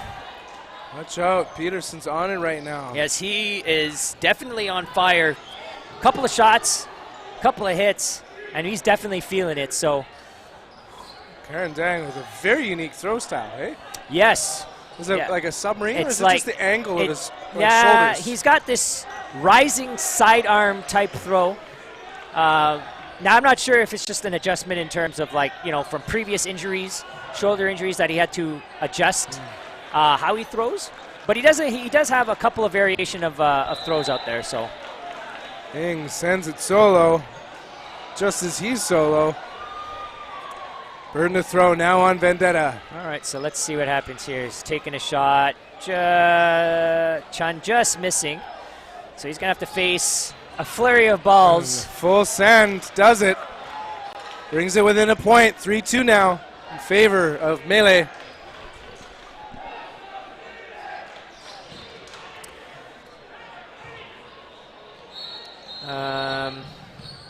So let's see. So in the chat here, we have some people saying that the bottom of the screen, so basically away from the bleacher side, is an advantage. But I don't think that's necessarily the case. I think it's just the vantage point that the viewers at home are kind of seeing. When balls hit that back end, where the bleachers are, there's probably a good, I would say, 10 feet, at least 10 feet between the mesh and the wall.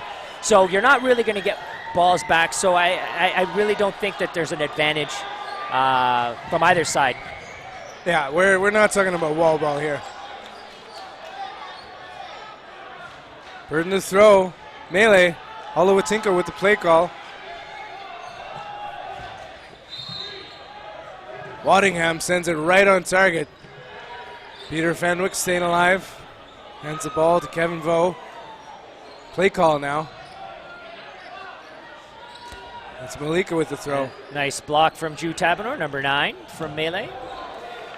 They're going to talk it out here and see who they're going to attack. He sends it. And Winger on winger. yeah. Tabanor beats that block on the wing. Waddingham trips the lowest. What happened there? Why did they get a ball back? Possibly a retriever might have Probably touched on court. Okay, yeah, that makes sense.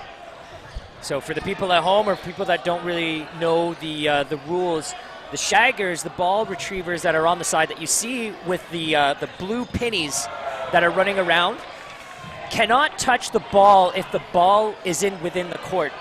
If one of the retrievers does grab a ball that's within the boundaries of the court, they basically lose that ball to the opposing side. So definite miscue there. Would definitely put an advantage for Melee, especially since they have 6 players on, and that takes off an offensive. Ooh, that looked like an out. I think they missed that. Vo on the go there. Good ups. Olowatinko, Waddingham rips it. Fenwick retrieving the ball. It's got 2 in hand now. Their burden to throw. Peter, Joey with the ball, and Peter. And Harlequin, I agree with you. You should never ride your opponents. I don't know how comfortable it would be if my my teammate was giving me a piggyback on the court. I would imagine that would be a little an accident waiting to happen.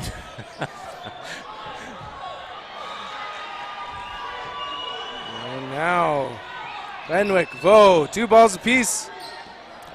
Hard on target, but Big shot Tabanor here. got nice and low. I don't know if that shot selection, I would say, would be, especially with these players, having a ball. I mean, these guys are Counters. great at blocking. With 6 players on the, well, they did have 6 players on the court. Now 4v1.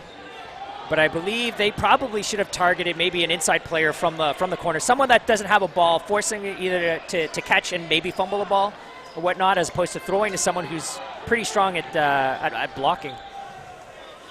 So a couple of shots here from Melee. Joey Vanwyck sends one.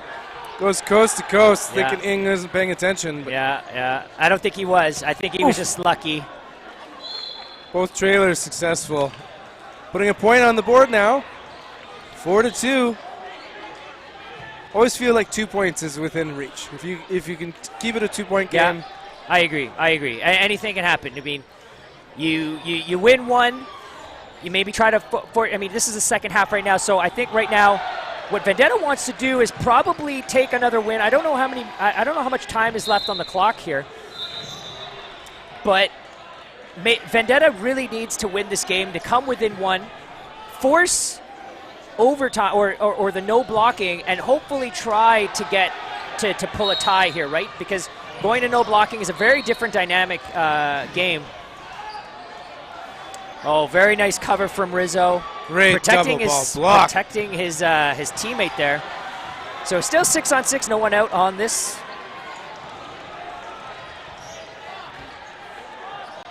Perfectly thrown ball again by Peterson. Thank you, G-Blades. 4 minutes. So, yeah, we're probably down to about 3.5 minutes now. So good rip. Ayubi's taken out. Hey, this is probably the longest set so far for Malika. Will he get unlocked? I mean, if anything, now is the time. I mean, to turn it up, because hey, you need this. You need this win. You need this win to get back into it. So Kerr sends it. Big shot. No one on the other end. So 5 balls against 1 here. Nice blow. No, he got tagged. Yeah, he got tagged right in the hand. It would have seemed. Vendetta still with ball advantage here. And doing as they were told by you, throwing to an inside player without a ball. Yeah. Just missed on that throw there, but definitely definitely the right play. Michael Leviathan staying alive. Yeah. Oh, just missed that. Oh, not paying. Oh. Good pressure, but didn't really. No. Just grounded that ball just short, couple of feet in front of Kyle. Good work on his part. So still 5-on-5 here. Shot clock counting down. They get it out just in time here. Vendetta with the burden to throw. 5 men, 4 balls. All of them at the line. This time Waddingham's taken out.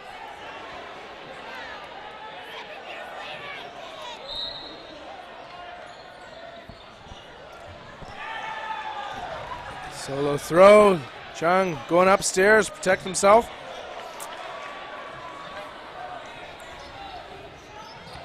Preemptive throw, takes out Vo. I think that just nicked him right in the foot. Making it 4 players on 4. All right, so here we go. Oh, there we go. Nice Malika counter. Unable to bring it in. Good cover from Holowatenko. Malika taking a shot, taking one of their players out, but Josh coming back, countering, punishing that player for taking. So, it's a catch. Really? Ooh, I don't know about that one. That's a little bit of a controversial call. From my vantage point here, I don't think that was a catch, because that trap came in and that ball wasn't, in my opinion, wasn't secured when he came down, because that ball definitely touched the ground. Very similar to that of football. If that ball, if they're catching it, that ball is not fully secured before touching the ground, it's deemed no catch. And I think this should be the same here, but the referee called it a catch. Good throw, back and forth. Stayed even so much during this set. Or maybe they didn't call it a catch. Now 2-on-2. Hard hit. Holowatenko taken out. Player advantage. Now Vendetta. Time is expired. You're right. Sorry, the Everdreamer, you are correct. It was not a catch. When the ref held their hand out, it looked like a catching signal, but he was actually indicating an out. So I was wrong. I need more coffee. At Phoenix Coffee Company. Yes. Ready, no blocks. Ooh, Woo, just staying alive. missed him. Moving that body everywhere. But Great work, Michael Levesque. Vendetta threw all their balls away. Uh-oh. So now it's Levesque going to work. Oh, one. Ha, ha, ha. And he takes one. It's now 1v1. Can And he gets his Levesque- ball back, too. He does get his balls back. In and And clutch! Woo! Thought he was slipping right there. Way Wow. to go. What a catch. 4-3. David Chung, well done. Kevin Chung, sorry. The unfortunate thing is that not enough time, but they did get within one, so their plus minus is definitely going to help them in the standings, right? If it comes to ties. So let's see what happens. So there we have it. Melee taking this game by the score of 4-3. But you know, Vendetta should not hang their heads low on that. That game could have gone either way. Phenomenal to watch, and I'm sure the people that are watching at home thought this is probably a really good game to watch. It was back and forth. Absolutely. So after this, we'll be watching Leviathan take on Hard as Foam. BC1. BC1, Hard as Foam. Yeah, they are. I don't want to call them an up-and-coming team, but they're now a team that's now coming onto the national circuit, I guess, if you want to say. I believe this is now going to be their second national tourney that they've played. Third? So I believe it was in 8th place 2019, and then we missed a couple years. Right. And then 2nd place in 2022. Oh, that's right. Okay, so this would be their third nationals. Yep. Okay. And then, so we're Leviathan, the team out of New Brunswick. New Brunswick. So we're having East versus West. Tupac versus Biggie is what we're going to call it. Anyways, all right, so we'll be back in a couple of minutes. Stay tuned.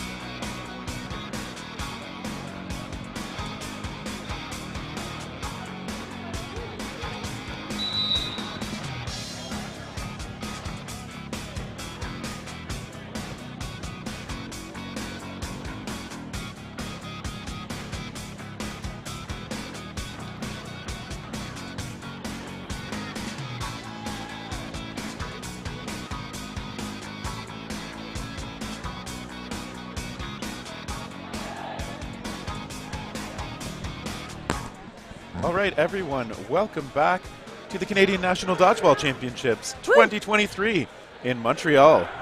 Terry Thrasher here again with Kendall Stelmach, and yeah, are you ready? I am ready. We're going to see Leviathan taking on Hardest Foam. Hardest Foam, they were kind of like an underdog success story last year at Nationals. We don't really see the Western teams taking a top spot, but they fought hard, and everyone it was a holy heck. Yeah, I mean, obviously their run last year was really strong. They took silver, just falling in the finals to Rampage, and I think the first men's team not in Ontario to crack silver in Nationals history. So it almost came off as a very like rags to riches stories, and they ended up being like the darlings of the tournament for that. Yeah, I think they'd looked pretty good in the Nationals before that too, although like they were new enough to these 7-inch balls and the strategy that comes along with the WDBF style that they were still adapting. The athleticism everybody could see was there, but they've really been strong. We saw Wong and Valance on the national program last year on the men's team, and I think Decker on the co-ed team. I might be forgetting someone else too. But meanwhile, on the other side, we've got Leviathan out of New Brunswick. I think the first time we've seen a New Brunswick team at Nationals. Mm-hmm. And we're starting things off now. Hardest Foam with 6 players on the court. With Leviathan still with 6 players on the court. So we've had the opening rush, and both teams are still full. We're trading off right now. Going for the wings, trying to take out number 6 on the side of Hardest Foam, but he manages to do a hop, skip, and a jump and stay in. Yeah, I like these Leviathan shirts. They're all sleeveless. Mm-hmm. It's a good look. I like that all of our maritime teams are very nautical. Yeah. It's great. We've got Tritons, we've got Leviathan, we got Riptide, Surge, and very thematic as well. I love that.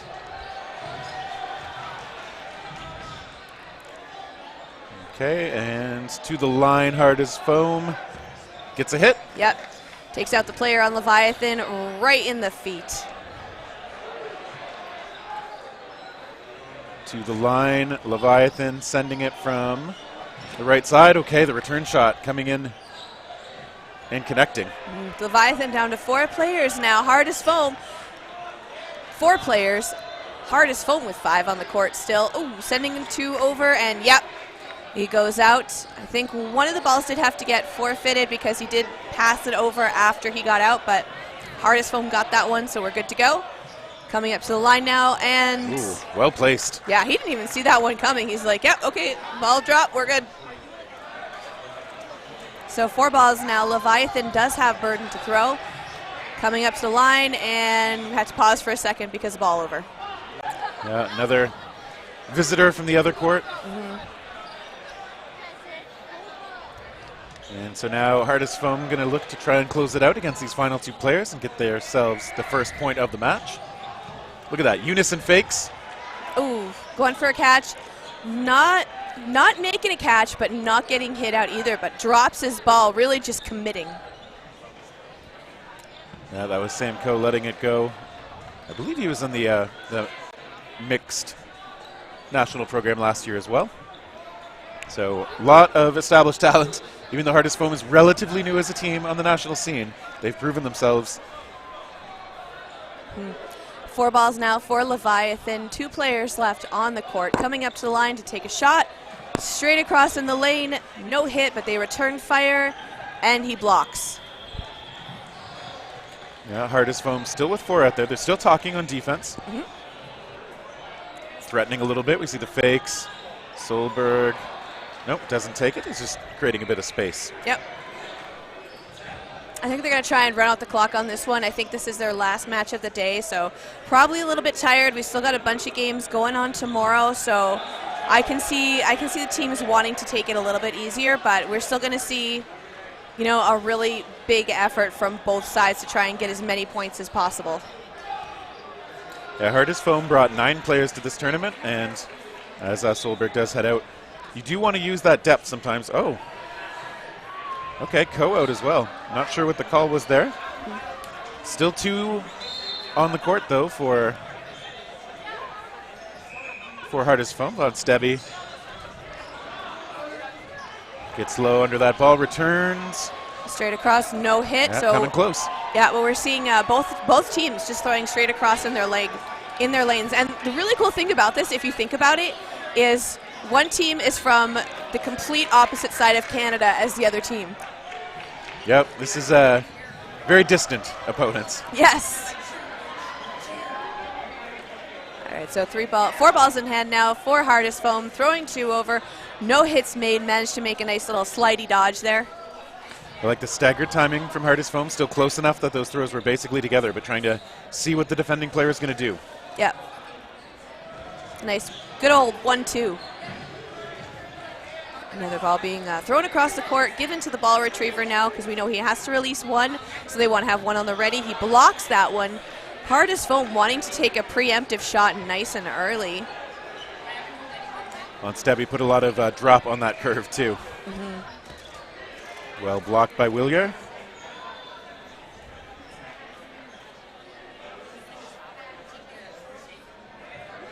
Okay, just sending one again. It's going to be Leviathan's turn to throw. There it goes. Okay, he does send a second one. He is tagged out though on Stebby right there. Yeah, so he does manage to take one of the players out off of Hardest Foam, but then he gets hit out off the counter, so that's going to be the first point going to Hardest Foam. And about 5 minutes left in this first half. Okay, so a long first point. I can see the matches getting towards the end of the day. I think we have about 3 more games left today for the teams to play. So I can see getting a little bit tired. No one would ever admit it though. Nope, absolutely not. We still got 3 more games coming after this on the stream, so there is still more dodgeball going on, but right now we're going to see Leviathan taking on Hardest Foam, and player on Leviathan getting hit out by Hardest Foam. We see Decker on the court now, showboating as always, which I say lovingly. Yeah, he's a flashy player at times. Absolutely. Okay, they get 2 balls on target. Hardest Foam whittling the opponents down a little bit. Okay, they get another hit. Just they've got the throws to really back up those more aggressive takes. I think one thing that might work for Leviathan here is that they take a page out of Triton's when we saw them play earlier on the other stream and start taking preemptive throws at the Hardest Foam team to just kind of throw them off. Like, just send one over, but if you have the chance to release those balls, it might throw Hardest Foam off on their game a little bit. Well, they just kind of got Decker a little bit off guard, but he caught the ball as it popped off his chest. So yeah, I think working on that will work to Leviathan's advantage if they do adopt that for the tournament, for their other games. But that's something to be seen. But I think they are doing a really good job right now overall. Okay, Decker connecting through the block and does get tagged out as he ran across court to get that ball. Okay, but Hardest Foam still has 5. And they send a couple of balls, and yeah, that second one finding the feet, and a 2-0 lead for the BC team.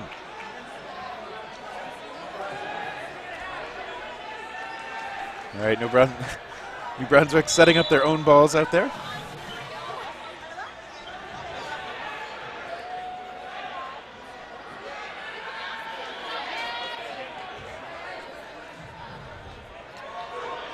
And now let's see what these teams elect to do off the rush. Lining up again, and nice and fast on both sides of the team. One person getting out. Looks like they did a pass right after the activation.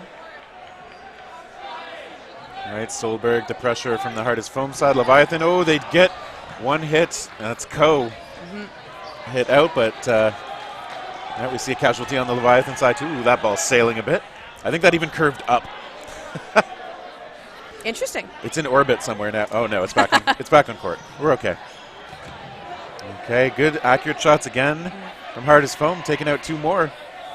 Yeah, Hardest Foam losing 1, but taking out 2 Leviathan. So 2 for 1 special. Yeah, that's just good math. Leviathan to the line. They go into the middle. And right up into the stands. Yep, that one off a block, though. Vinish protecting himself. And renegade ball from the far court. Yep. And remember, if it goes up into the stands, this does not count like it does in Major League Baseball, so you cannot keep the ball. Good shot by Burke. Hard as foam. Threatening to take that 3-0 lead. 3 points often the differential that is hard to come back from. So, oh, nice little sidearm from his knees. Now just facing down 4 from hard as foam. Okay, and 2 shots connecting. So that's going to be another point now. The third overall in these matchups, and it's hard as foam on the board. Nothing for Leviathan yet. Okay, but we are going straight to no blocking. Yeah. So it's about less than 30 seconds, so it is going to be no blocking, just like you said, Terry. All right, we'll see if that changes the fortunes for Leviathan at all. Hard as foam pretty comfortable in this scenario too. Leviathan sending one in early, but despite stepping into it, that ball skips short and trying another. Okay, hard as foam now fighting back. That ball popping out of range. Going for that catch, not quite making it, but he sure did try. Ooh, that's a 1-for-1 exchange. Yeah, not terrible for either team. Leviathan on the hunt for that first point, talking it over. I can sense a little bit of frustration on the Leviathan side. I think they're going to have a really interesting pep talk during the half, which is coming up very shortly after this no blocking set. As hard as foam comes up to the line, and yeah, a line out for the wing on the Leviathan team as he was jumping up to dodge. Yeah, I like the commitment to the dodge movement, but... Oh yeah, commit to the bit. Oh, great shot. Decker's ball finding the mark. Hard as foam looking for their 4th point of the set. Okay, that looked a little awkward. Yeah, he lost his footing there as he was trying to get away. Luckily, he popped right back up. I always worry when that happens, because the worst thing you could do is injure yourself on day one. Or just injure yourself in general. Yeah. Yeah, that one's going to be a hit, so they're going to put the balls down, and we're going to see the teams switching sides now. So strong beginning for hard as foam, going up 4-0 in the first half. And Leviathan's going to look for something to build on in this second half. They've had some good moments, unable to really put it together into a strong point so far. And I mean, yeah, hard as foam is tough. I think definitely coming into this match, another one of those medal favorite teams based on their performance over the last 2 years. And now some national team experience for multiple members of this squad, so probably only getting a little bit better. Yep. I think going into it, they're just going to discuss a little bit of strategy. They're just going to say, you know what? We have 10 minutes. We have time to get some points on the board. We have the ability to do this. We just got to take a second, and we'll be good to go. Just got to keep their heads clear. We see people holding up signs supporting Leviathan. It's really interesting, actually, with this team, because I've been talking to a couple of the players, and not all of them are necessarily from New Brunswick, but it is the Maritimes, so they do have like a slightly smaller population. Yep. So they do have a couple players coming in and pinch hitting from some of the other island provinces. Oh, interesting. Yeah. It's nice to see them helping each other out. Yeah, some good camaraderie all across dodgeball here. Inman's shot missing, a return shot in toward Paquette. Goes a bit high. And back line. Ooh. Yeah, Inman called out. We could hear the line judge back there just squeezing the whistle. Yeah. Just like, hey, hey, hey. I love the flags too. Yep. Helping to make it easy and obvious. And easy on the voice. Everybody who's reffed knows how hard it is to keep your voice over a tournament. Yes.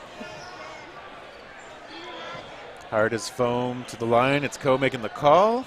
Only one ball thrown.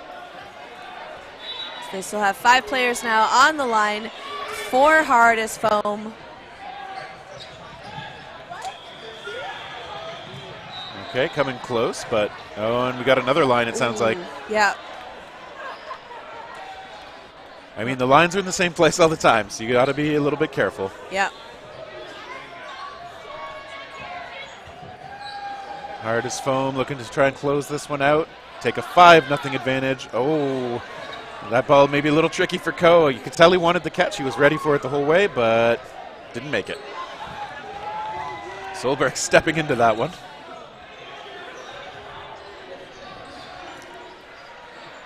Paquette, that one maybe slipping a little bit as it goes wide.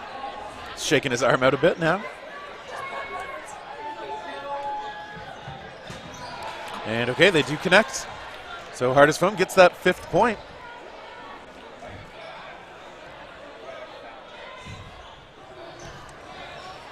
Good start from them, obviously. They've now carried more than half of this match. Leviathan still on the hunt for that 1st point.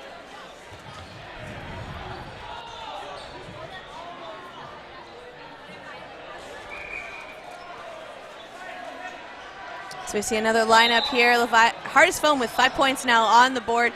This is the 2nd set of the 2nd half. We are in 10-minute halves. For the round robin, yep. 7 minutes left on the game clock for the 2nd half. That was a pretty long set considering they're only 10 minutes. That was about 3 minutes. Yeah, we've got, Math is fun. at times, it's been a slow pace. Both teams willing to play it slow at times. Yeah. We see Hard as Foam making the play call now, coming up to the line, sending one right through the middle. Leviathan dodging it beautifully. Yeah, Leviathan now to the line, looking for their 1st out. Okay, return right to the general groinal area. As I think that's Chambers. Heading off a little gingerly. Oh no, sorry, that's Dennis. Dylan Dennis. Here another line call. Tough break again, but I think there is a little bit of a difference between where the nets are versus the back line on the different ends of the court. So I think that potential is, the difference between that is potentially why it's throwing off some of the Leviathan players. Because the net's a little further back on the Hard as Foam side where the line is. So I think that's why we might be getting a couple of those calls. It's throwing off their depth perception a bit, maybe. yeah, maybe those reference points just different enough, but Yeah. hopefully they can adjust as this half goes on. Yeah, exactly. So we see Hard as Foam now with 3 balls in hand. They still have 5 players on the court. 6 players, sorry, coming up to the line. Decker taking a cross-court shot at number 79. And a friendly roll back as that ball returns to the Hard as Foam side. Okay, Chambers tries that shot, just skips in before it gets onto the ankles. Willier. Okay, and Goyette is going to head out, so just Chambers still out there facing the full Hard as Foam. Chambers taking a safe shot here. Decker on guard. He's the vanguard for his team. Tries to look for a catch there, but no, he gets rid of a ball before he was eliminated. Yeah, they had his number on that one. And it was 89. Love it. Okay, Chambers does get clipped by that shot. Von Stebby finishing it off. Hard as Foam takes their 6th point of the match.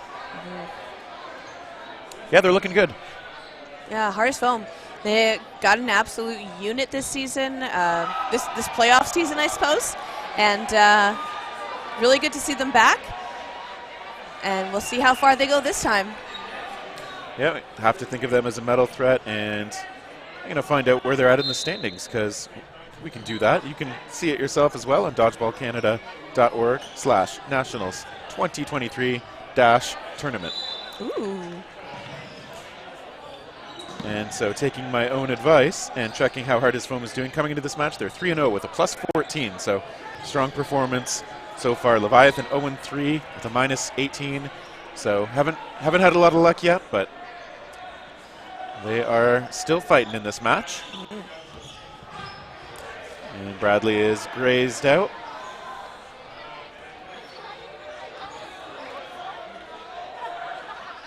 Call coming out of the middle. It is the middle throwing, kind of a low submarine delivery. So we'll see Hard as Foam now. They have 3 balls in hand. They will have that burden to throw. We see them making the play call, coming up to the line. Oh, Solberg, he did track that all the way. He's looking to shadow his team and just dropped it. Just dropped it. Okay, Inman tagged as he jumped. Okay, a little bit of back and forth. Everybody missing until finally Von Stabby connects. Okay, and Co tagged out as well.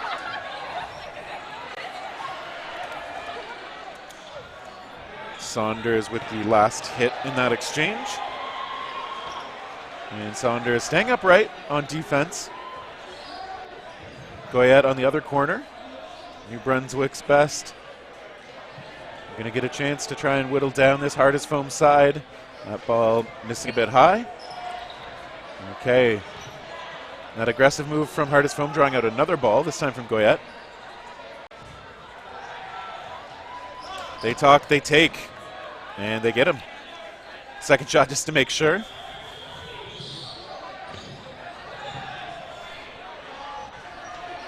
Darren Saunders still facing down 3, who are not afraid to be aggressive as that closes things out. I think Saunders is playing in glasses too, which, yeah. I mean, you and I are wearing glasses, and I would be scared for them. I'm always a bit hesitant. I recently had a pair of glasses broken playing dodgeball myself, so I can understand. Yep. I try to make sure I always switch to the contacts for dodgeball. I mean, we do have some players in sport goggles as well, so that's a look. Another option. Yeah.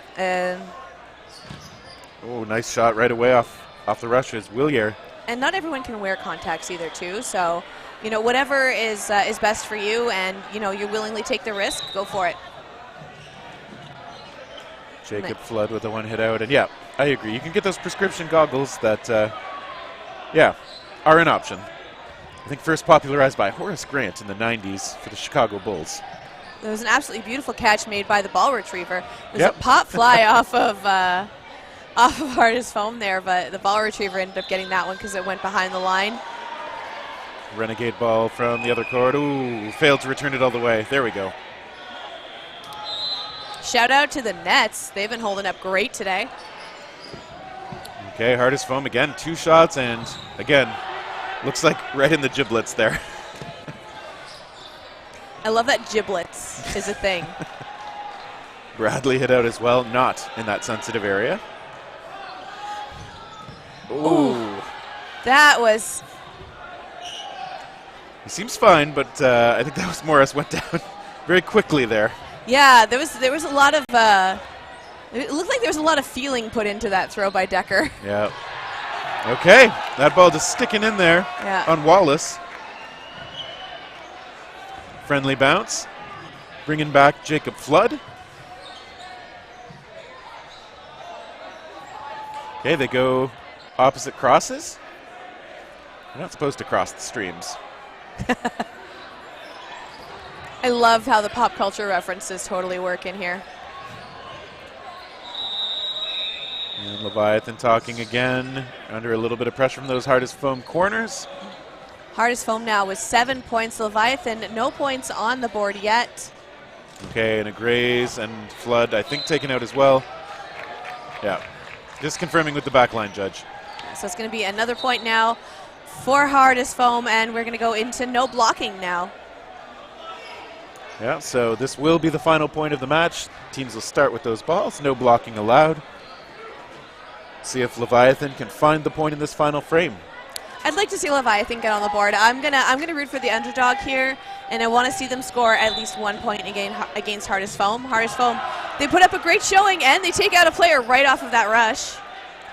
Like you said, there's the supporters with the signs. Yeah. Over 2 hour left. Love to see it. Okay, Goya doing a great job drawing in some balls and staying alive. Yeah, the supporter signs. One of them says PEI represent, and then Chatty Daddy. Yeah. There's also just a Let's Go Leviathans, which is like a nice classic. Yeah. Hardest foam coming on up, and nobody out on that exchange. Yeah, Leviathan still with their full line of players on for this no blocking. They're slowly taking out the hardest foam players, and looks like that's the first player eliminated for the Leviathan side. So we're down to a 5v5. Yep, right in the toes. Yep. Beautiful shot from number 2 on the Leviathan side. That was the wing, and he gave that ball. I think he was going for Co, but ended up getting Willier. I mean, it works. Yep, all planned, I'm sure. You know what? Just lean into it. Like, yeah, that's totally what I meant to do. Yeah. Throw you guys off. Done. Okay, looks like another toe shot. Wong is going to head to the sideline, so Leviathan with some great shots so far. A lot of work to do, but okay, they get another one out as Co goes to the sideline. Absolutely well done. So it is 5 balls in hand now. So you have all 6 balls. All on their side, yep. Oh. Okay, well. Yeah, not able to get a catch there. Oh, but he takes him out on the shoulder off of the return as a 1-for-1 exchange. They have 3 players left now on the Leviathan side. Just 1 player left now for Hardest Foam. So we might see that point happen. Yeah, that's Cody Burke still out there, going to make him work for it. So he's willing to be aggressive. Yeah. So if you're Leviathan, you want to make sure you're committing to the throws, even if you're worried about one coming in. And one did. And so now it's just a 2-on-1. He might whittle it down. Okay. Coming close on Paquette. Ooh. Burke's still out there, though. Yeah, going down for the dodge, trying to avoid that ball. And he gets hit out. That is the point for Leviathan. That's what I wanted to see. Great job to Hardest Foam. They're going to take this one. They're currently #1 in their division right now, and that is the men's Pool B. So we're going to see what happens with that. Going into the tournament for tomorrow, I think this was Hardest Foam's last game of the day today, so they're going to probably take it easy at the hotel. And because that was Chad Paquette with the final hit, we did see the Chatty Daddy sign on the sidelines being brandished. Love the Chatty Daddy sign. We are in the Pedro Pascal era, so it's really nice to see people embrace the daddy. All right. Yeah, that'll do it for this match. Yeah. And we're going to see an all-Ontario clash on this court coming up next with Saiyan Elite DC against Northern Touch. Ooh, and that's going to be brought to you by Bill Fisher and Tony Nguyen. After that, we're going to see the women's matches, and we're going to close out the day. Rainbow Thunder taking on Phenomena, and then the last match is going to be Sirens and Reckless. We've got 3 more matches. Stay tuned to watch more Dodgeball on Twitch here at the Centre Pierre Charbonneau in Montreal, Quebec for Championships 2023.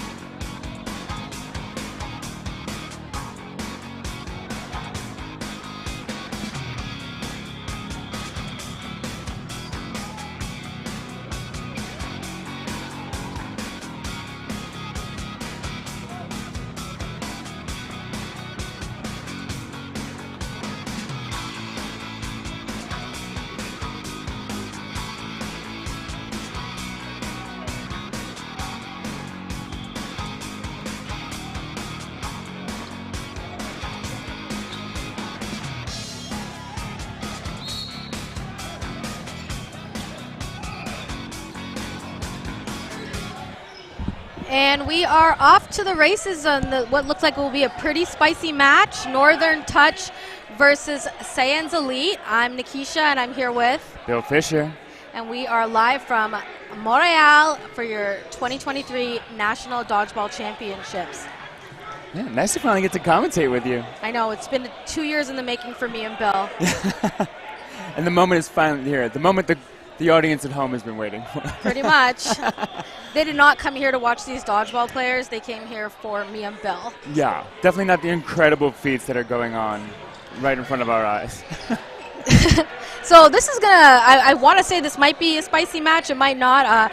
My opinion is that Miles Dongan, this is his first nationals, actually not with Northern Touch.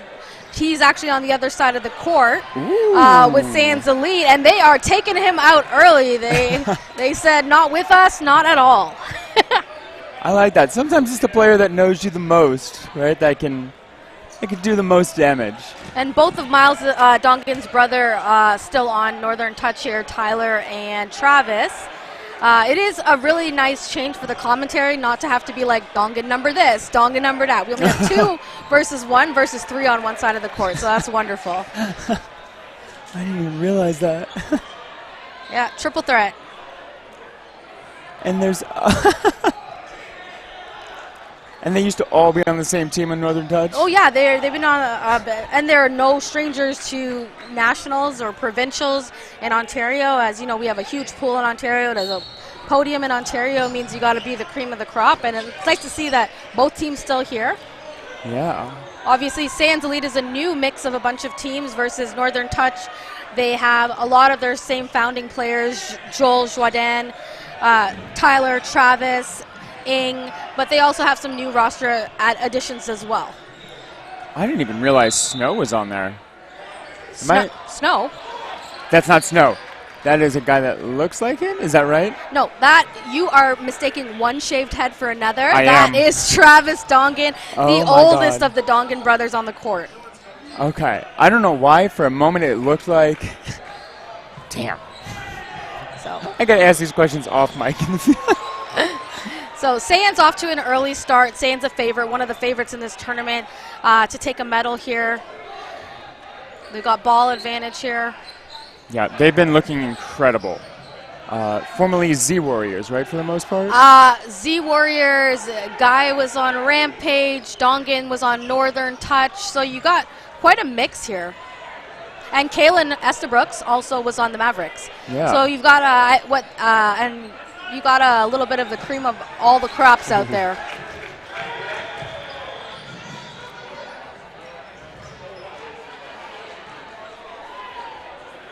Yeah, I got to play against them at the thing recently, and they're a scary team to go against. Oh, were you in Seattle? Yes. Oh, amazing. They are... There's a lot of heavy arms on the other side. I would say also a lot of heavy defense. You've got some great Dodgers in Dongan. Look there, 2-ball block on the wing there. Got Hustis, one of the best Dodgers in the game. Onus here is on Saiyan's Elite to throw. Estabrooks. Tang with a counter there. Estabrooks definitely was predicting that quite early.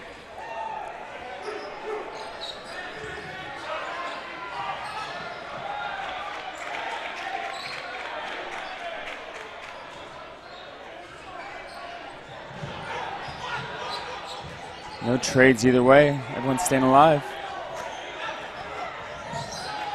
Great dodge by Joadan. All right, if you had to predict, what do you think the final score here is going to be? Or what do you think the point difference is going to be? What do you think that's going to... 2-point difference. 2 points? What about you? I'm saying 3. Okay. I'm not going to say which way. I think it's 3. Doesn't matter. Whoever gets it, the other one buys coffee tomorrow. Oh, I'm in. Great hit there by Armsden, using that arm. It's got 3 players on each side here. This point's really important for Northern Touch. It's so hard to go down 2-0 in the first half. Great block by Tang and blasted. Ing blasted. That is the younger brother of Kenneth Ing on the other team. So we got 2 brothers, 2 teams with 2 different brothers on the other sides. That's the advantage of playing patient, having that 3-ball defense, right? The second that offense has to throw, there's an opening. Saiyan Elite taking advantage of that opening immediately. Ooh, great dodge there by Josh, almost wiped out.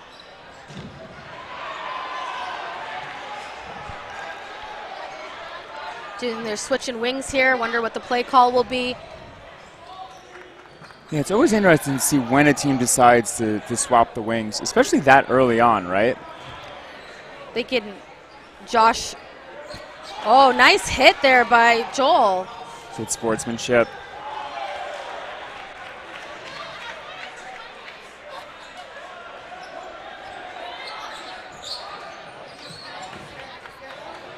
I love that move. Josh is so good at defense, but Jordan is known to break blocks so with his hard throw. And scoreboards.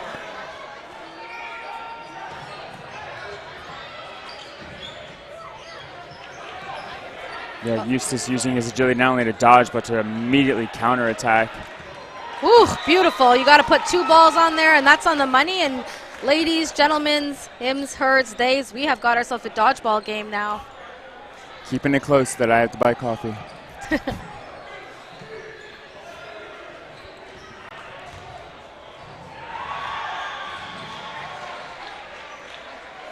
I like that. Northern Touch did a great job of closing out that match.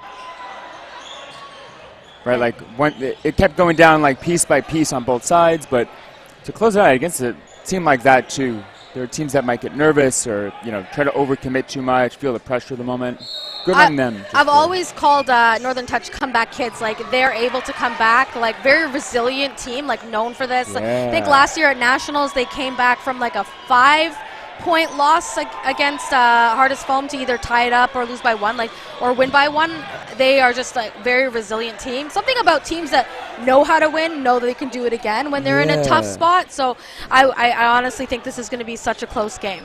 I definitely feel that. I think for as long as I've followed the Provincial Series, Northern Touch has always had these moments of, like, wait, they're beating who by 5? Or, like, right, they can either outperform or come back from a lot of stuff, and I think it really shows, like, what I assume is, like, the composure of that team, like, to be able to come back from those things or to not feel intimidated. 100%. Big hit there by Armson again. Let's feed the beast again. He's breaking blocks. Oh, I would say that was a pretty smart counter by Wu. I wouldn't usually dump the ball, but Dongan was ready for it. Yeah. Chatterton getting tapped by that second ball. Okay, at least he forced both balls on him. Right, didn't let like a double solo go off or still play 3-on-3 here.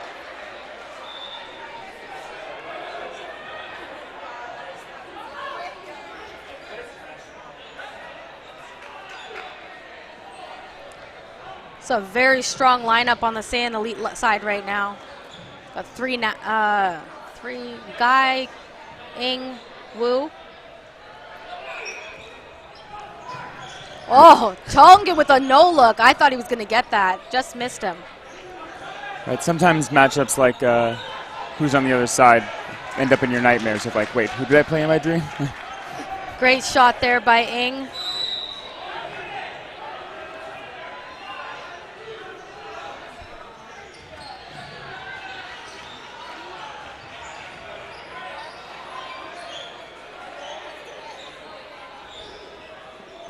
Good pump fakes. Great use of those pumps just to kind of get like a little bit of motion out of them, get a little bit of a read, and take a little bit of a shot. It feels really intense. I don't know. Ooh, and bringing it down to 2. Hoover knocking out Wu there. You got ourselves a 2-2. It feels very intense here. I think whoever wins this game, that bench is going to erupt. Oh, yeah. Great cross court there. Hoover was ready for it. Oh, great cover there by Yan, letting his teammate get back. Otherwise, Ing was going to blast him. Good work on both sides. Northern touches throw. Oh, Armson with the no-look cross court, almost. Oh, we're going into sudden death, no blocking. This is going to be even more wild, whoever wins. Yeah. So much of the Saiyan Elite side seems to have been playing on that transition, right? That counter play. And so I wonder if they're going to be able to do that as much with Northern Lights. Might change the strategy. Armsden is a huge catcher. Yeah. See, went down for it there. So, different strategy. Big Boom. shot. Hoover, also a really big catcher here. You're not going to want to throw a solo at him. Woo! Moves there. Balls collide in the air as well. Oh, big grab there. You called the catch. I am who I am. Armsden's really, really smart player. Knows when to use his offense and knows now is not the time to block and dodge because he has that. He has that catching in his depth basket. So for him, it was a smart play to kind of switch up the strategy there. You saw him go down 3 or 4 times for that grab, and people know he's going to do that, so they're trying to throw outside of him. But eventually, he got the best of it. It was either going to be him or Hoover. Yeah. And so that gives us a 2-1 for Saiyan's Elite going into the half here. Little couple chats here before we set into the second half. Northern Touch probably going to try and readjust their strategy. See, Saiyan's Elite is playing, their starting lineup quite a bit here. Estabrooks, Hustis, Sakura, Dongan, Wu stepping onto the court, Chatterton. I'm giving Armsden a break, a well-deserved break. Yeah. Yeah, and to go back to what you said earlier about Armsden, we didn't really see him commit that same way for catches before no block. So it depends. From what I've been watching Armsden since he came into the community, actually, and he will set up and post up for catches when he's playing in the middle. But right now they seem to be using him as a winger, so he's able to have that ball to block more. But obviously, when we went into no blocking, his strategy is to drop that ball because you'd rather miss a catch than block. Yeah. When you block and no blocking, you're just so demoralizing. That and just everyone kind of throws an extra 5 feet away, right? So if he's already such a good catcher, 5 feet away, just a little bit extra bonus to someone who's so good at reading those balls coming in. Way to tailor for the set, right? So Touch put their first 2-ball throw on Estabrooks. It's kind of hard not to zero in on Estabrooks, but if all you do is zero in on Estabrooks, it's gonna, you're gonna end up in a situation like this. Eyes up, Touch. He is not gonna stop if you don't. Yeah, this is why he is so hard to play against. He has aggression that is reasonably confident. Well, he's got an amazing throw, but that was a great ball on Northern Touch, taking out Ceruto. Big catch there by Joel, feeling amped. The commentator's curse. I had to hype him up only for him to get caught. Oh, Bill.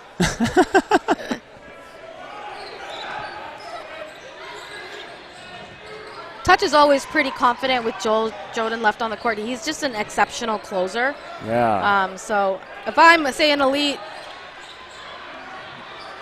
I'm trying to play around him right now. 4 balls here for Northern Touch. Let's see where the play call goes. This is something I was talking to, I think, Terry about, but the idea that, we talk about people being a right wing, a left wing, a middle, a guard, whatever you want to call them. But as you said, someone's a closer. Double! Oh. Joel there tapping Steven, and then Wu on the back end. Bringing this to a 2-2 game. Sorry, I cut you off there. Got excited. Very good reason. Right, I like having tags for players in a way, this player's a closer, this player's a catcher, this player's a dodger, right? Those attributes of a player, more so than their position on the court, which can be pretty flexible depending on the situation. For sure. And some people have depth, right? You have people that can throw, catch, dodge, do it all, but I think the rarest commodity in a dodgeball player is a true person who can execute a close on their own in a 1v2, 1v3 situation over and over again, and that is the rarest commodity I find in dodgeball, men or women. You see it. Joel's really good at it. In the women's side, Jen Ritchie was the queen of it, and now you see it a lot from Karine Biru. She's starting to become an exceptional closer. Matthew Silvera Michael Laziak, these are all like people, but it's not something that you see where somebody repeatedly closes on their own over and over again. That's a true test of, yeah, I'm an athlete, but do I also have a good mental game? Can I also predict what I do now, what's going to happen next, what's my best possible outcome? And it's a totally different sports brain that you have to have for that, and not saying that not a lot of people have it, but it's not the most common dodgeball skill in my opinion. Yeah, it's almost like a higher order trait of someone, right? Like they have that great mix of composure and catching and throwing and versatility that gives them that trait of closer. 100%. And Joel's here looking for that close, and honestly, he's got his work cut out for him. You've got two people that are just so hard to hit in Miles and Josh. Big blocker. Whoo, beautiful throw. Oh, looks that like line, or I think he slid over the back line, or yeah, maybe he did. or blocked into his foot maybe, and I thought I saw him go over the back green line by his foot, so I think that somebody flagged it. gotcha. Hey, you got a 3-1 game here. I need Northern Touch to win here, or I'm going to be paying for coffee tomorrow, and I'm not interested.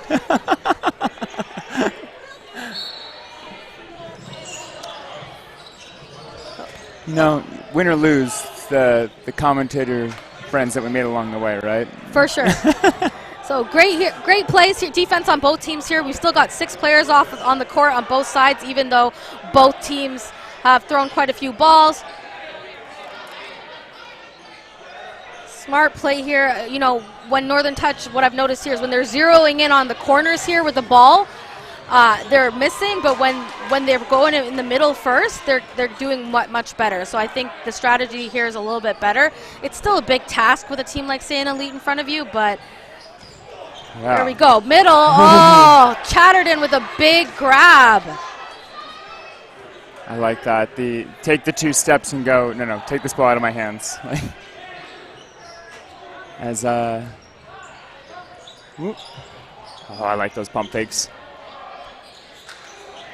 We call that the cursed ball when someone makes a catch and they throw it right back, and they throw it out of confidence and get caught. Oh. It's the cursed ball. I've never heard that one before, but it makes sense. Saiyan Elite here with a huge player advantage. 6 players still on the court because of Steven Chatterton making that catch. Big hit there on Eustis. Great throw by Tyler Dongan. Mixed them up. Their fault, 2 Ts. I think if you're going to go for someone like Sakura, right, like when there's 6 people on the court, when he can't dodge as much because he has so many teammates in so close distance to him, that's almost the time to get him. Yeah, it was a great time throw. Beautiful throw there. That's brother taking brother out. One less Dongan on the court. And now it's a 4-3 game. This is totally different. Some great throws there. Excellent accuracy. Good hits from Touch there. Those are 1-ball plays, taking out, pretty good dodging players. You also have to respect. Tang a little early on that counter. Right, everyone's trying to just glance someone, right? Like, you don't want to be too on body and get caught, so all these misses are trying to get on the border of someone who's going to try to dodge. Like, all these misses are little things adding up to slight inaccuracies. Fair enough. Oh, good stuff. Chatterton's up there baiting, and he is not going to throw that ball, but they are throwing it back at him and not hitting him. Northern Touch needs to stop taking that counter on Chatterton. It's just a lost ball. Yeah. He's making that 7-inch ball There look you like go. an 8.25 ball with the way he's I'm wondering blocking if that's a trap. It looked like a hit. I'm thinking Chatterton's out, yeah. Yeah, he's going to take it. He wasn't sure, but I think it looked like a hit more than a trap from here. Big catch there by Estabrooks if you missed that. If someone's coming close up to the ball and it's somebody like Joel throwing that can break blocks, that's sure. But if you're not a block breaker, you're just taking the bait there. Wu out now, so you've got another situation here for Joel Joden to prove that he's a closer, but he's got his work cut out. Estabrooks also still on the court. Hopefully he doesn't line bio again. He is a tall guy. I mean, this is some iteration of Team Canada, right? And Joel Joden, a gold medalist this year on the inaugural first co-ed foam team. Yeah. Team Canada, he's a gold medalist. He's earning his rights here. But especially like within Canada, to call yourself a closer to take out these three. Let's see if he can. Yeah, especially Estabrooks is a hard one to take out. Woo! Called it! Give me my coffee! And now you're in a situation with just Ceruto here. I think it'll be a quick win, and it was. Oh, my wallet's feeling They had lighter. that momentum coming on it. I'm thinking about double espressos. I'm thinking about macchiatos. I'm not thinking about anything cheap. Neither am I. Come on, Saiyan Elite, please. So right now, it's 3-2. Do we have a time check there? 1 minute. 1 minute till no blocking. Just over a minute here. I'm hearing from Mitch, our lovely live stream guru. Got just over a minute until sudden death, so we will need player advantage is going to matter a lot here. This could end in a tie. Could end. It could. I like the realization you just had. Could. It could. No, if I'm Northern Touch here, I'm looking for a quick game. You got to be real quick, though. I don't know if you can do that against, say, an Elite. Yeah. That fast, and then go into no blocking. I think you're okay leaving this match with a tie, too. I Right? sure am. Especially with all the. I think their pool is one of the heavier hitters, too. So to walk away with a tie in this match, that's got to be, you got to be feeling confident after that. Oh, he blocked. He blocked. We're not in no Oh, block yet. sorry. I'm losing it. I'm losing it. I'm getting ahead of myself. Shouldn't have got. It's the future coffee. It's the future coffee. It's the present one. All right. Whoa, good dodge there by Aaron. I like that shot by Wu right to end the second half. Okay, now we are going into no blocking, and we've got 6v5 here. Yep. Yeah. Player advantage is on Northern Touch. With Dongan on the outline. Ooh. Estabrooks safe. A split dodge.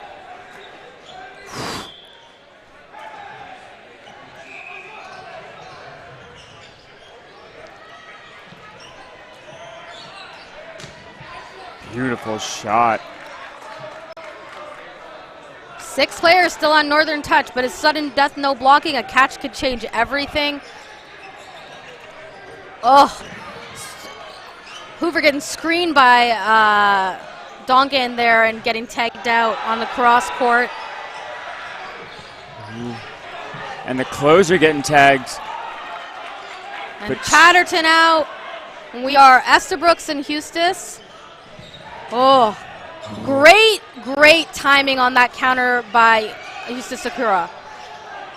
Yeah, great job finding They're that zeroing spot. in on Estabrooks, and he took advantage of them not paying attention to him.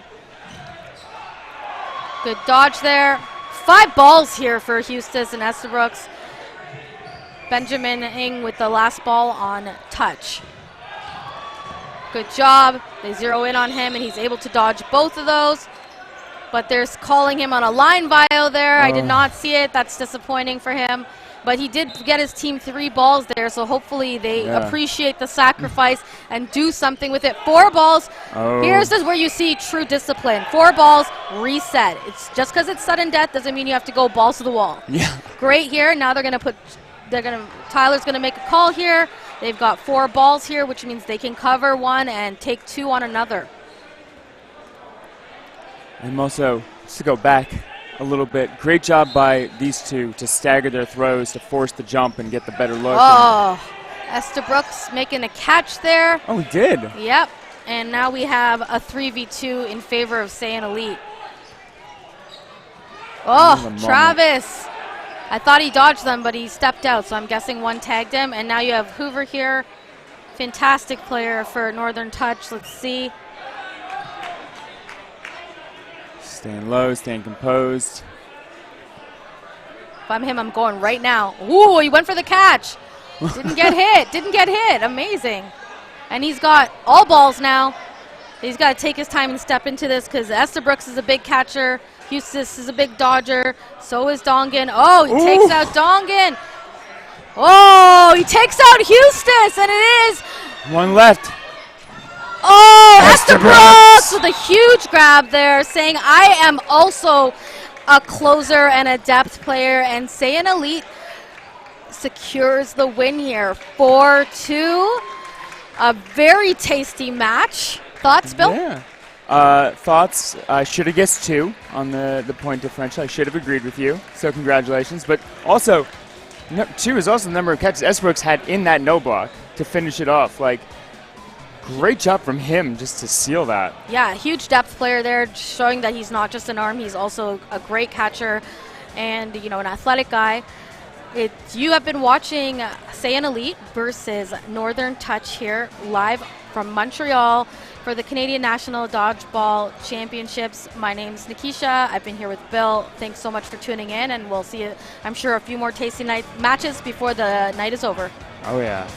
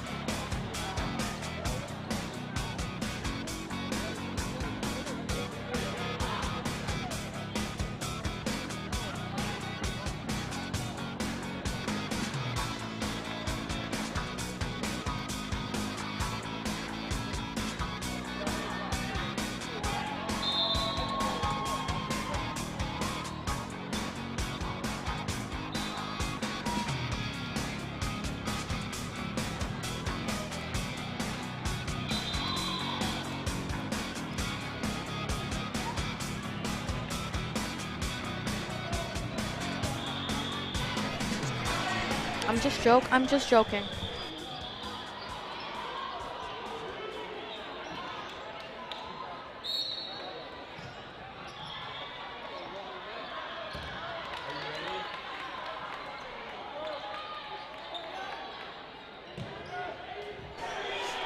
And we are live. Rainbow Thunder versus Phenomenon. I'm Bill Fisher, and I'm here with Nikisha Suku, and you are toned into the national Canadian National Dodgeball. I'm having some mic issues here. Championship live from Montreal 2023. We are heading in towards the end of the day here. I believe there's about 2 more matches left, and then everybody who's been here for a long day needs a hot bath shower. So, Phenomenon is here out of Alberta, and Rainbow Thunder, no stranger to nationals, is here out of Manitoba. Yeah.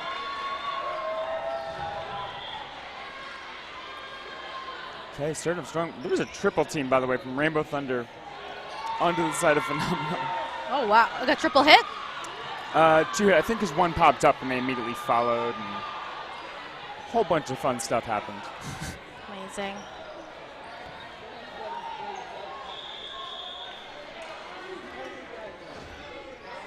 So I think Phenomenon was the 3rd seed out of Alberta. Correct. Rainbow Thunder was the 1? No, I think they were 2. 2, I got think it. Rogue was number 1, but we can check here. Rainbow Thunder 2, Nightmare 3 out of Manitoba.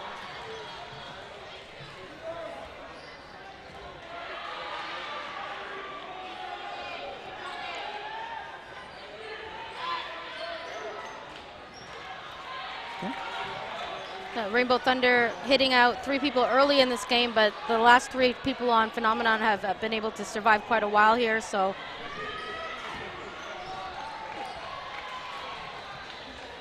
A lot of exchanging of balls here. No one's connected yet. This is where it starts getting hard, right? Everyone's got a blocking ball. Good cross court there, but dismissed.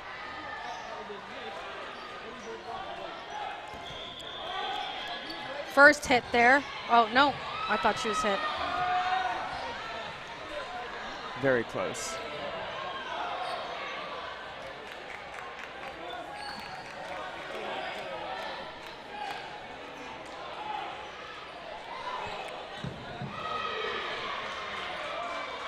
Bit of a slow start on this match here. Feels like it might just be me, but I feel like I'm not feeling the energy from either side here. Everybody's a little bit flat-footed. Might be exhausted from the day. It's been such a long day, but. There's that one. Sometimes you just need that first out to kind of break it open and start things off. 5-2 situation here for players on Thunder. Nice cross-court shot there, but good block.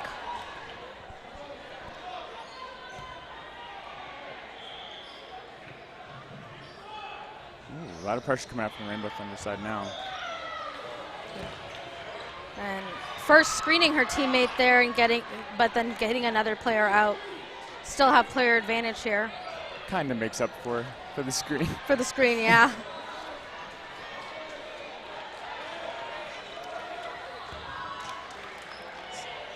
Great job blocking there. Good defense by Phenomenon. She's got her work cut out for her, though. 4 Thunders across from you is no beat. Look like. Oh. It's a game of inches. Literally is. But you're wrong, Bill. You're in Canada. It's a game of centimeters. Beautiful block there. Oh! How could I? Send him right back over the border if he does that again.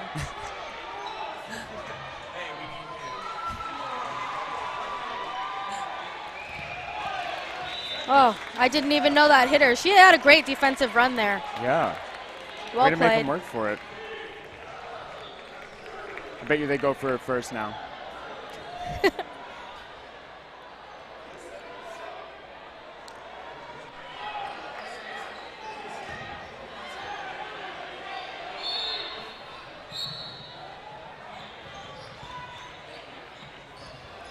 Oh.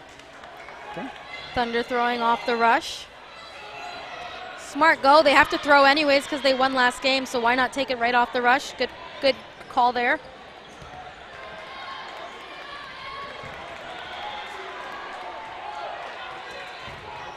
A lot of patience from both sides right now.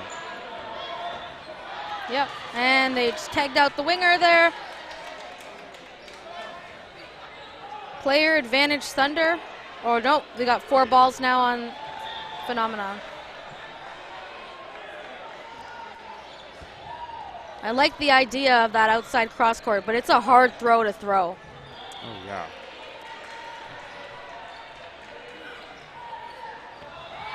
Great shot. It's one of those throws you get to mix in occasionally, but not too much. Otherwise, it's There's a few people who do it often, and it's pretty good. But it's to throw that no look outside your body is a hard throw for most people. Absolutely. Throwing the no look, inside is a little bit easier. But yeah, Rachel Creamer on Avonlea Armada is able to do that no look outside her body with a fast release very, very well. I haven't seen it from too many other people. It's one of those tools that if you have it, it's a very good throw. Block there from Phenomenon.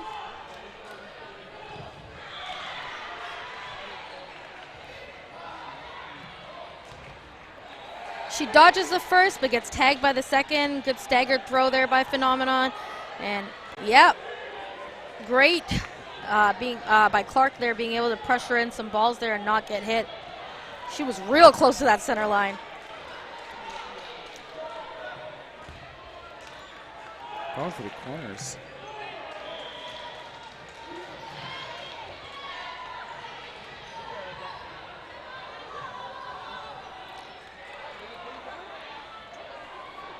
I want to see how these two teams have fared so far through day one.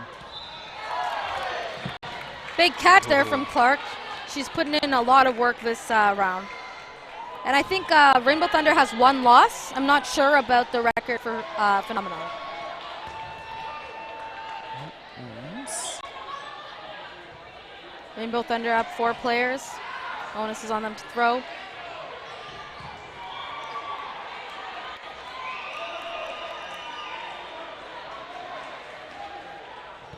Oh, Clark almost had another one. I thought she had it. I was rooting for her. Yeah, so Rainbow Thunder so far is 2-1, and Phenomenon are 0-3. So for Phenomenon, they're trying to get on the board right now. Yeah, it matters when it comes to playoffs, being able to make that. There is a lot, I think it was top 6 last year that made playoffs. I think from the pools this year, it's only top 4. So it's a much harder this year to clinch a playoff spot. And much harder this year because it's 4, but also because the talent has just upgraded. It's not a walk in the park for anyone anymore. Yeah. You have to earn every point. Great job there for Thunder. Rainbow Thunder right now also sitting there, sitting Yule, sitting JC. Some of their hard hitters, I'm wondering if they're giving them a break for load management because they've got another long day ahead of them. 2 more, potentially. At least 1. I'll be surprised if we don't see Rainbow Thunder in the playoff. They've been working at this for a while. Like I said, no stranger here for this team to be at Nationals. Absolutely.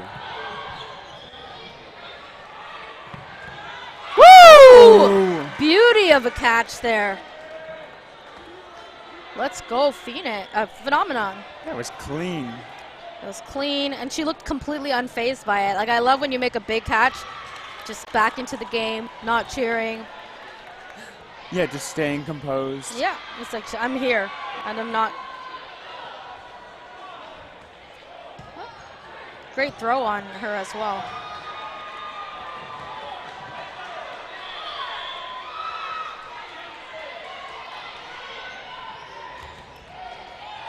Great honesty. Take a minute here to shout out our sponsors for today. They've been here all day. Antipode Restaurant, Tourism L'Oreal, Hyatt Place Hotel, and Phoenix Coffee, who has been putting in the most work of all our sponsors, keeping everybody caffeinated, and the coffee is fantastic. You can buy a pouch down there if you want to take some to go, and I've been seeing a bunch of people walking around with the pouches. And they're actually originally out of Brampton, Ontario. That is my hometown, so I will shout out Phoenix Coffee to the rooftops.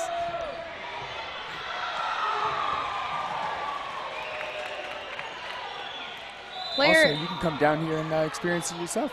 I think we're still selling tickets for day 2 and 3, so come join us. Come join us.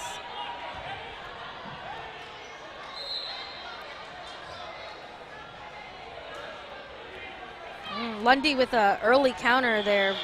Very, very shallow.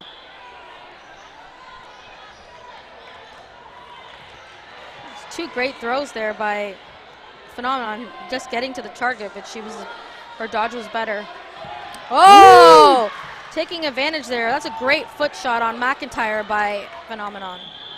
What a shot. That you can't even look away for a second. Taper double tap there. Great work by Rainbow Thunder. Oh, she went for the grab, but it's a trade now. Oh, so it's Lundy alone here. So are we going to see our first point here for Phenomenon? I love their name, by the way. It reminds me of LL Cool J. Something like a phenomenon. Bring me back, showing my age. 1v1 here.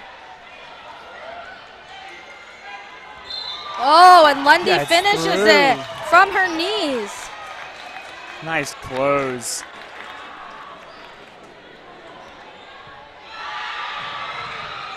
What a way to keep moving while you're throwing. And it was no block? I don't know if it was no block. I think maybe it just ended right at the time there.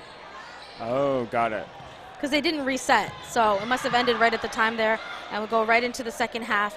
Right now, Rainbow Thunder dominating. 3-0 in the first half.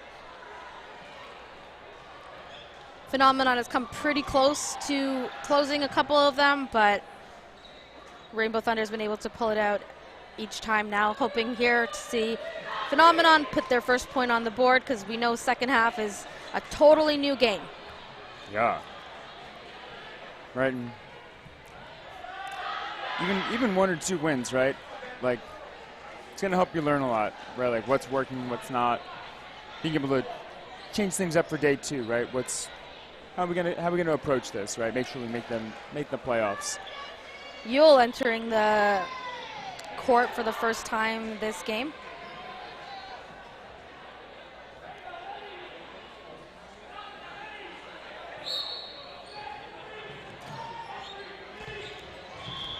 Oh, almost had a team catch. Almost a double out. Dowell read that right, though. She pulled her hands back right at the right second. Otherwise, it would have been not great. Ooh. Great job capitalizing on that. Yep. Ball advantage here for Thunder. Onus is on them to throw. Getting tagged. Joyette getting tagged by the second one there. Shout out to the retriever diving out for that ball before it crossed the line. Shaggers, the unsung heroes of dodgeball. I will scream it from the roof. It needs to be a medal position. McKay getting double tapped there by Ayul. And number 11 on Rainbow Thunder.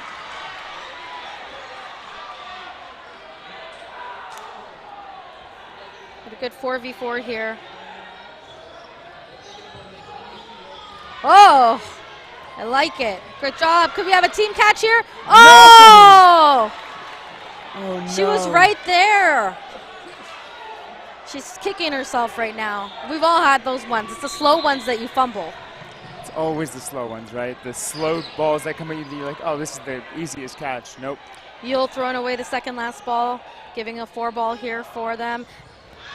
Oh, another attempt here to catch.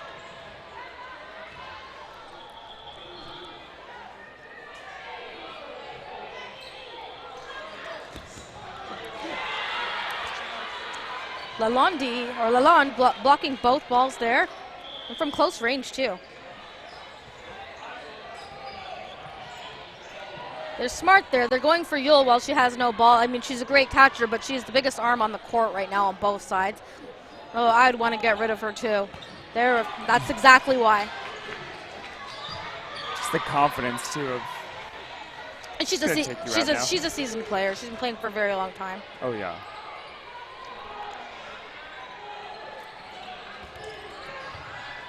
Oh, There it is. Dowell getting tagged there. That's 4-0 for Rainbow Thunder, really running away with this now.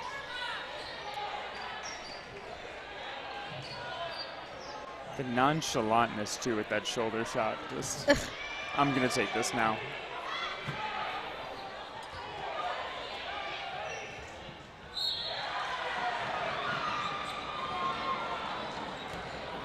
Great block from close range there. Oh, great survival off the rush. Not the easiest place to survive if you're getting targeted.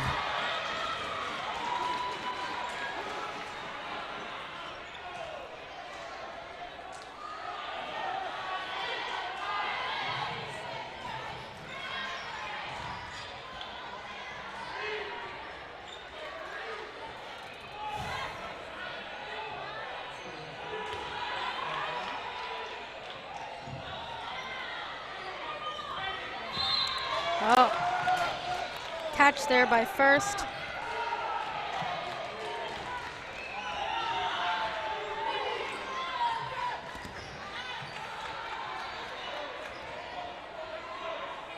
Still in rim with the Goyette blocking. Yeah, Goyette blocking both of them. Good pressure here by Thunder. Nice tag there. Thunder, they come up and they pressure, but sometimes they scream their corner players there. Seen a couple of those happen today in this game and in a couple of other games. I do appreciate them keeping that space, right? Making them work for that front line and making it hard to take that shot that you want.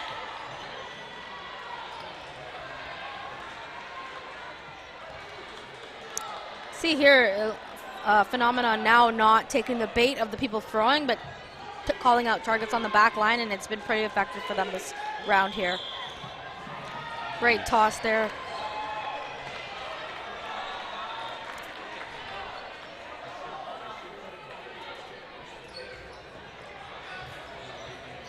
Bounce. I like the idea with the foot shot, just a little short.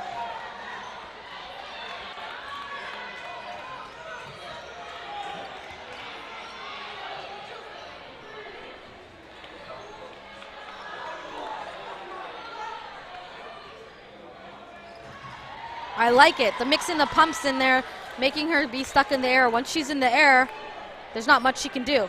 Yeah. A great call there on the pumps, getting her to just predict her movements and then tossing. Great block. Four balls here for Phenomenon. Pump fake is worth its weight in gold. If you can get someone to jump or show their hand a little bit, it makes your life so much easier. For sure. That was Lundy that just blocked that ball, so now the onus is on Thunder to throw. Let's get your feet moving here. Oh, good job.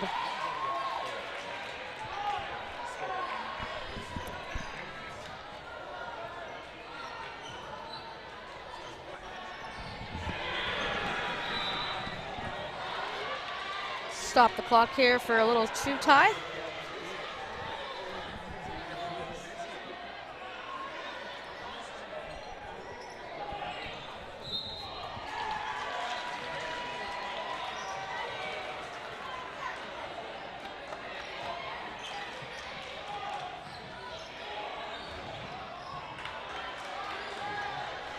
So 4-0, right? Still no point for Phenomenon.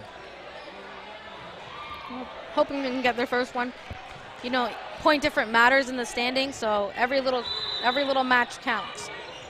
Absolutely. With First throwing that way too wide and then getting countered far off too.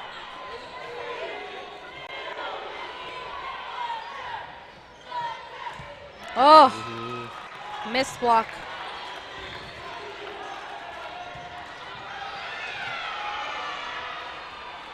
How much time Dowell do we and have left Chung. now?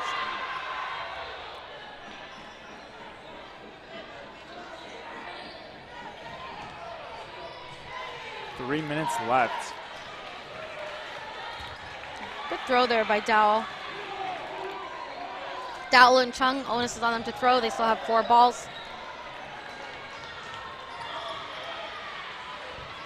Two-ball play there on Amanda first, but she dodges it, and then Chung tagged out by Lundy. Dowell alone here. A fantastic counter to get that out, too. Right time. Right time, right spot, pays off. Dowell still staying alive here. She's got a chase here. Oh, just a little high. I want to see how Phenomenon takes this next set coming up. Right, with just about 2 minutes left, right? How they tagged out on the foot there, Dowell. Good showing though.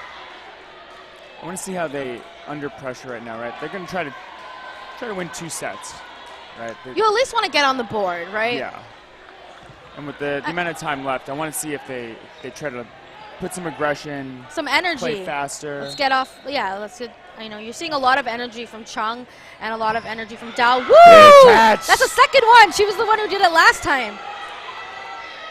Oh my God! Great work.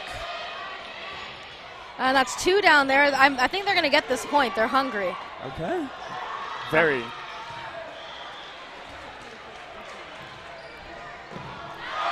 It's not easy to beat a team like Rainbow Thunder. No. But who's been playing together for how long? Not sure exactly, and they've had some roster changes. Looking over at Mitch. He says a long time. Thank you so much for that clarification, Mitch. Somewhere between a week and forever. Rainbow Thunder now tying up the players, but 4 balls here for Phenomenon. They're really going to need to make that hit, and they do.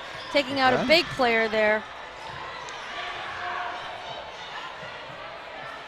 You see this a lot. Players stagnant on their feet.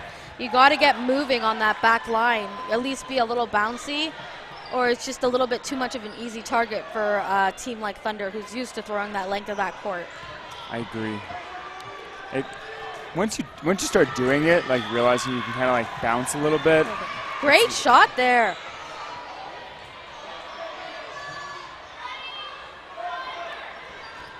Chung has had good movement all game. She's moving up and down the court. She's probably the most energetic on this team, and she's being able to dodge a lot. And now, Dowell getting tagged out on the cross. I'm really hoping Phenomenon can close this one out, but they have their work set out for them here. Yeah, I want to see maybe another catch. Another leg catch from... Oh, God. Oh, we're in no blocking now, right? Are we? Yeah. Okay. All right. Let's close this out strong. This has been a great win for Thunder. Rainbow Thunder, not Edmonton Thunder, just so we're clear. Oh. Ooh. Last player left, but I believe in Chung. I think she's going to do this. Yeah. She's been great at dodging. Oh. She caught it. I think it's a catch, or at least a trap. No. They're calling it a hit, and that's it for this game. Rainbow Thunder takes the cake, 6-0, putting them at a 3-1 record now. Yeah. Phenomenon still in good spirits. They're a newer team to nationals. I'm sure we're going to come back and see them next year with different strategies and stronger play tactics. It's a new ball game here for them as well. So, you know, we've all had that first year playing competitively on a new team. It is not always the easiest road, but it can make you real resilient, and eventually they'll be killing it very soon too. Oh yeah. Lots of hugging after the game, lots of friendship. There's one thing I've noticed is that once I see a team play once, by like year 3, they're like a completely different team. It's like watching the Monstars after like the first 10 minutes of the movie. After Jordan touched the ball? Yeah. Well, speaking of high-level competitive teams with crazy records, we're going to see a game here. I'm seeing Reckless players enter the court here. They are a favorite here, one of our favorites for medaling this year. Lots of national players on that team. Got 4 or 5 from the women's foam team. Got Nicole Gomes, who had her first touch at the world stage last year on the inaugural co-ed gold medal team. So they're warming up here. They'll be playing another not so stranger to the national stage, Scotia Sirens, Halifax's finest. So should be a good match. Yeah. So last match of the day, Sirens and Reckless. You're tuning in to the Canadian National Dodgeball Championships, and we'll get you started very shortly on this game from Montreal. It's been a pleasure. My name's Nikisha. I'm Bill Fisher, and I hope you come back and watch day 2 and day 3. Absolutely. We'll talk to you soon.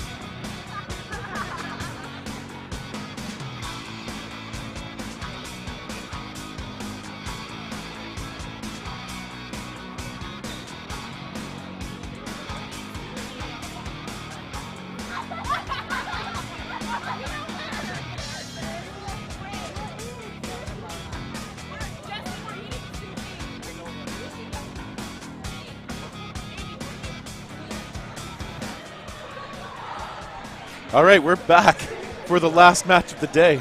It is the Sirens playing out of Nova Scotia against Reckless playing out of Ontario. And once more, Terry Thrasher here with Nikisha Suku. Hello, everybody. Live from Montreal. Last match of the day. We got both teams with teal on their jersey against each other. I think the Reckless one's a little more aquamarine. Yeah, that's but fair. Pretty similar. We've got some national people who have made presence in the national program on both sides here. Yeah, exactly. Reckless, obviously, kind of stacked with nationals experience. Understatement, but yes. But I mean, they are losing some of them. We have Jacqueline on the corner here, just with Jacqueline O'Quinn is the twin sister of Jessica O'Quinn. And she's been off all day today. She's injured herself in practice. She's got pins in her hands, so she'll be sitting that out a lot of the time, and that is a big player loss for Reckless for the overall tournament. Scotia Sirens lining up now as well.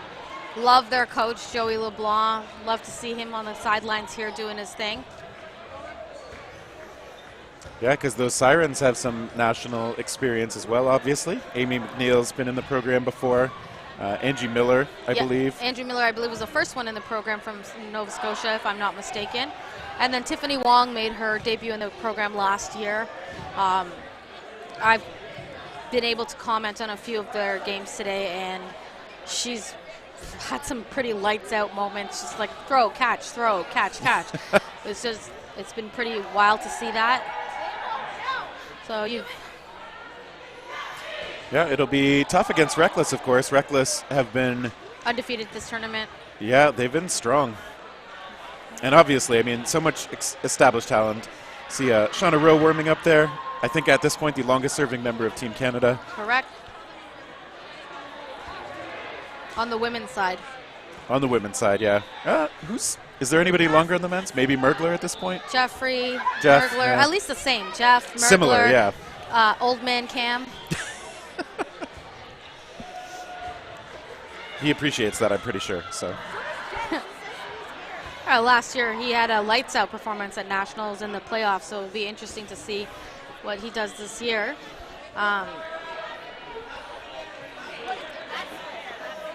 Reckless starting with a strong line: O'Quinn, Croft, Mora, Pereira, Del Rosio, and Rowe. They've got 5 right now. I thought Rowe was on. Oh, there she is. She's coming out. Yeah, Reckless 3-0 and plus 12 coming into this match. Sirens, 2 wins and only 1 loss and plus 8, so they're doing well. They're hanging in there. And we're off. Reckless was just such a fast rush. I think right off the way, taking out Angie Miller. And they have a lot of aggressive plays off the rush, too. Shauna Rowe showing short. Sweet dodge by Jessica O'Quinn. Just sliding around. And she's so elegant. So elegant. Dodge there. All right, we see Croft in the corner saying, no, I blocked. See, this ball here.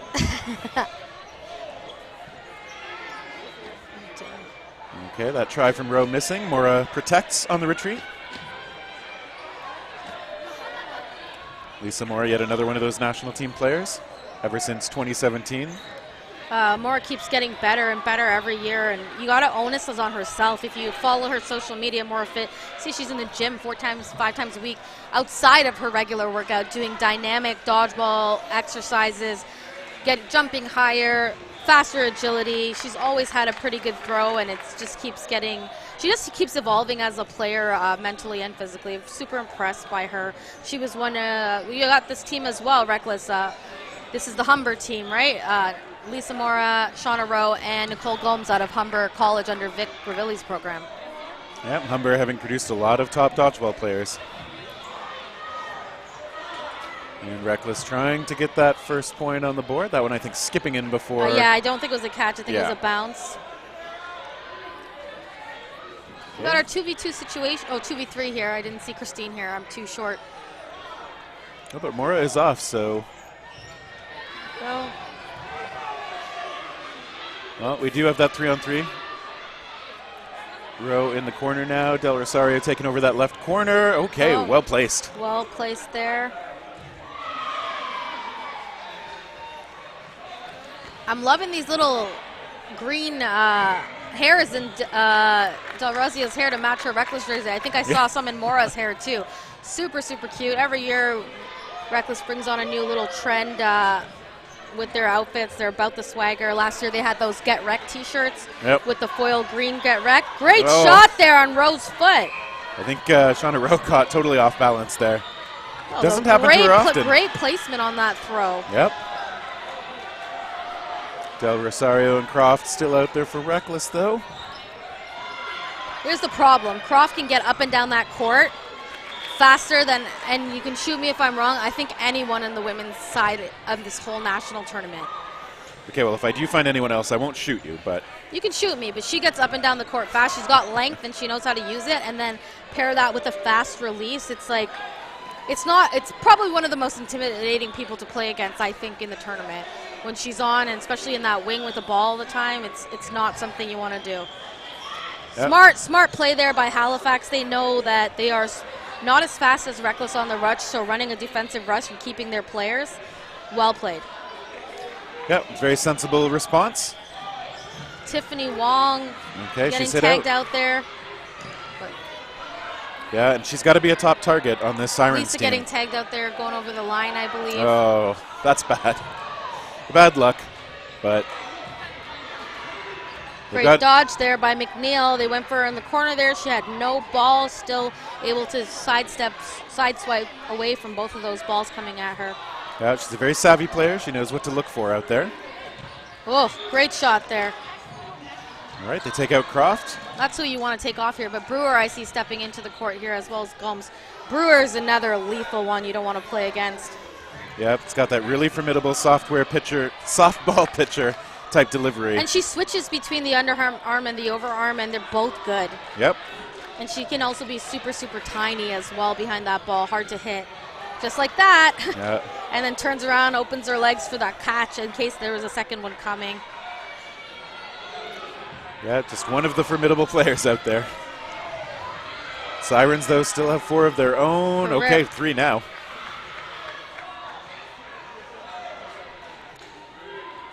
Okay, they're going to get to set up on offense. Preemptive shot. Okay, Brewer just ready for that. And ready to come out swinging, too. Just missing on that last shot, but leaving her mark on this point already. Oh, they double tapped her there. She got her 2 hands on one of those balls, too. I feel like there was a chance at another catch. But she's quite the athlete. Yeah. Baseball background. I love, one thing you always see with Brewer is her mama and her pops. They are always here supporting. I love to see families coming out and supporting dodgeball, and they are lovely people. She's got a great support system here, always here getting her food and cheering her on. That goes a long way to help keep the morale up, keep the energy up. Whoa, beautiful dodge there by Lisa. 3 dodges. Just so agile. Yeah, it is part of her mark out there. She's got the energy. She's got the vertical hops. She's got a good throw, too. Stepping into that one. And the last couple years, she started catching more, too, so she's truly developing herself into that triple, quadruple threat. Nicole Gomes getting tagged out there. You've got the oldest of the 2 Humbers. It was all 3 of them before, still in play. Great toss there by the Sirens. Yeah, they're trying. She was on last time too as well. Number 10 on the Siren. I think it's 10 or 18. It's hard to see from here. Great block. Oh, I thought she blocked that. She's been playing a pretty good last person on game. Yeah, coming close there. Dropping that second point of the set, but not quite able to secure it. If you're just tuning in here, we're at the last game of the day here. Just want to take a moment to thank our sponsors for day 1 of 3, Antipode Restaurant, Tourism L'Oreal, Hyatt Place, and my people from out in Brampton coming all the way to Montreal to serve us the best coffee on the planet, Phoenix Coffee. Yeah, I had some of the coffee earlier. Big fan already. 1 cup. That's all it took. Jessica O'Quinn. Captain O'Quinn coming out and just dicing that off the rush. There's one of those aggressive rush passes and tosses that we've talked about. They're very, very good at this on Reckless. And they're doing good target selection here. I see them zeroing in on McNeil. McNeil and Wong have been playing beside each other a lot in this tournament. I think they decided to split each other for this team in particular. Oh, great pump fake by Wong there. I thought she was going to go. I was already calling that hit. I know that's that's a good fake when it fools the commentators too. Okay, they find Mora. Nice shot. I think that was McNeil's ball taking her out. McNeil's such a solid player. Oh. Okay, one of those. Great shot there by O'Quinn. Like you have Brewer and O'Quinn both able to fake and deliver on the underhand or the overhand shots. Well, I guess all I got to say is you guys are lucky Jack's injured or there'll be 3 of those coming. Yeah. Kenley, too. Kenley will do both. Kenley, yes. So I feel like... everybody. I feel like Jacqueline and Jessica and Brewer use it a bit more. Yeah. And, okay. Gomes able to draw in quite a few balls there. O'Quinn is captaining, calling the plays here. Okay, nice catch by Wong. Yeah, 3 balls on... Oh, did Wong catch one? She got the first one, yeah. Oh, I did not see that. You got to stand up. Saw the other 2 tap her. Yeah, everything was on the mark, but she did secure the first one in on her, so well played. 4v4 here. McNeil, teammate bringing her back. Great cover there by the Sirens, not letting leaving McNeil out to dry. Oh, Brewer with a good one. McNeil was not looking there. She got lucky by that block. I think the thing with that sets Brewer's windmill apart from everyone else's is her timing. She has the most impeccable timing. Like the moment you're not paying attention to her, it's game over. Like she will throw that ball. Yeah, she's very aware of those opportunities and can obviously deliver the ball so quickly. She's like not super flashy other than that, so she can stand in. Ooh, great dodge there by O'Quinn. I would have took that too if I was McNeil. Yeah. Yeah, you got O'Quinn up that high on the court. Like, worth a shot, but she was ready, and now they send a couple onto her. Doubled her up. So they said, get her out of here. Still got a strong roster on here. Pereira and Del Rossio. Oh, well, that was a hit. Pereira here. Let's see what she can do. She's one of my favorite players in the whole community. She sends a safe throw in. And oh, bunked on the head. Okay, yep. Sirens taking their first win. We got a 2-1 game here. Can we get a time check, Mitch? He's busy eating. Oh. Mitch, never doing anything. We got to believe that it is late in the first half here. In fact, they're starting with the balls. Perfect. So we're going straight into no blocking. That is why they're starting with the balls. No opening rush here. Blocks. If you block, it counts as a hit if you're new to the game of no blocking here. Yeah, so Sirens looking to tie it up. O'Quinn making her block, and she's got to go. That's the worst feeling. Drop the ball and catch. Like when you forget and you block, and then you feel good about your block, then you realize it wasn't counting. Sucks. Yep. Bad beats. It's happened to everybody, Long I think. here with a big pump. Yeah, she's still committing to those. Yep. She's a great player. And you know, if she sees a good one, she'll let it go just like that. She did. Both teams playing no blocking like it's an actual dodgeball game, not going crazy. Jocelyn letting a few of those fly from the corner, but not connecting. Yeah, both teams taking some fairly safe shots overall in a lot of cases. Okay. Whoa, Wong! Oh, I wanted that for her so much. That was beautiful placement where she was. She was ready. But that throw was hard enough to pop back out. So good job for Reckless. Sirens with the player advantage until just now. Tagging out, putting 2 balls on McNeil. Smart target by Reckless. Yeah, and I like the stagger timing there again. And they put a couple over toward Brewer, but not able to hit her this time. I mean, any 3 of these people right now on Reckless, it just sucks to play against them. They're so good, all three of them. And Sirens with the task cut out for them here. Good dodge. Oh, they're calling it a hit. Okay, well. Reckless going into the half up 3-1 against the Sirens. A new half is like a new game if you want it to be. So hopefully the Sirens are going to rally here, talk some strategy. Reckless looking to keep the momentum on their side. Exactly. Only down by 2. It is not insurmountable by any means. Sirens have a lot of talent on their side, so see if they can come out swinging in the second half.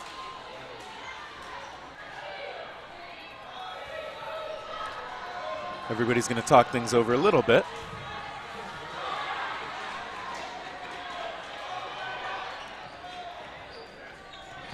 And like I said, like any point here matters for point difference. Like you said, Scotia Sirens is +8. So let's see if they can get another point or two here. It matters for your playoff standing. This year, only top 4 from each pool make the playoffs, so each point really, really, really matters. Yeah, exactly. Coming into this match, the Sirens are one of 3 teams in Pool B with 2 wins and a loss. And they've got the +8. Next highest team is Rogue with +4. So, you know, pending results happening elsewhere in the arena right now. I think Rogue looks like they're up by 1 over Armada. So that's also standings implications. Both of those teams are 2 of the other 2-1 teams. So plus minus, big deal. These games really matter. Like this last game really matters for tomorrow's standings. All around here. And everybody is getting ready. Wong is going to be running out of the corner again. Okay, scoops that ball back after a bit of a bobble. Well, both teams deciding to be defensive here. No one throwing off to the rush.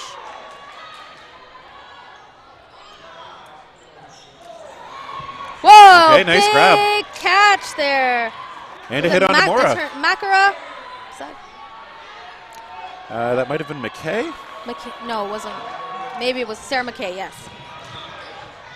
Okay, shot taken out Wong.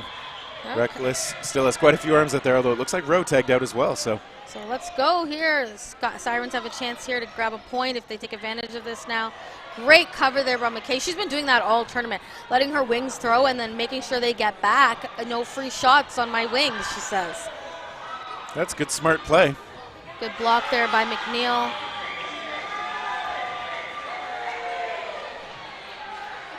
Miller calling the play here. Oh, Okay, on Croft. Great shot there by McNeil. McNeil's been so good this tournament. So reliable. She's like Old Faithful, like just a super reliable, skilled player. Yeah, exactly. Very, very smart about how to play too, and the athletic talent to back it up. Wonder what the play call will be here. This will matter.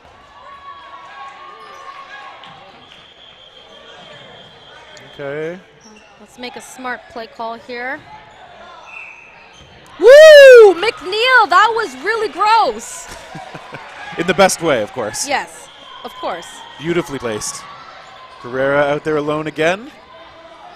High energy player. Oh, she's going to put on a show here because there you go. Because she's not no blocking here. Last time she was stressed out by the no blocking. Here, she's going to put on a show.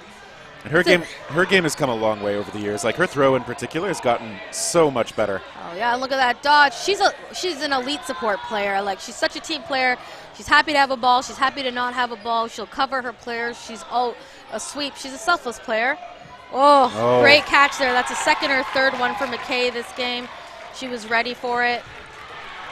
No easy task there. The odds were in the favor of the Sirens with the, when you're left out alone there by your teammates, there's only so much you can do. And we like a close game here. We like a close game. Agreed. 3-2. It's a good score. Kimberly Chin stepping into the court for the first time this game for Reckless. The big teal bow in her hair. Yep. Looking like a little kid. And speaking of, adorable young kid in the stands somewhere. Oh, absolutely adorable. Good hop dodge there by Chin. Reckless with 4 balls. Shauna Rowe calling the play. To the line. Okay, they get a hit.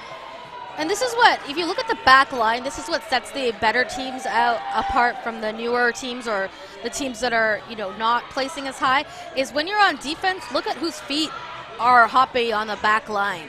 If you're stagnant on the black line, both of these teams have been very, very agile on the black line. They're ready to move. Yeah, you got to be ready because obviously at this level there are so many players who can take shots that you don't necessarily expect are coming your way. So you 100%. cannot relax on defense. Yeah, look at these girls all on Sirens moving back, and McPhee with a big catch there, sending more off the court, and we've got a 5-4 player advantage for Sirens. Yeah, Captain McPhee coming in clutch with that. Playing with glasses on too, which always scares me for the athlete, but she seems comfortable out there. Right. Okay, they get long. Beautiful execution by Brewer there. They pulled the play on the left side, Croft did, and so it made it look like Jocelyn Brewer was going to hold, and then it was actually her to throw, which was ingenious. Yeah, Wong was shaking her head when she walked off. I don't know what she was saying, but I'd like to imagine it was, I don't know what to do about that. Something along those lines. Well, Wong's one of those players that can do something about that. She's got the skill level, so let's get her back on the court for some revenge. Miller just dodging that one. I like that she committed, though, to that dodge, just scrambling around on the ground to make sure she stays on court. There's one of those underhand deliveries from Croft. Cross court this time. Yeah, it was a good block by Miller, fully clean. Yep. Brewer throwing that one away, getting a little rushy here by Reckless. 4 balls here for Sirens. Let's see if they make the right play here. Stephanie Pereira, like I said, elite support, able to dodge both of those balls and stay alive and then get up there and cover Kenley right away. Like, that is very, very good IQ. Yep. Like, she was up there before Kimmy was up there to cover Kenley. Okay, that said, I mean, we see Reckless is really forcing the issue. I would like to see them just try for the extra ball and set up at least once here. I love this lineup, though. You have these 2 monsters on the corner, Kenley and Brewer, and then you have Kimmy and Pereira just totally, Chin and Pereira, totally hard to hit. And then when they do pick up a ball, the first thing they do is protect their wings. Like, this is why Reckless is such a good team. Yeah, they have some good balance through a diverse cast of players on their lineup. So we're seeing it come out. But I do agree with you that Reckless is throwing a little bit too early here. Like, get patient, get that ball. You have the player advantage. Boom. Wait for that opportunity. Yeah, they can make it work, and I mean, it's right there in the team name, so. Angie with her work cut out for her. That was a hard one. Yeah. And Reckless takes that point. 4-2 for Reckless. Well executed there. And I would say, yeah, the hits there came from multiple people. Kenley on that one, but I would say the support from the middle from Kimmy and Stephanie just being able to come up, wave around the wings, protect them, get them back, even after they're throwing the ball, wave around, get them back. It gave them the multiple opportunities to win that game. So great job on the support there from the middle. All right, Sirens gonna see if they get to the rush. Not quite as quickly, so again, it's okay. Brewer not quite handling that cleanly, so electing not to take the shot, and nothing happening off the rush this time. Quinn ready for a big play call here. Mora missing. McNeil. 4-ball play here. All right, Chin deferring the corner to Brewer. Just keeps threatening that windmill.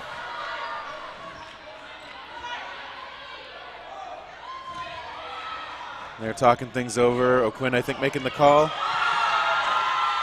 Just tagged on the top of the ponytail there for Miller. Yep, shave your head for dodgeball. That's what I always say. Oh, Terry. You'll do it one day. Okay, and there goes one for Brewer. I like the fake and then just step into it to take. Okay. But Wong was ready that time. Let's make a... Oh, still on Reckless to go. Oh, 4 balls here. Yeah, and as time grinds down, it is on the side of Reckless with the lead. Let's see what the play call here was for McPhee. I like it. 2 balls down the middle. Let's try and get a target and not zero in on the wings. just missing, but I like the play call. 4 balls for Reckless as they come to the line. We send 2 over to McNeil. Oh, okay, Pereira with the catch. Yeah, she got the ball from Wong and made the catch. Great play, bringing the 6th person back onto Reckless.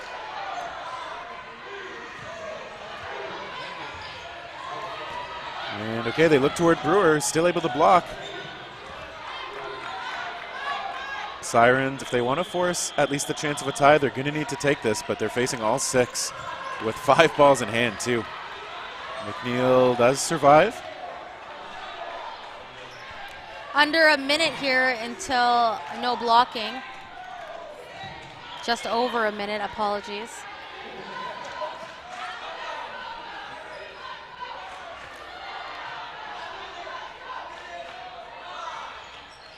Okay, to the line, the Sirens. Okay, that one Quinn caught. with another catch here. McKay made a bunch of catches this one, so Quinn was letting her know that she too can catch. Finley just getting destroyed there, all the balls at her, and it looks like 5-2. And if we're going to go into sudden death, I'm thinking Reckless is just trying to run away with the score and solidify the top spot of the tournament. Well, they still have a few more round robin games tomorrow, actually. Yeah, but at least top spot in the pool. For today. Tomorrow is a new day. Looks like it is over. I'm looking at the other team there. Looks like it is 4-3 for Avonlea Armada against Rogue. Right, yeah. There's Rogue. some slugfests out here today. Oh, and just, yeah, this is Armada, that looks like an exciting game there. Yeah, but back on this court, we see Reckless taking out Wong, who's in the middle this time. Okay, they also get McPhee in the corner. Kimberly Chin just running out and pumping and chasing people away when she has no ball. She is the definition, if you look in the Webster Dictionary, of reckless. You'll see a little picture of Chin. Way back when I started coming to play in tournaments in Toronto, I remember playing against Crunch and just never seeing anyone play the way Kimberly Chin did, with like just sweeping balls back to her side fearlessly and blocking like point-blank shots from intimidating throwers. Just totally confident, playing out her role perfectly. She's a pioneer in the pressure game for women in co-ed. It was, before it was like if you could catch only or if you had an arm, but she pioneered a way for women to really get into, be effective in the co-ed game, and I don't think she gets enough credit for what she's done for creating. Everybody looks at this pressure player, this 2-5 player and stuff now that you see in dodgeball, and that's a style she pioneered. She was the first, at least that I ever saw years and years ago, being able to do that, and now it's such a popular style. Yeah, I definitely noticed it the first time I played against her. Very impressive stuff, and Reckless looking impressive as they secure that 6-2 final score over the Sirens. This has been a last game of the night here on Court 1. Terry, what are your thoughts of the day? Well, it's been a long day. I'm still super grateful to Phoenix for the coffee, but I don't know if I've seen any results that have been truly shocking to me, but there's been a ton of excellent dodgeball. There's still a great match between Armada and Rogue going on another court. And this would truly be an upset for a win, because Rogue is a silver medal coming back, and I don't even think Armada made playoffs last year. So coming back strong, we have to say maybe it has something to do with Coach Ritchie. That's right. Yeah, Armada has medaled in the past at Nationals, but it has been a few years. Yeah, they were a team to beat a few years ago. Woo! Big catch there. Exciting match over there, and they are just super excited by the upset. I hope they calm down.